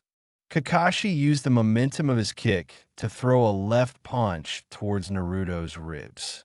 But Naruto saw it coming, and in a lightning-fast reaction, slammed his own left hand's fist to the inside of Kakashi's forearm. Kakashi felt his muscles and nerves rattle on the inside by the sharp jolt of pain, sending him back a step. Naruto took the opportunity to execute one of his favorite kicks, the Phi-Long Roundhouse. He spun on his right foot, his left leg lifting and passing right over Kakashi's head. Kakashi avoided Naruto's leg by ducking, but was not in a position to avoid the follow-up. His Sharingan picked it up, but he was unable to react in time. Naruto's right foot slammed into the side of his face, throwing him sideways. Kakashi felt the world spinning rapidly as he landed on the ground, none too gently. For the first time in a long time, Kakashi felt that his body was too slow to keep up with his left eye. And judging from Naruto's smirk, he likely knew it as well.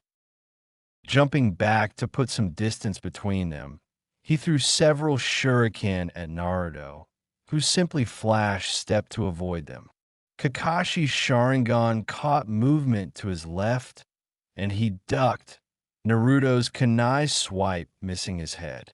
Spinning on his left heel, he launched a side kick which Naruto blocked with his arms. Instantly, 5 shadow clones popped into existence, surrounding Kakashi. The copy ninja mentally cursed and made to run away, knowing that there was no way he could take on 5 Narutos whose skills were as good as the original. His hand sped through seals faster than the eye could blink. Katon, Gokakyu no Jutsu. The great fireball that erupted from his mouth sped towards the clones, seeming to consume them. But Kakashi knew better. At least 2, if not all, had to have survived. His thoughts were proven right when a horizontal vortex of fire rushed towards him from his right, while he was mid-air. It was a combination jutsu of katon and futon. He substituted with a broken piece of wood again to dodge it just at the right time. It was his reflex to use kawarimi at the last moment to give his enemy the impression that he succeeded. It not only drove them up the walls when they found out that they missed him, but also allowed Kakashi to study their ways of combat. Just as he appeared where the stick of the wood was, Naruto appeared right beside him. That's not going to work anymore. Kakashi took his fist right in the jaw, flying back through 2 trees and burying himself in the third. He just pulled himself out and jumped away because Naruto was right behind him. Kakashi went full speed to put some distance between him and Naruto. Hopefully, he'll take the bait and follow me, he thought as he glanced backwards, only to see 3 Narutos following him. This might give me some to come up with a plan. Just as the clones bounded away after Kakashi, the original came out of the ground, having used Earth Release, hiding like a mole technique in the moment that he was out of Naruto's sight after breaking through the trees. His Sharingan scanned his surroundings thoroughly, because there was a high possibility that only clones followed his shadow clone. He found nothing in his immediate vicinity, both with his eyes and nose. That, and Naruto was too good to let him hear anything. He tried to sense anything, but nothing came to him. Naruto's prowess as a sensor must have allowed him to hide his chakra from him, he realized. He was on edge, his Sharingan darting around continuously to make sure he didn't get ambushed. Looks like I can sit for a bit, and... yeah. Kakashi knew that cry too well, and he whipped around to see Sakura driving a fist into the ground. He watched in horror as the ground got ripped apart, chunks of earth flying into the air. To avoid being caught into the devastating shockwave, he jumped far back, sporting a look of petrified alarm as he watched his once weak student completely change the landscape. Godame didn't tell me she taught Sakura her super strength. Sakura smirked as she stood up on her feet, smirking at Kakashi. I didn't miss much, did I? Kakashi nervously laughed. Not much, Sakura.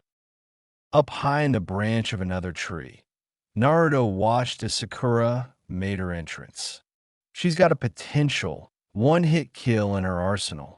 If only she could land it on her enemies, he muttered. His plan was to lay a trap for Kakashi to walk into, but he would have to account for Sakura now. She wouldn't last long against Kakashi. He watched their fight, and had to admit, Sakura did fairly well against the borderline S-rank ninja. However, he summoned her to him through Hiraishin as soon as he saw that Kakashi was about to make his move. He slapped a hand on her mouth as soon as she appeared beside him to prevent her from making any noise. SSSHH, he urged her. Only when she had calmed down did he remove his hand. You probably shouldn't have attacked him alone, he said. Sakura blushed a little, standing in such close proximity to Naruto, but argued. Well, there's little I could have done by hiding against him. Naruto tilted his head, acknowledging the point. That's true as well. What do you propose we do? Naruto crossed his arms. I've laid a trap in a small clearing about 100 meters to the east. We're going to drive him to it. You up for it? Sakura smirked, slamming a fist into her palm. Say no more. XXXXXXX.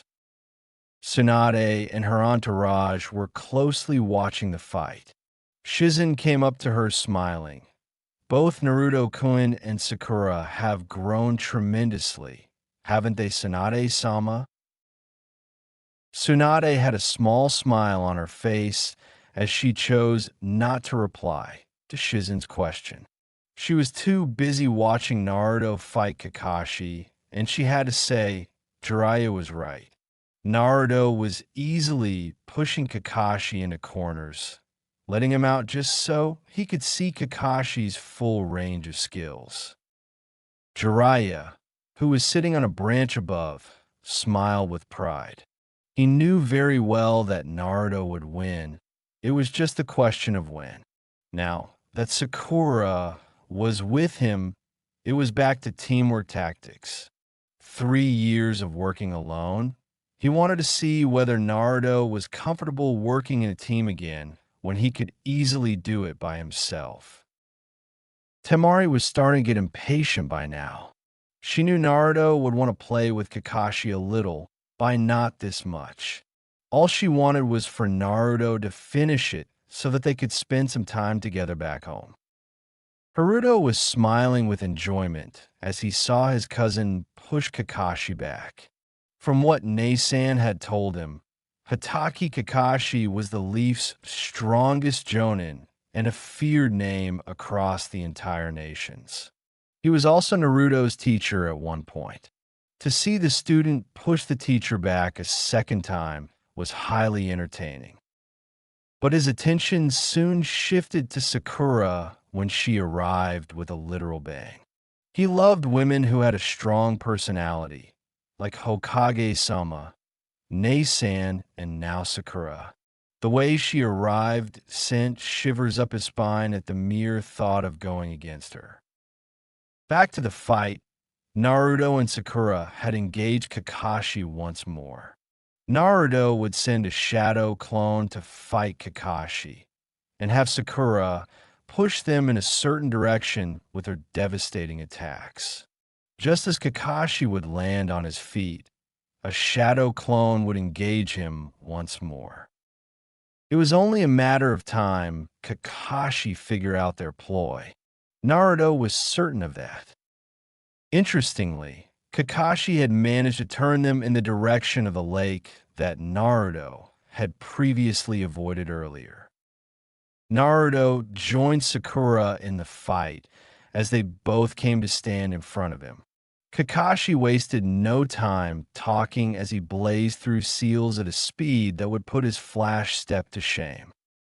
Suiton, Suiryuda no Jutsu. Oh, no, you don't, Naruto thought as he performed his own seals. The dragon that was rapidly forming in the air behind Kakashi fell apart because Kakashi was suddenly pulled inside the water as a whirlpool appeared right underneath him. He was unable to get his footing in time as the water sucked him inside. Sakura looked at Naruto in shock, not knowing Naruto could form whirlpools. Suiton Uzumaki, water-style whirlpool. Sakura raised an unimpressed eyebrow. Seriously? Uzumaki? Naruto shrugged. It seemed fitting. Their attention was drawn to the water that was moving once more. This time, the dragon completely formed and rushed towards them, intent on sweeping them in a tidal wave. Naruto took a deep breath, formed the tiger sign, and breathed out. Katon, Ryuka no Jutsu. The fire crashed into the dragon, being hot enough to evaporate it completely. Naruto smirked when he saw the steam rapidly spreading. We have the advantage of a cover now, Sakura. Best make use of it. Behind him, Sakura seemed ready to react to anything. How though? Kakashi silently crept out of the water, taking stock of the steam that was in the area now. He tensed, ready to react to anything, because the Sharingan was defenseless against steams and mists. He countered my dragon with fire, so that a steam cover could be created for him and Sakura. knowing that my Sharingan would have difficulty in seeing through this. Nice. But Kakashi had worked hard to correct this weakness of his, sparring with Guy while being blindfolded. Instincts long refined from being in ANBU, and in the war warned him of the person approaching him from behind. He turned at the very last second, catching the hand of the attacker by the wrist. "Not so easy to sneak up on me, Sakura," he said in a hard voice. He caught her other fist by the wrist too, when she tried to punch him in the face. He was slightly taken aback, though, when Sakura flipped and locked her legs around his neck, spinning to slam him onto the ground. It was her who was surprised when it turned out to be a shadow clone. "He's starting to annoy me now," she muttered as she got back up. The steam was starting to clear now, so she decided to make her way back to Naruto. On the other side of the steam, Kakashi smiled as he received the clone's memories. "It should take a while for her to track me," he mused to himself. He suddenly jumped, and right on time because two hands erupted from the ground, trying to pull at his feet. "You can't get me like that." He was unprepared, however, when Naruto appeared right above him and delivered a brutal axe kick to his back, slamming him into the ground and shaking up his ribcage. There was a footprint of Naruto on his back now, not that he could see. He also didn't see Naruto's Hiraishin mark on his back. Naruto had figured out a way to slap his mark on targets with his foot as well. Kakashi struggled to ignore the pain his entire front was feeling. Naruto had known he would easily dodge that, which was why he was waiting for him to do it. He pushed himself to his feet, panting heavily as he eyed Naruto, standing a few feet away from him. "I'm surprised you managed to get up from that." Naruto sounded impressed. Kakashi snorted. "This isn't the worst I've been dealt with." "Good, because I would hate it for my trap to go to waste." Kakashi had no time to react when Naruto flashed behind him, put a hand on his back, and flashed him to a previously marked location. He blinked. "That was easier than I thought. Or maybe you're just that good." Naruto turned around to see Sakura walking up to him with a smile. "That was really well planned, Naruto." Naruto returned her smile. "Thanks. Now how about we see how he's doing?" "My trap was designed to cripple." He grabbed her shoulder, flashing them to where he had flashed Kakashi. When they appeared on the location of the trap, they found Kakashi on the ground, groaning in pain and clutching his ears, eyes shut tightly. Sakura looked a bit worried. "What did you do to him?" Naruto bent down, putting his knee on Kakashi's chest and putting his weight onto it. Kakashi released a grunt of pain and started taking short breaths, but Naruto ignored his pain for the moment. He untucked the bell from his hip and put it in his vest pocket, along with others. Mission accomplished. He then stood up. "You can heal him now." Sakura immediately bent down and gently pried his arms away and asked in a soft voice, "Kakashi-sensei, can you hear me?" When there was no response from the groaning ninja, she put her hands over his ears and activated her healing jutsu. "What did you do to him?"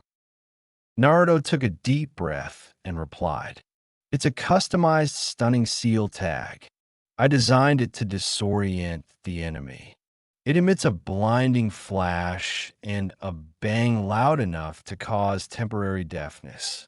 Overall effects include flash blindness, temporary deafness, and inner ear disturbance, causing loss of balance." Sakura didn't reply as she continued to heal Kakashi.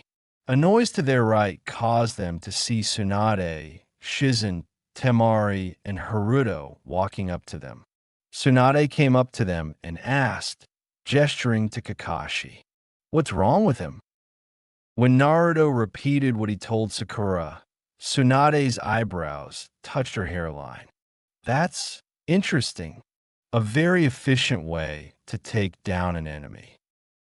Sakura finished healing Kakashi's ears and gently put her fingers on both of his eyes. They watched as he slowly relaxed and opened his eyes, boredom back in them. I lost, didn't I? Quite badly, if I say so, Jiraiya added bluntly, but with a grin on his face. Kakashi pulled himself to his feet, covering his eye once more. Well, can't say I'm surprised. He turned to Naruto, looking slightly annoyed. That was a bit much, don't you think? Naruto grinned, looking a bit apologetic. Sorry, but worked, didn't it? Yeah, it did. Very ingenious, those tags. Any chance that the ninjas of the village could have them? Tsunade asked with a bit of hope in her voice. It would make the ANBU's work a lot easier. Take my entire toolbox, why don't you?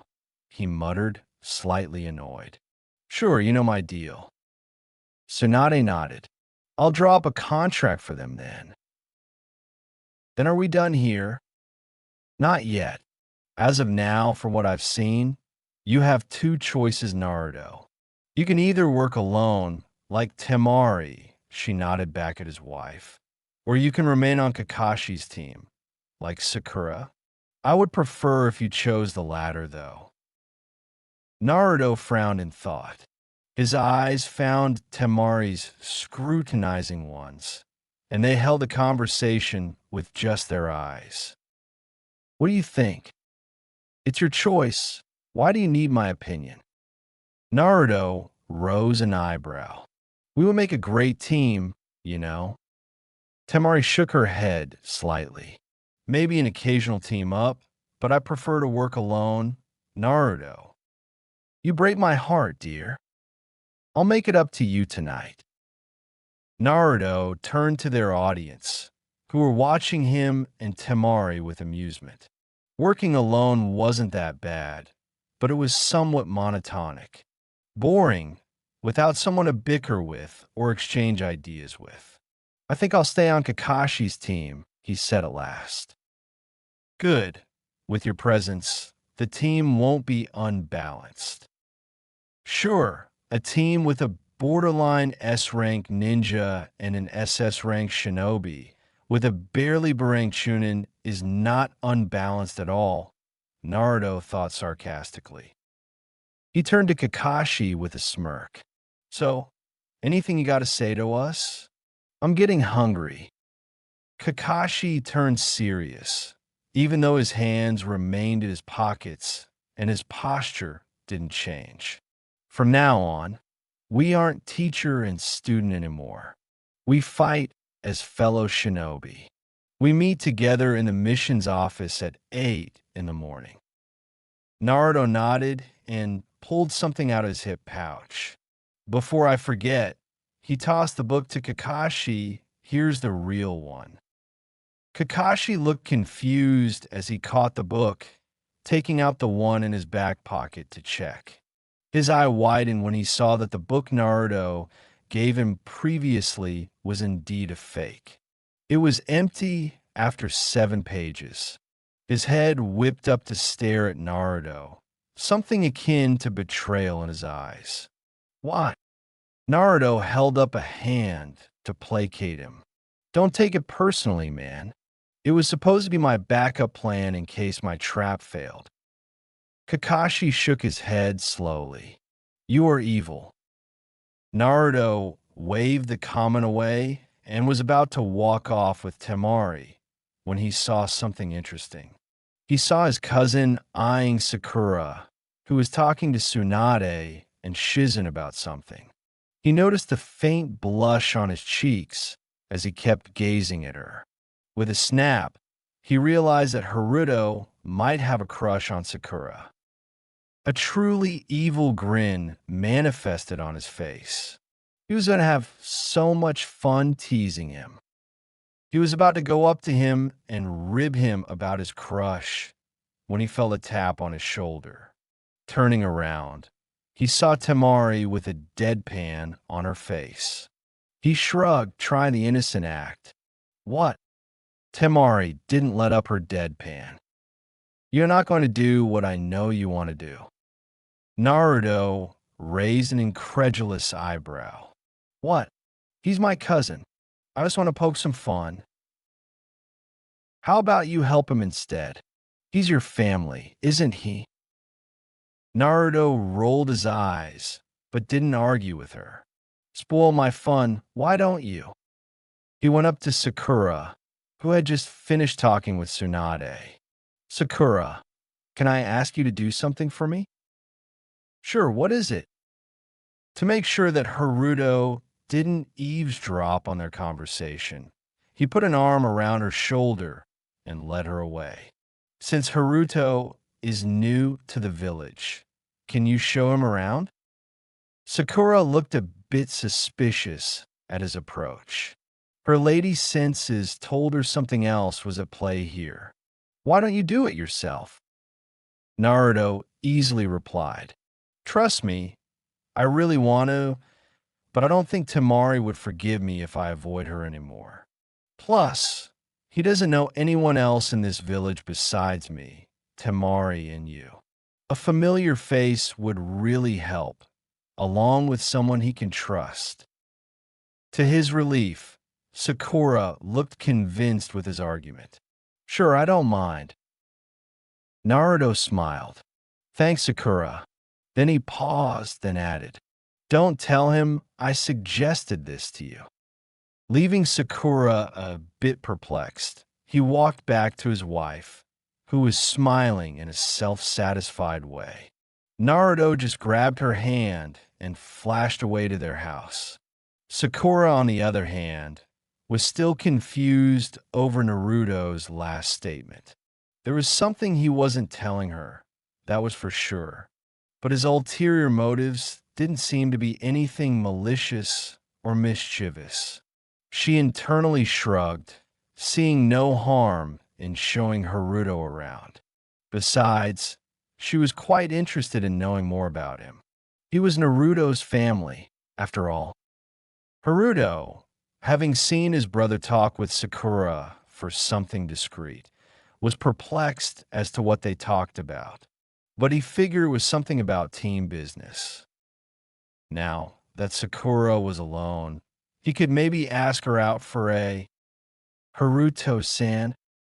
He was knocked out of his musings by the subject occupying his thoughts.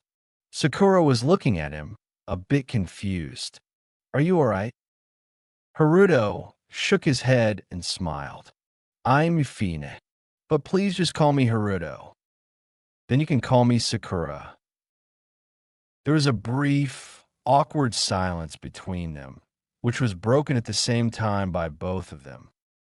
Listen, I was wondering, They both stopped, then chuckled. Haruto scratched the back of his head sheepishly. Sorry, you go first. Sakura tucked the left side of her hair behind her ear. Since you're new to this village, I could show you around if you want. I still have some time before I have to go home. Haruto almost stumbled his words. I mean, sure. I would appreciate it. Great, then let's go. Haruto just stared at her as she walked past him towards the exit of the training ground. Only then he pieced it together what Naruto might have been talking to Sakura about. I owe you one. You son of a bitch, Haruto thought with gratitude as he followed her out of the grounds. Naruto and Temari lay under their blanket, with the ladder on her side and idly tracing circles on Naruto's chest. Naruto was just looking up to the ceiling, lost in the stars he had decorated on the ceiling. It was something that Temari had done for him. She said she found serenity looking at the stars in the night and hoped they brought it to him too. Naruto was moved by Temari's love for him. When they came back from Naruto's test fight, they ate the dinner that Temari had her shadow clones prepare.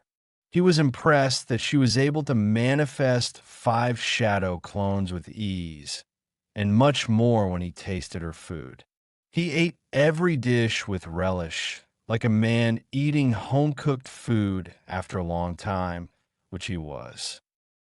After dinner, Naruto had tried out the jacuzzi of his own home for the first time, and it was a memorable experience, only made more enjoyable by Temari joining him inside.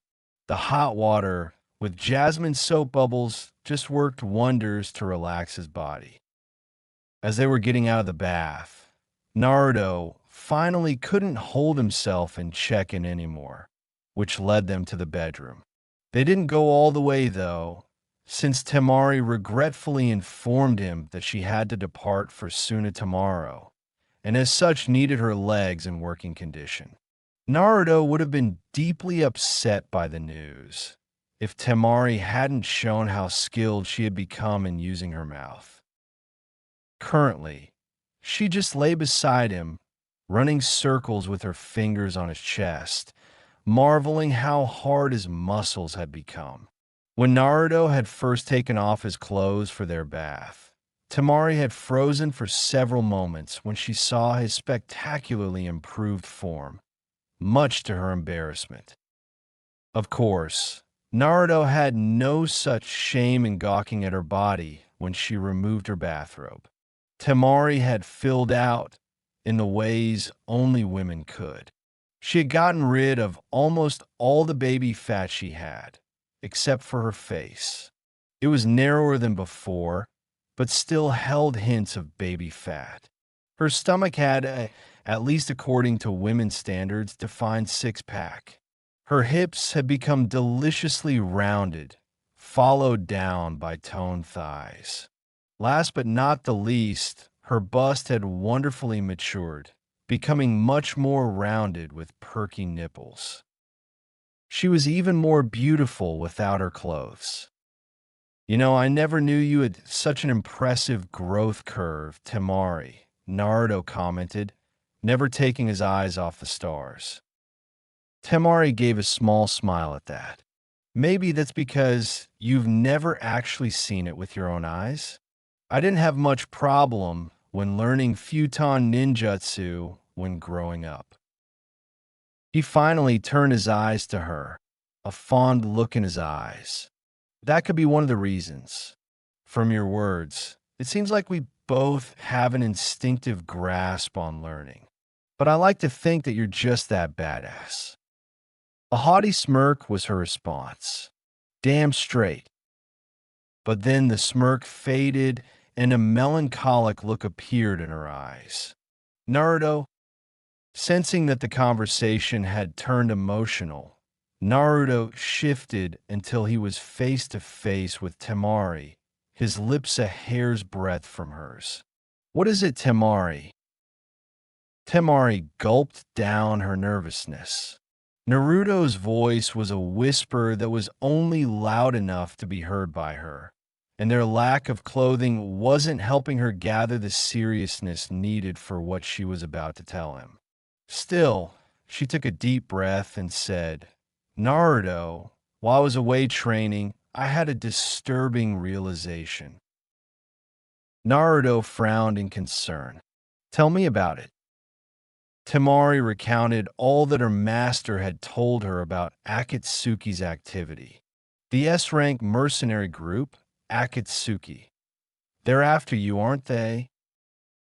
She watched as guilt flashed across his face for a second, before being replaced by grim. Technically, they're after Kurama in my stomach, but yes, they're after me.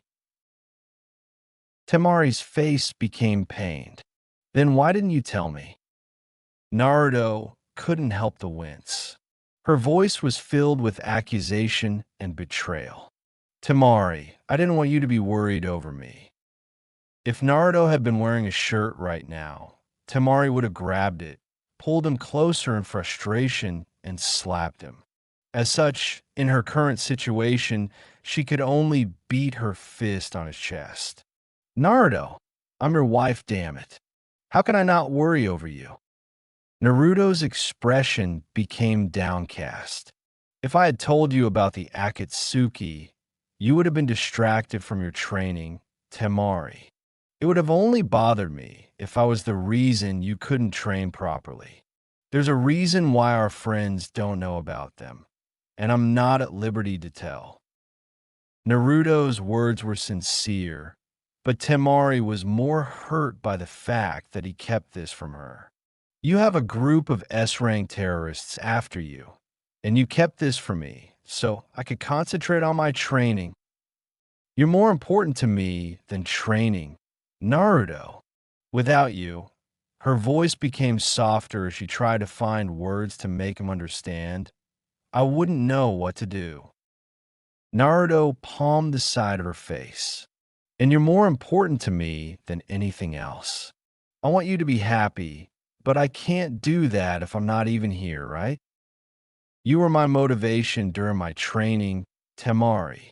I want to be strong enough to protect both of us. And I know that you love me. There are no doubts about that. But in our world, love isn't strong enough by itself. You need to be strong as well. He paused for a moment and then chuckled. Man, I sound like an old man. Temari was suddenly tired of talking about the subject. She knew that Naruto had her best interests in mind, but sometimes she felt that Naruto relied more on logic and less on emotion. He did have social cues, but sometimes she felt that they were lacking. So what's your reason for not contacting me? Naruto's question snapped her out of thoughts. She sighed, emotional exhaustion only increasing. Tsunade was the one who told me that no one was to contact you in Jiraiya except for her, for she was the one who assigned you missions. That was the first thing she told me when she gave me the pad. Naruto gave a thoughtful hum. Well, that's definitely a Hokage's decision. I gotta thank her for telling you that. Temari felt anger stirring in her. He was taking her talk too lightly. And why is that? The anger must have bled into her tone, for he immediately kissed her. Naruto really had some sort of magic in his kisses, for the anger suddenly disappeared.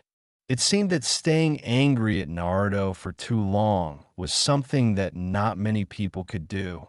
She melted into the kisses, their lips moving against each other in an incredibly sensual manner. It wasn't helping Temari's case, as the close body contact made it hard to be angry. Naruto pulled away first, her lower lip in his grasp. He smirked in satisfaction when he heard her quiet moan of disappointment. I would have gotten distracted.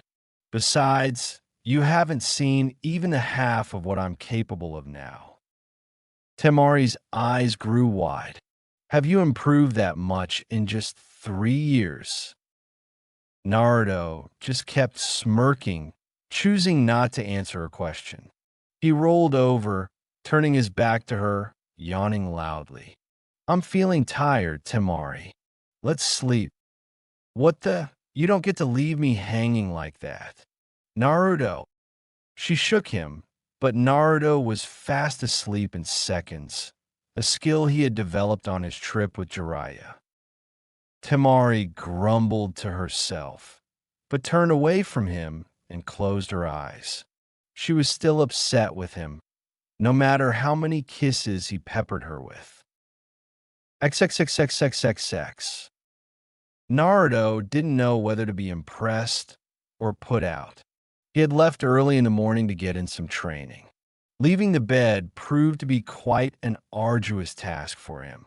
Temari clinging to him in her birthday suit, the incredible warmth that was the result of the blanket and close contact with Temari, and Temari half draped over him, pushing onto his morning wood, which had been standing at full attention. Despite her claims to be upset with him, she was surprisingly clingy. It was definitely a good thing that she hadn't come with him and Jiraiya. Otherwise, he wasn't sure he would be able to train with his attention split between training and Temari. Now that he was back, he had the breakfast in front of him. 6 boiled eggs, perfectly cut into pieces and arranged on the plate, sprinkled on with salt and pepper and a glass of milk. Breakfast of champions, he thought dryly. He had hoped to have breakfast with her, but it seemed that she was still trying to pretend that she was upset with him, which was why she left before he came back. As he bit into the eggs, he wondered what kind of mission would Tsunade give his team. Now that the team was comprised of 2 S ranks, it would be a disappointment if they received anything less than a high B rank. He still had a total of 40 minutes before he had to report at the mission's desk. Plenty of time. Meanwhile, at the Hokage Tower, Tsunade was at her desk, glancing disdainfully at the pile of paperwork that awaited her. She couldn't understand why Naruto wanted to be Hokage if this was the crap they had to deal with every day. With a sigh of defeat, she sat down on her desk to begin. Mentally exhausting, isn't it? She glanced up to see her sensei, Sarutobi Hiruzen, standing in the middle of the office, the barest of smirks on his face. Hiruzen hadn't changed at all in the past 3 years. After being retired, he had much more time to manage his clan affairs himself. His shoulders were much more relaxed, now that he didn't need to think about the good of the village all the time. After a long, long time, he could finally focus on training Konohamaru. The young Sarutobi had been begging him to train him, for when Naruto and Ai-chan came back, he at least wanted to be capable enough of making him sweat. Even though Asuma was lazy even when it came to training his team, he was unexpectedly put out when Konohamaru said he didn't want him to train him. I've seen how lazy you are even with your own team, Aji-san, and I really want to get stronger by doing something instead of just playing shogi all day. It was a hilarious moment for the Sarutobi clan. Asuma understood for the first time what his nephew thought of him, and he was not at all accepting of the fact. He began training Team 10 much more seriously from then on, which Hiruzen considered good change.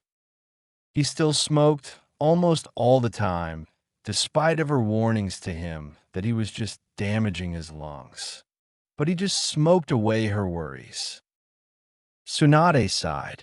I feel tired just by looking at it. Hiruzen came around to sit on the chair in front of her desk. You have no idea of how much it pleases my soul to see you sitting in the chair of Hokage. Tsunade narrowed her eyes at the comment. Others might think that you're pleased because I took over from you, but I know that you're a sadist, sensei. You're just completely satisfied to see me buried in paperwork that we used to tease you about. Hiruzen just kept a calm face. I have no idea what you're talking about. Smug bastard.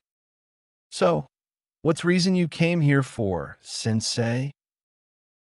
Hiruzen took a deep inhale from his ever-present pipe.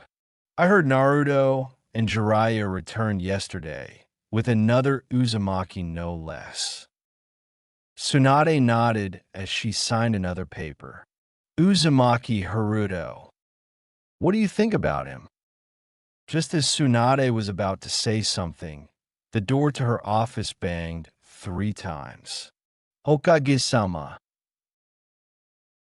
Both former and current Hokage blinked. That was Temari's voice, and it sounded urgent and desperate. Gomein. As soon as she gave the order, the door slammed open and Temari almost rushed in, an expression of barely kept in check panic on her face. What is it, Temari? Tsunade-sama, it's Gara. He's been taken by the Akatsuki. Both of the Hokage's eyes widened at the information. The mercenary organization chose now, of all times, to make their move, just as Naruto returned from his training? It couldn't be a coincidence, could it? How do you know? I was contacted through my pad. Tsunade took a moment to curse as to why she wasn't directly contacted before turning her attention to the matter at hand. She was well aware how close Gaara and Naruto were, and the latter would never forgive her if he wasn't put on the rescue team. Even if he were a Jinchuriki, and sending him on the mission was basically holding him out on a silver platter for Akatsuki.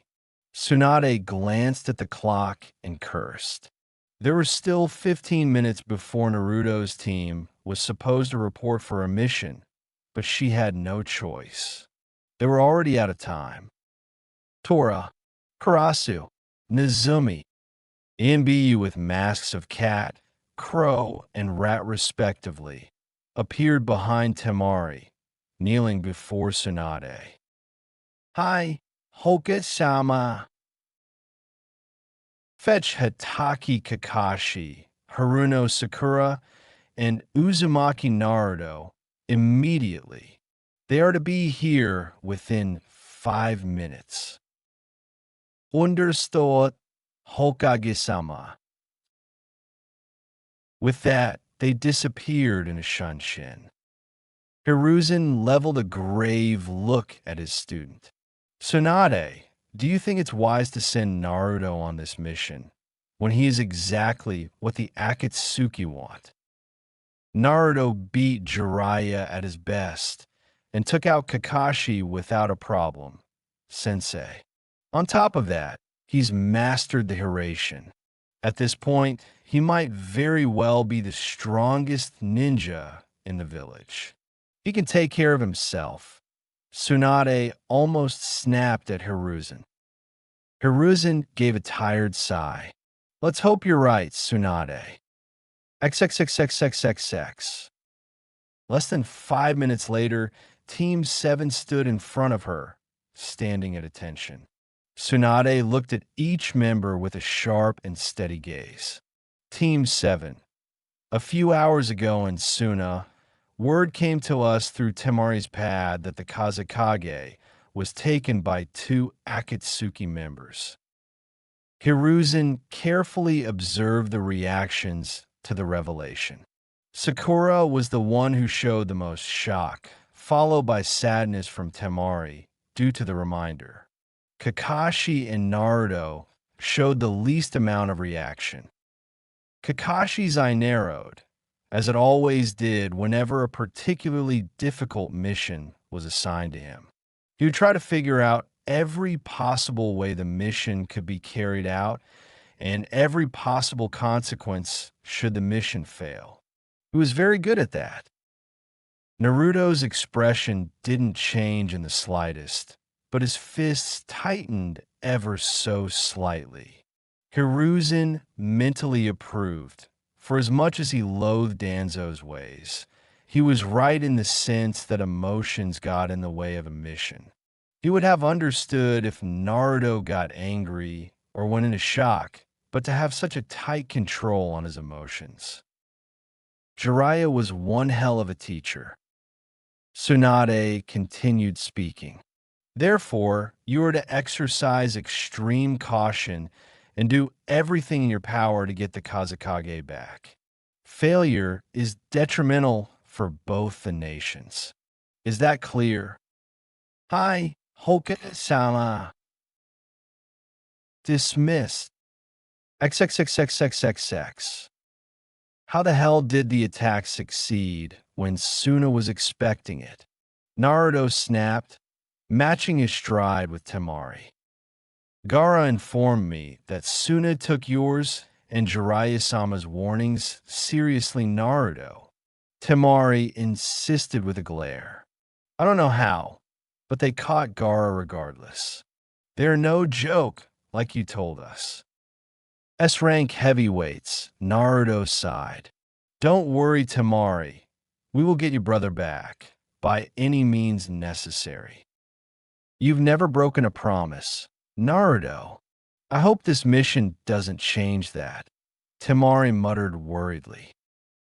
She might have been upset at him last night, but having been reminded what was at stake now, being upset for not remaining in touch with her during training seemed like a petty tantrum that a child would throw.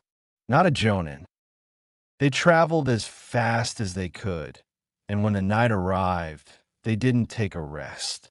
Lack of sight wasn't a problem, for their path was illuminated by the moonlight. Naruto turned his head back slightly to show that he was listening. What is it, Sakura? What would happen to Gaara if his bijou were to be removed? Naruto's expression went from neutral to grave, and Temari had a bad feeling about what he was going to say. We have to be realistic here, Sakura. We have to assume the worst-case scenario, which in this mission is that Gaara will have his bijou removed. In fact, they've already begun the process by now, most probably. Sakura gasped, and Temari looked even more crestfallen.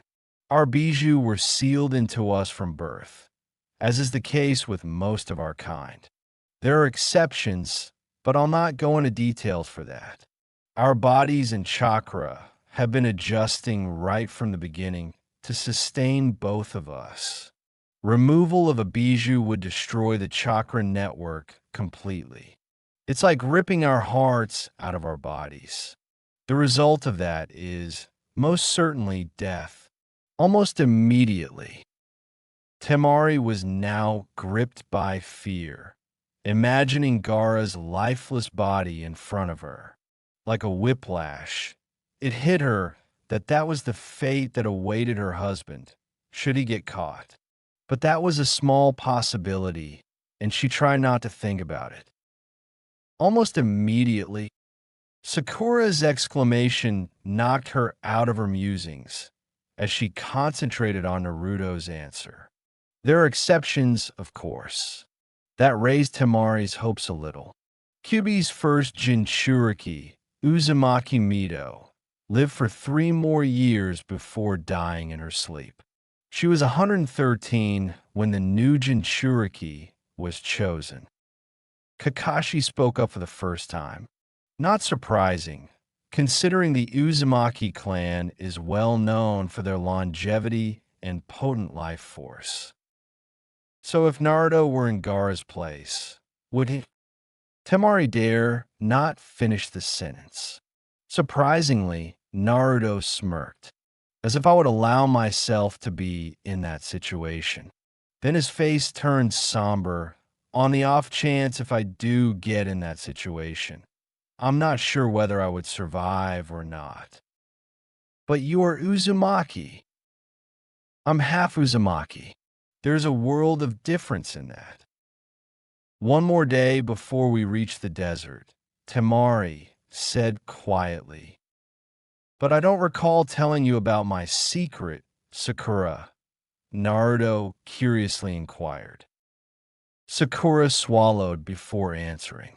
Tsunade-sama told me about your confrontation with Uchiha Itachi and Hoshigaki Kisame. They're both involved with Akatsuki, but why are they taking the bijou? Naruto was impressed by the depth of her question, but didn't let it show. At this point, only the Akatsuki know that. They started off with the Ichibi, but whether that says something about the order they're gathering the bijou in, I'm not sure. One can only imagine that they are up to no good if they're after all of them. Whatever the end result is, it would have catastrophic consequences on the world.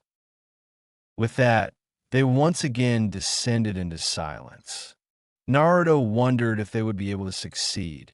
He had not revealed the entirety of the worst-case scenario, more like the result of it. He wouldn't be surprised if Kakashi was the only one who picked up on the fact. They would be bringing back Gaara's dead body, and that thought filled him with rage. Night slowly became morning, and the dawn's light made itself visible over the top of the trees.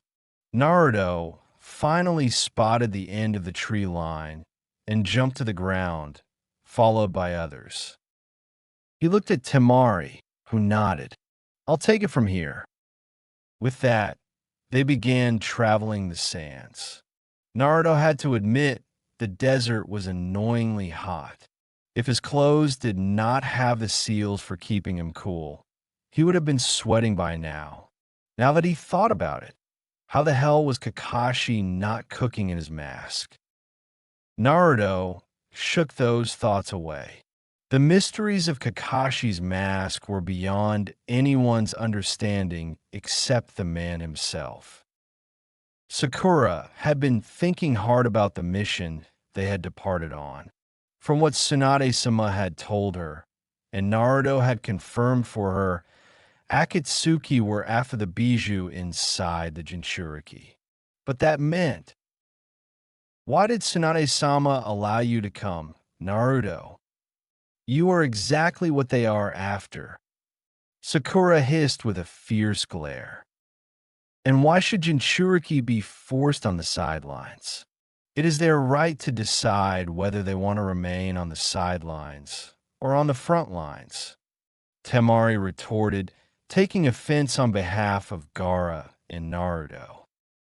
Let's save the debate for the after-mission dinner, Naruto coolly suggested, but his eyes held a warning glint. Now is not the time. Sakura and Temari wisely took the hint and fell silent. They kept traveling for 2 more hours before the gates of Suna came to view. Temari did not even greet the guards, running straight inside the village. Temari-san, Kankuro was poisoned. The guard ninja shouted to their backs. Temari stumbled only briefly before increasing her pace to the main tower. Sakura came up to her side. "Take me to him quickly. I'm a medical specialist." Temari gave a stiff nod, and they both raced forwards, with Naruto and Kakashi following behind. They were the last two to arrive in the room, 2 minutes after Temari and Sakura. Naruto took stock of the people present in the room within seconds. There were a few Iryo ninja, an elderly man who Naruto did not know, Kankuro lying on the bed, and an old woman whose hair was in a bun, and Baki. Just as they entered the room, the elderly couple turned towards them, and he saw recognition flash in her eyes. Interestingly, it wasn't aimed at him, but rather at his silver-haired sensei. Naruto raised an eyebrow in perplexation when the woman literally snarled, "Konoha no shiroi kiba," the white fang of Konoha. Kakashi's thoughts halted for a second, not used to being confused for his father for such a long time after his death. The woman shot forward with speed that was unbecoming for someone of her age, but Naruto immediately reacted. He easily grabbed her fist, a surprisingly heavy punch, he noted, blocked her foot with his knee and caught her other fist. With that taken care of, he lightly pushed her back. She skidded back and stood up, shockingly not winded at all. The room was silent as everyone watched them. Naruto dusted off his pants and regarded her with slight annoyance. "Take a good look, Elder. This is Hatake Kakashi, not Hatake Tsukumo." But like every old person that thinks themselves wise, she casually brushed aside his statement. "Don't mock me. I'll get my revenge for my son today." Looks like Tsukumo-san killed her son in the war, and now she wants revenge, he deduced, shifting his feet slightly upon seeing her advance. But the woman was stopped by the elder man. Nei-chan, he's right. There is a resemblance, yes, but he is not Hatake Tsukumo. The woman muttered, eyes narrowing and straining to look. Then, as if a switch was flipped, she suddenly started laughing. Oh, I was just playing stupid. Ha ha ha ha. Kakashi sighed in relief, not quite sure what he would have done if he had to fight an elder of Suna. Naruto, on the other hand, was distinctly unimpressed by her antics. We've got a life and death situation on our hands, and you're playing around? I wonder if we should be concerned about your order of priorities are, elder. There was dead silence in the room at Naruto's statement, with Temari giving him a sharp look. The elder man gave an inscrutable look to him, after which he labeled an annoyed look at his sister, who turned her head to the side and muttered out an apology. Naruto got the feeling that the old man approved of him. Sakura brought the room back to business and proceeded to removing the poison directly from Kankuro. Temari sank against a wall in relief. Thank God. God isn't here. I'll take that, thanks, Naruto quipped as he sat down beside her. Oh, shut up, she grumbled. From then on, Naruto kept an ear out for the conversations happening around the room. There was Sakura talking to the Irionin about what they should keep an eye out for, Chiyo Basen talking to her about medicines, Baki and Kakashi talking about a fight between Kankuro and a puppeteer named Sasori. That name seems somewhat familiar, Naruto mused, taking out his bingo book. Flipping through the pages, he found what he was looking for. Sasori of the Red Sands, a puppeteer who left Suna 18 years ago, a genius of puppets specializing in poison, and apparently Chiyo's grandson. No doubt we'll meet this guy on this mission.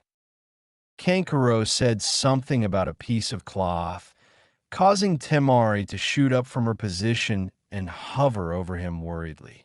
So his brother-in-law managed to snatch a piece of cloth from Sasori in case they needed to track him? Smart guy. Kankuro gave a small smile at the sight of his sister before looking around the room. His smile widened when he spotted Naruto against the wall, flipping through a bingo book. Come to rescue your brother. Naruto. Naruto glanced up from his book, giving a smile and a silent nod. Kakashi gave a sharp nod to Baki, clutching the cloth in his hands. We'll find them. My pack just needs to smell this. Allow me, Kakashi. Kakashi and Baki turned to Naruto, who flipped his book shut and walked towards them. Allow me to use my foxes. They've been complaining lately that I don't give them enough work to do. Kakashi smirked under his mask. You should be taking better care of them, you know. I don't want to hear that from you of all people, was the retort. Naruto bit his thumb and slammed his palm on the ground. Kuchiyose no Hutsu. There was a flash of smoke, and when it cleared, 6 foxes of various colors were crouched before him. This was the primary tracking squad of the Kitsune. The one crouched in front of all the foxes, a fox whose fur was as black as the night and a white dipped-in tail end, spoke up. This was Toshi, Raiden's elder brother and a close friend of Naruto's. It's been a while, Naruto. Naruto nodded sympathetically. I know, but I need you right now. Track this guy for me, please. All the foxes came around the hand and sniffed eagerly at the cloth. Toshi finished sniffing and gave the order. All right, Scatter. The foxes immediately vanished from sight, with only Toshi remaining behind. We'll contact you as soon as we find him. With that, he too vanished from sight. They only had to wait a few hours before one of the foxes came back.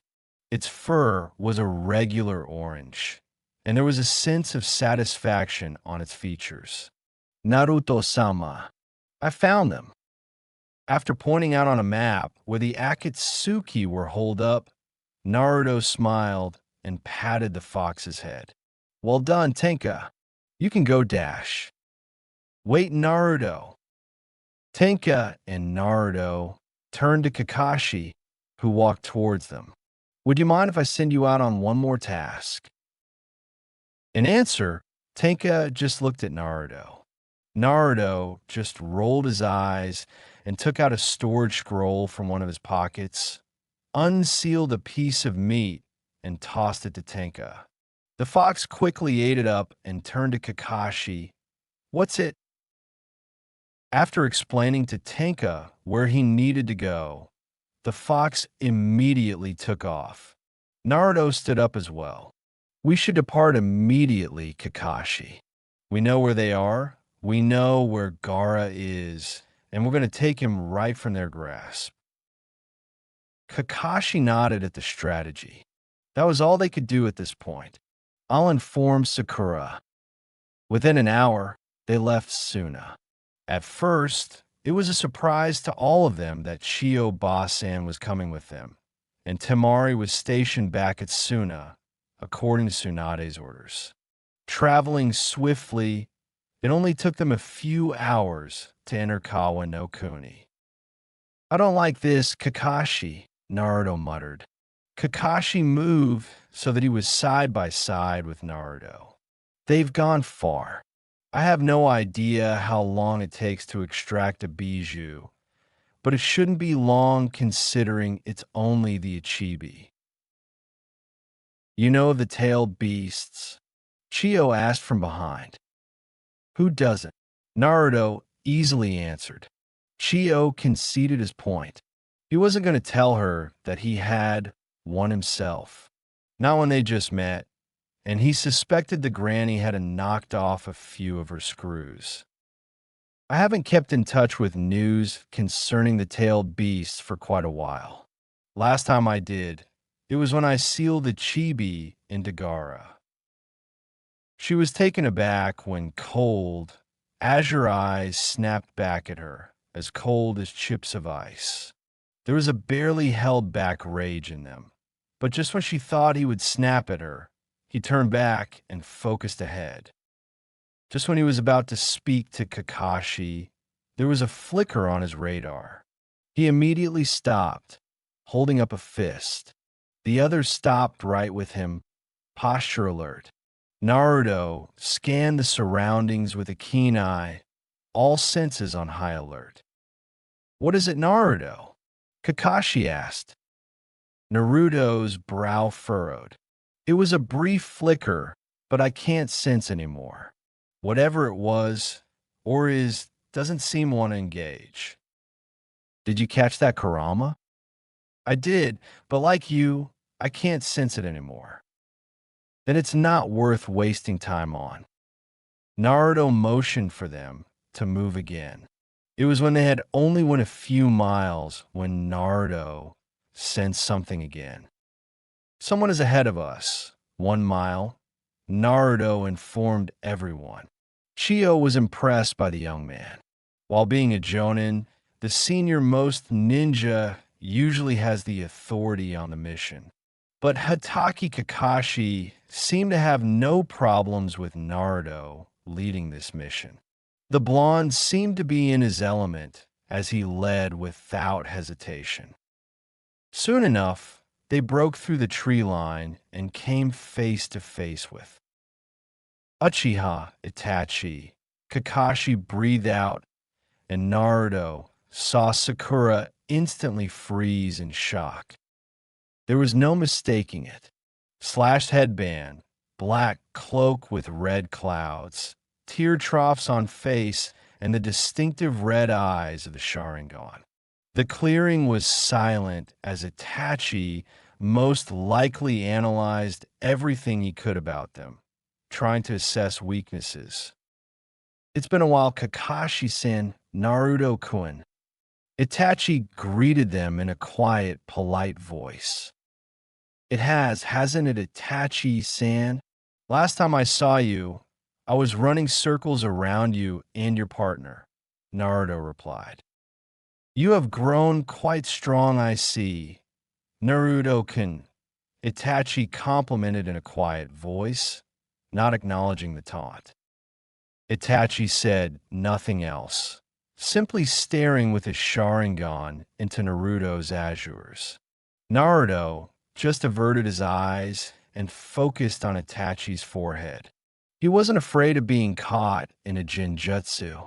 Regular Jinjutsu was a child's play for him, and he had Kurama to break him out of Sharingan Jinjutsu.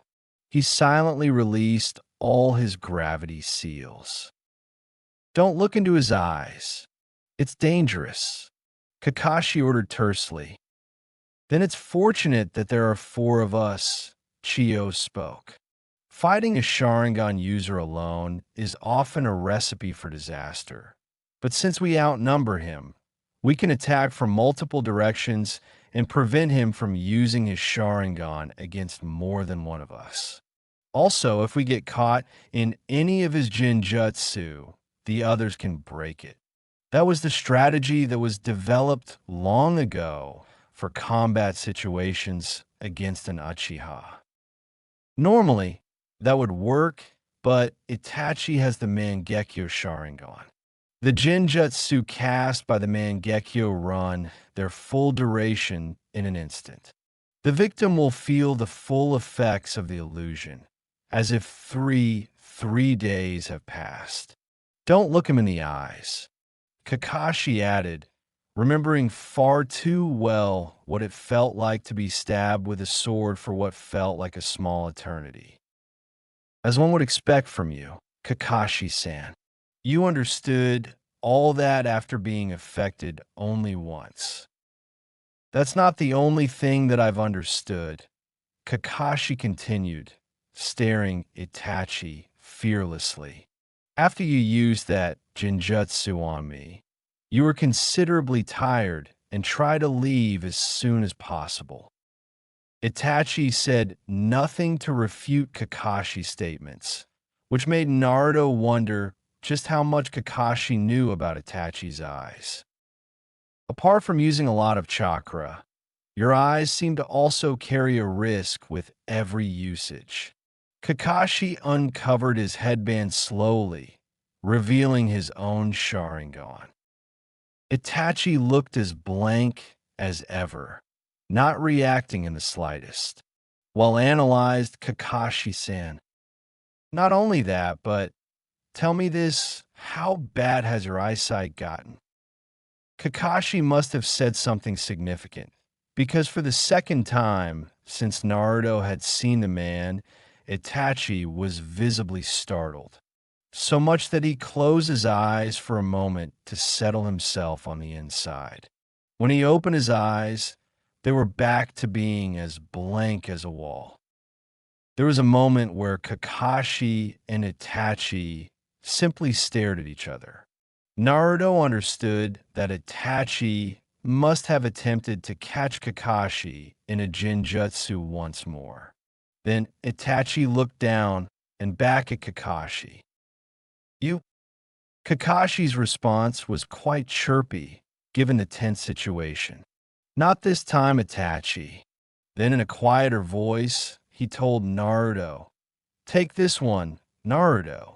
I'll cover you. Got it. Itachi slowly pointed a finger at Naruto, not averting his gaze from Kakashi at all. It's time for you to come with me, Naruto-kun. Naruto simply raised an eyebrow as he snapped the Jinjutsu before it could take hold on him. His chakra density and capacity had only increased in 3 years, and Itachi's considerably less potent chakra had no chance of catching him in one. Jinjutsu without seals. You're as good as they say. With that, everyone snapped into action. Naruto dashed forward, engaging Itachi in taijutsu. It immediately became evident just how huge the difference was between Itachi and the Sasuke he fought 3 years ago. Itachi had no problem whatsoever in predicting his moves, easily keeping up with them. Itachi showed his mastery of switching from hand to weapons as a kunai appeared in his hand and he tried to slash Naruto with it.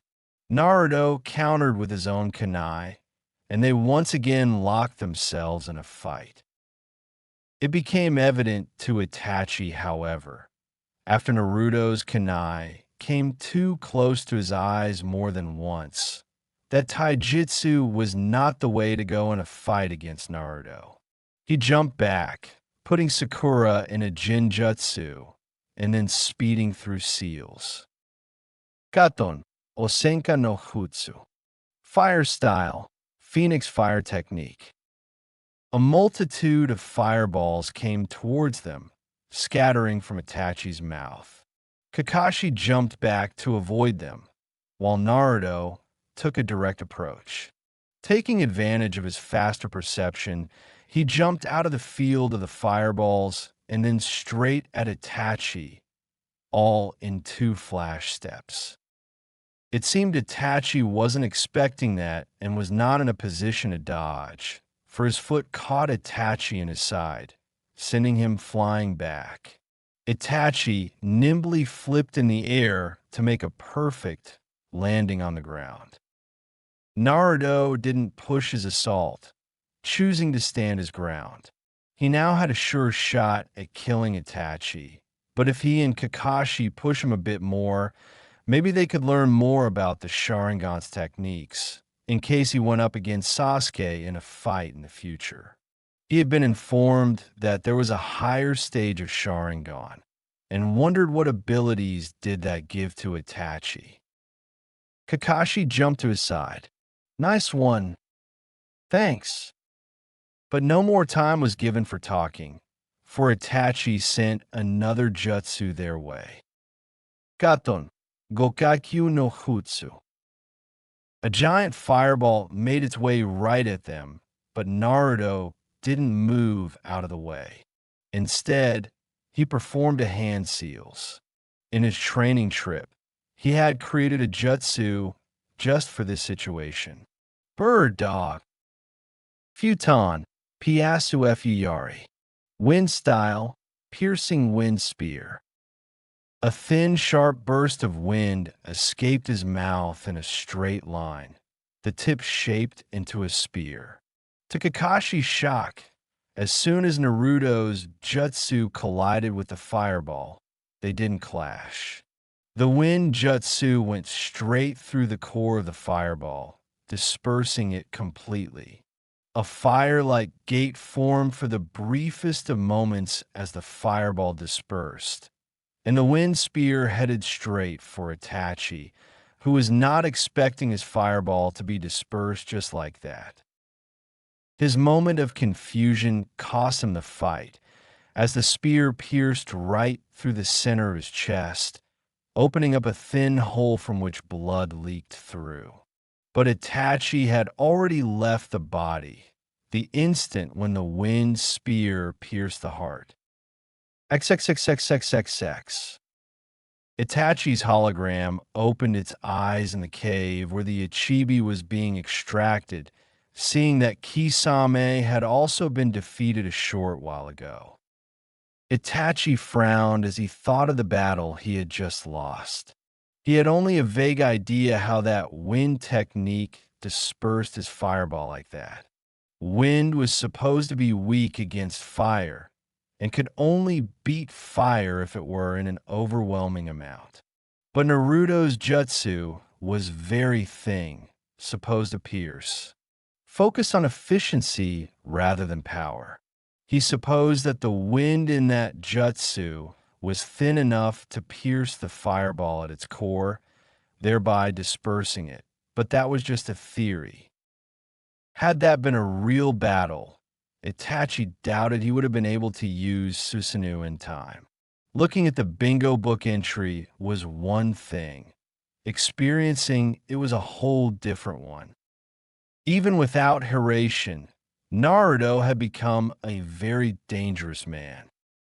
Looks like me and my man Sasori will be capturing the Kyuubi Jinchuriki on. Deidara said, pleased that he would get one up on Itachi. Itachi, what can you tell us about the Kyuubi no Jinchuriki? Sasori asked in Hiriko's gravelly voice. Itachi stayed silent, thinking of what to say. On one hand, he wouldn't reveal Naruto's techniques because he didn't know them himself. Naruto hadn't used Hiraishin in the battle even once, and not many people kept bingo books with them, even majority members of the Akatsuki. People like Deidara and Haiden were fools, not bothering to keep themselves up to date with the happenings of the ninja world. He would keep it that way. On the other hand, he needed to give them something. Answer him, Itachi. Pain commanded, his voice distorted in the hologram.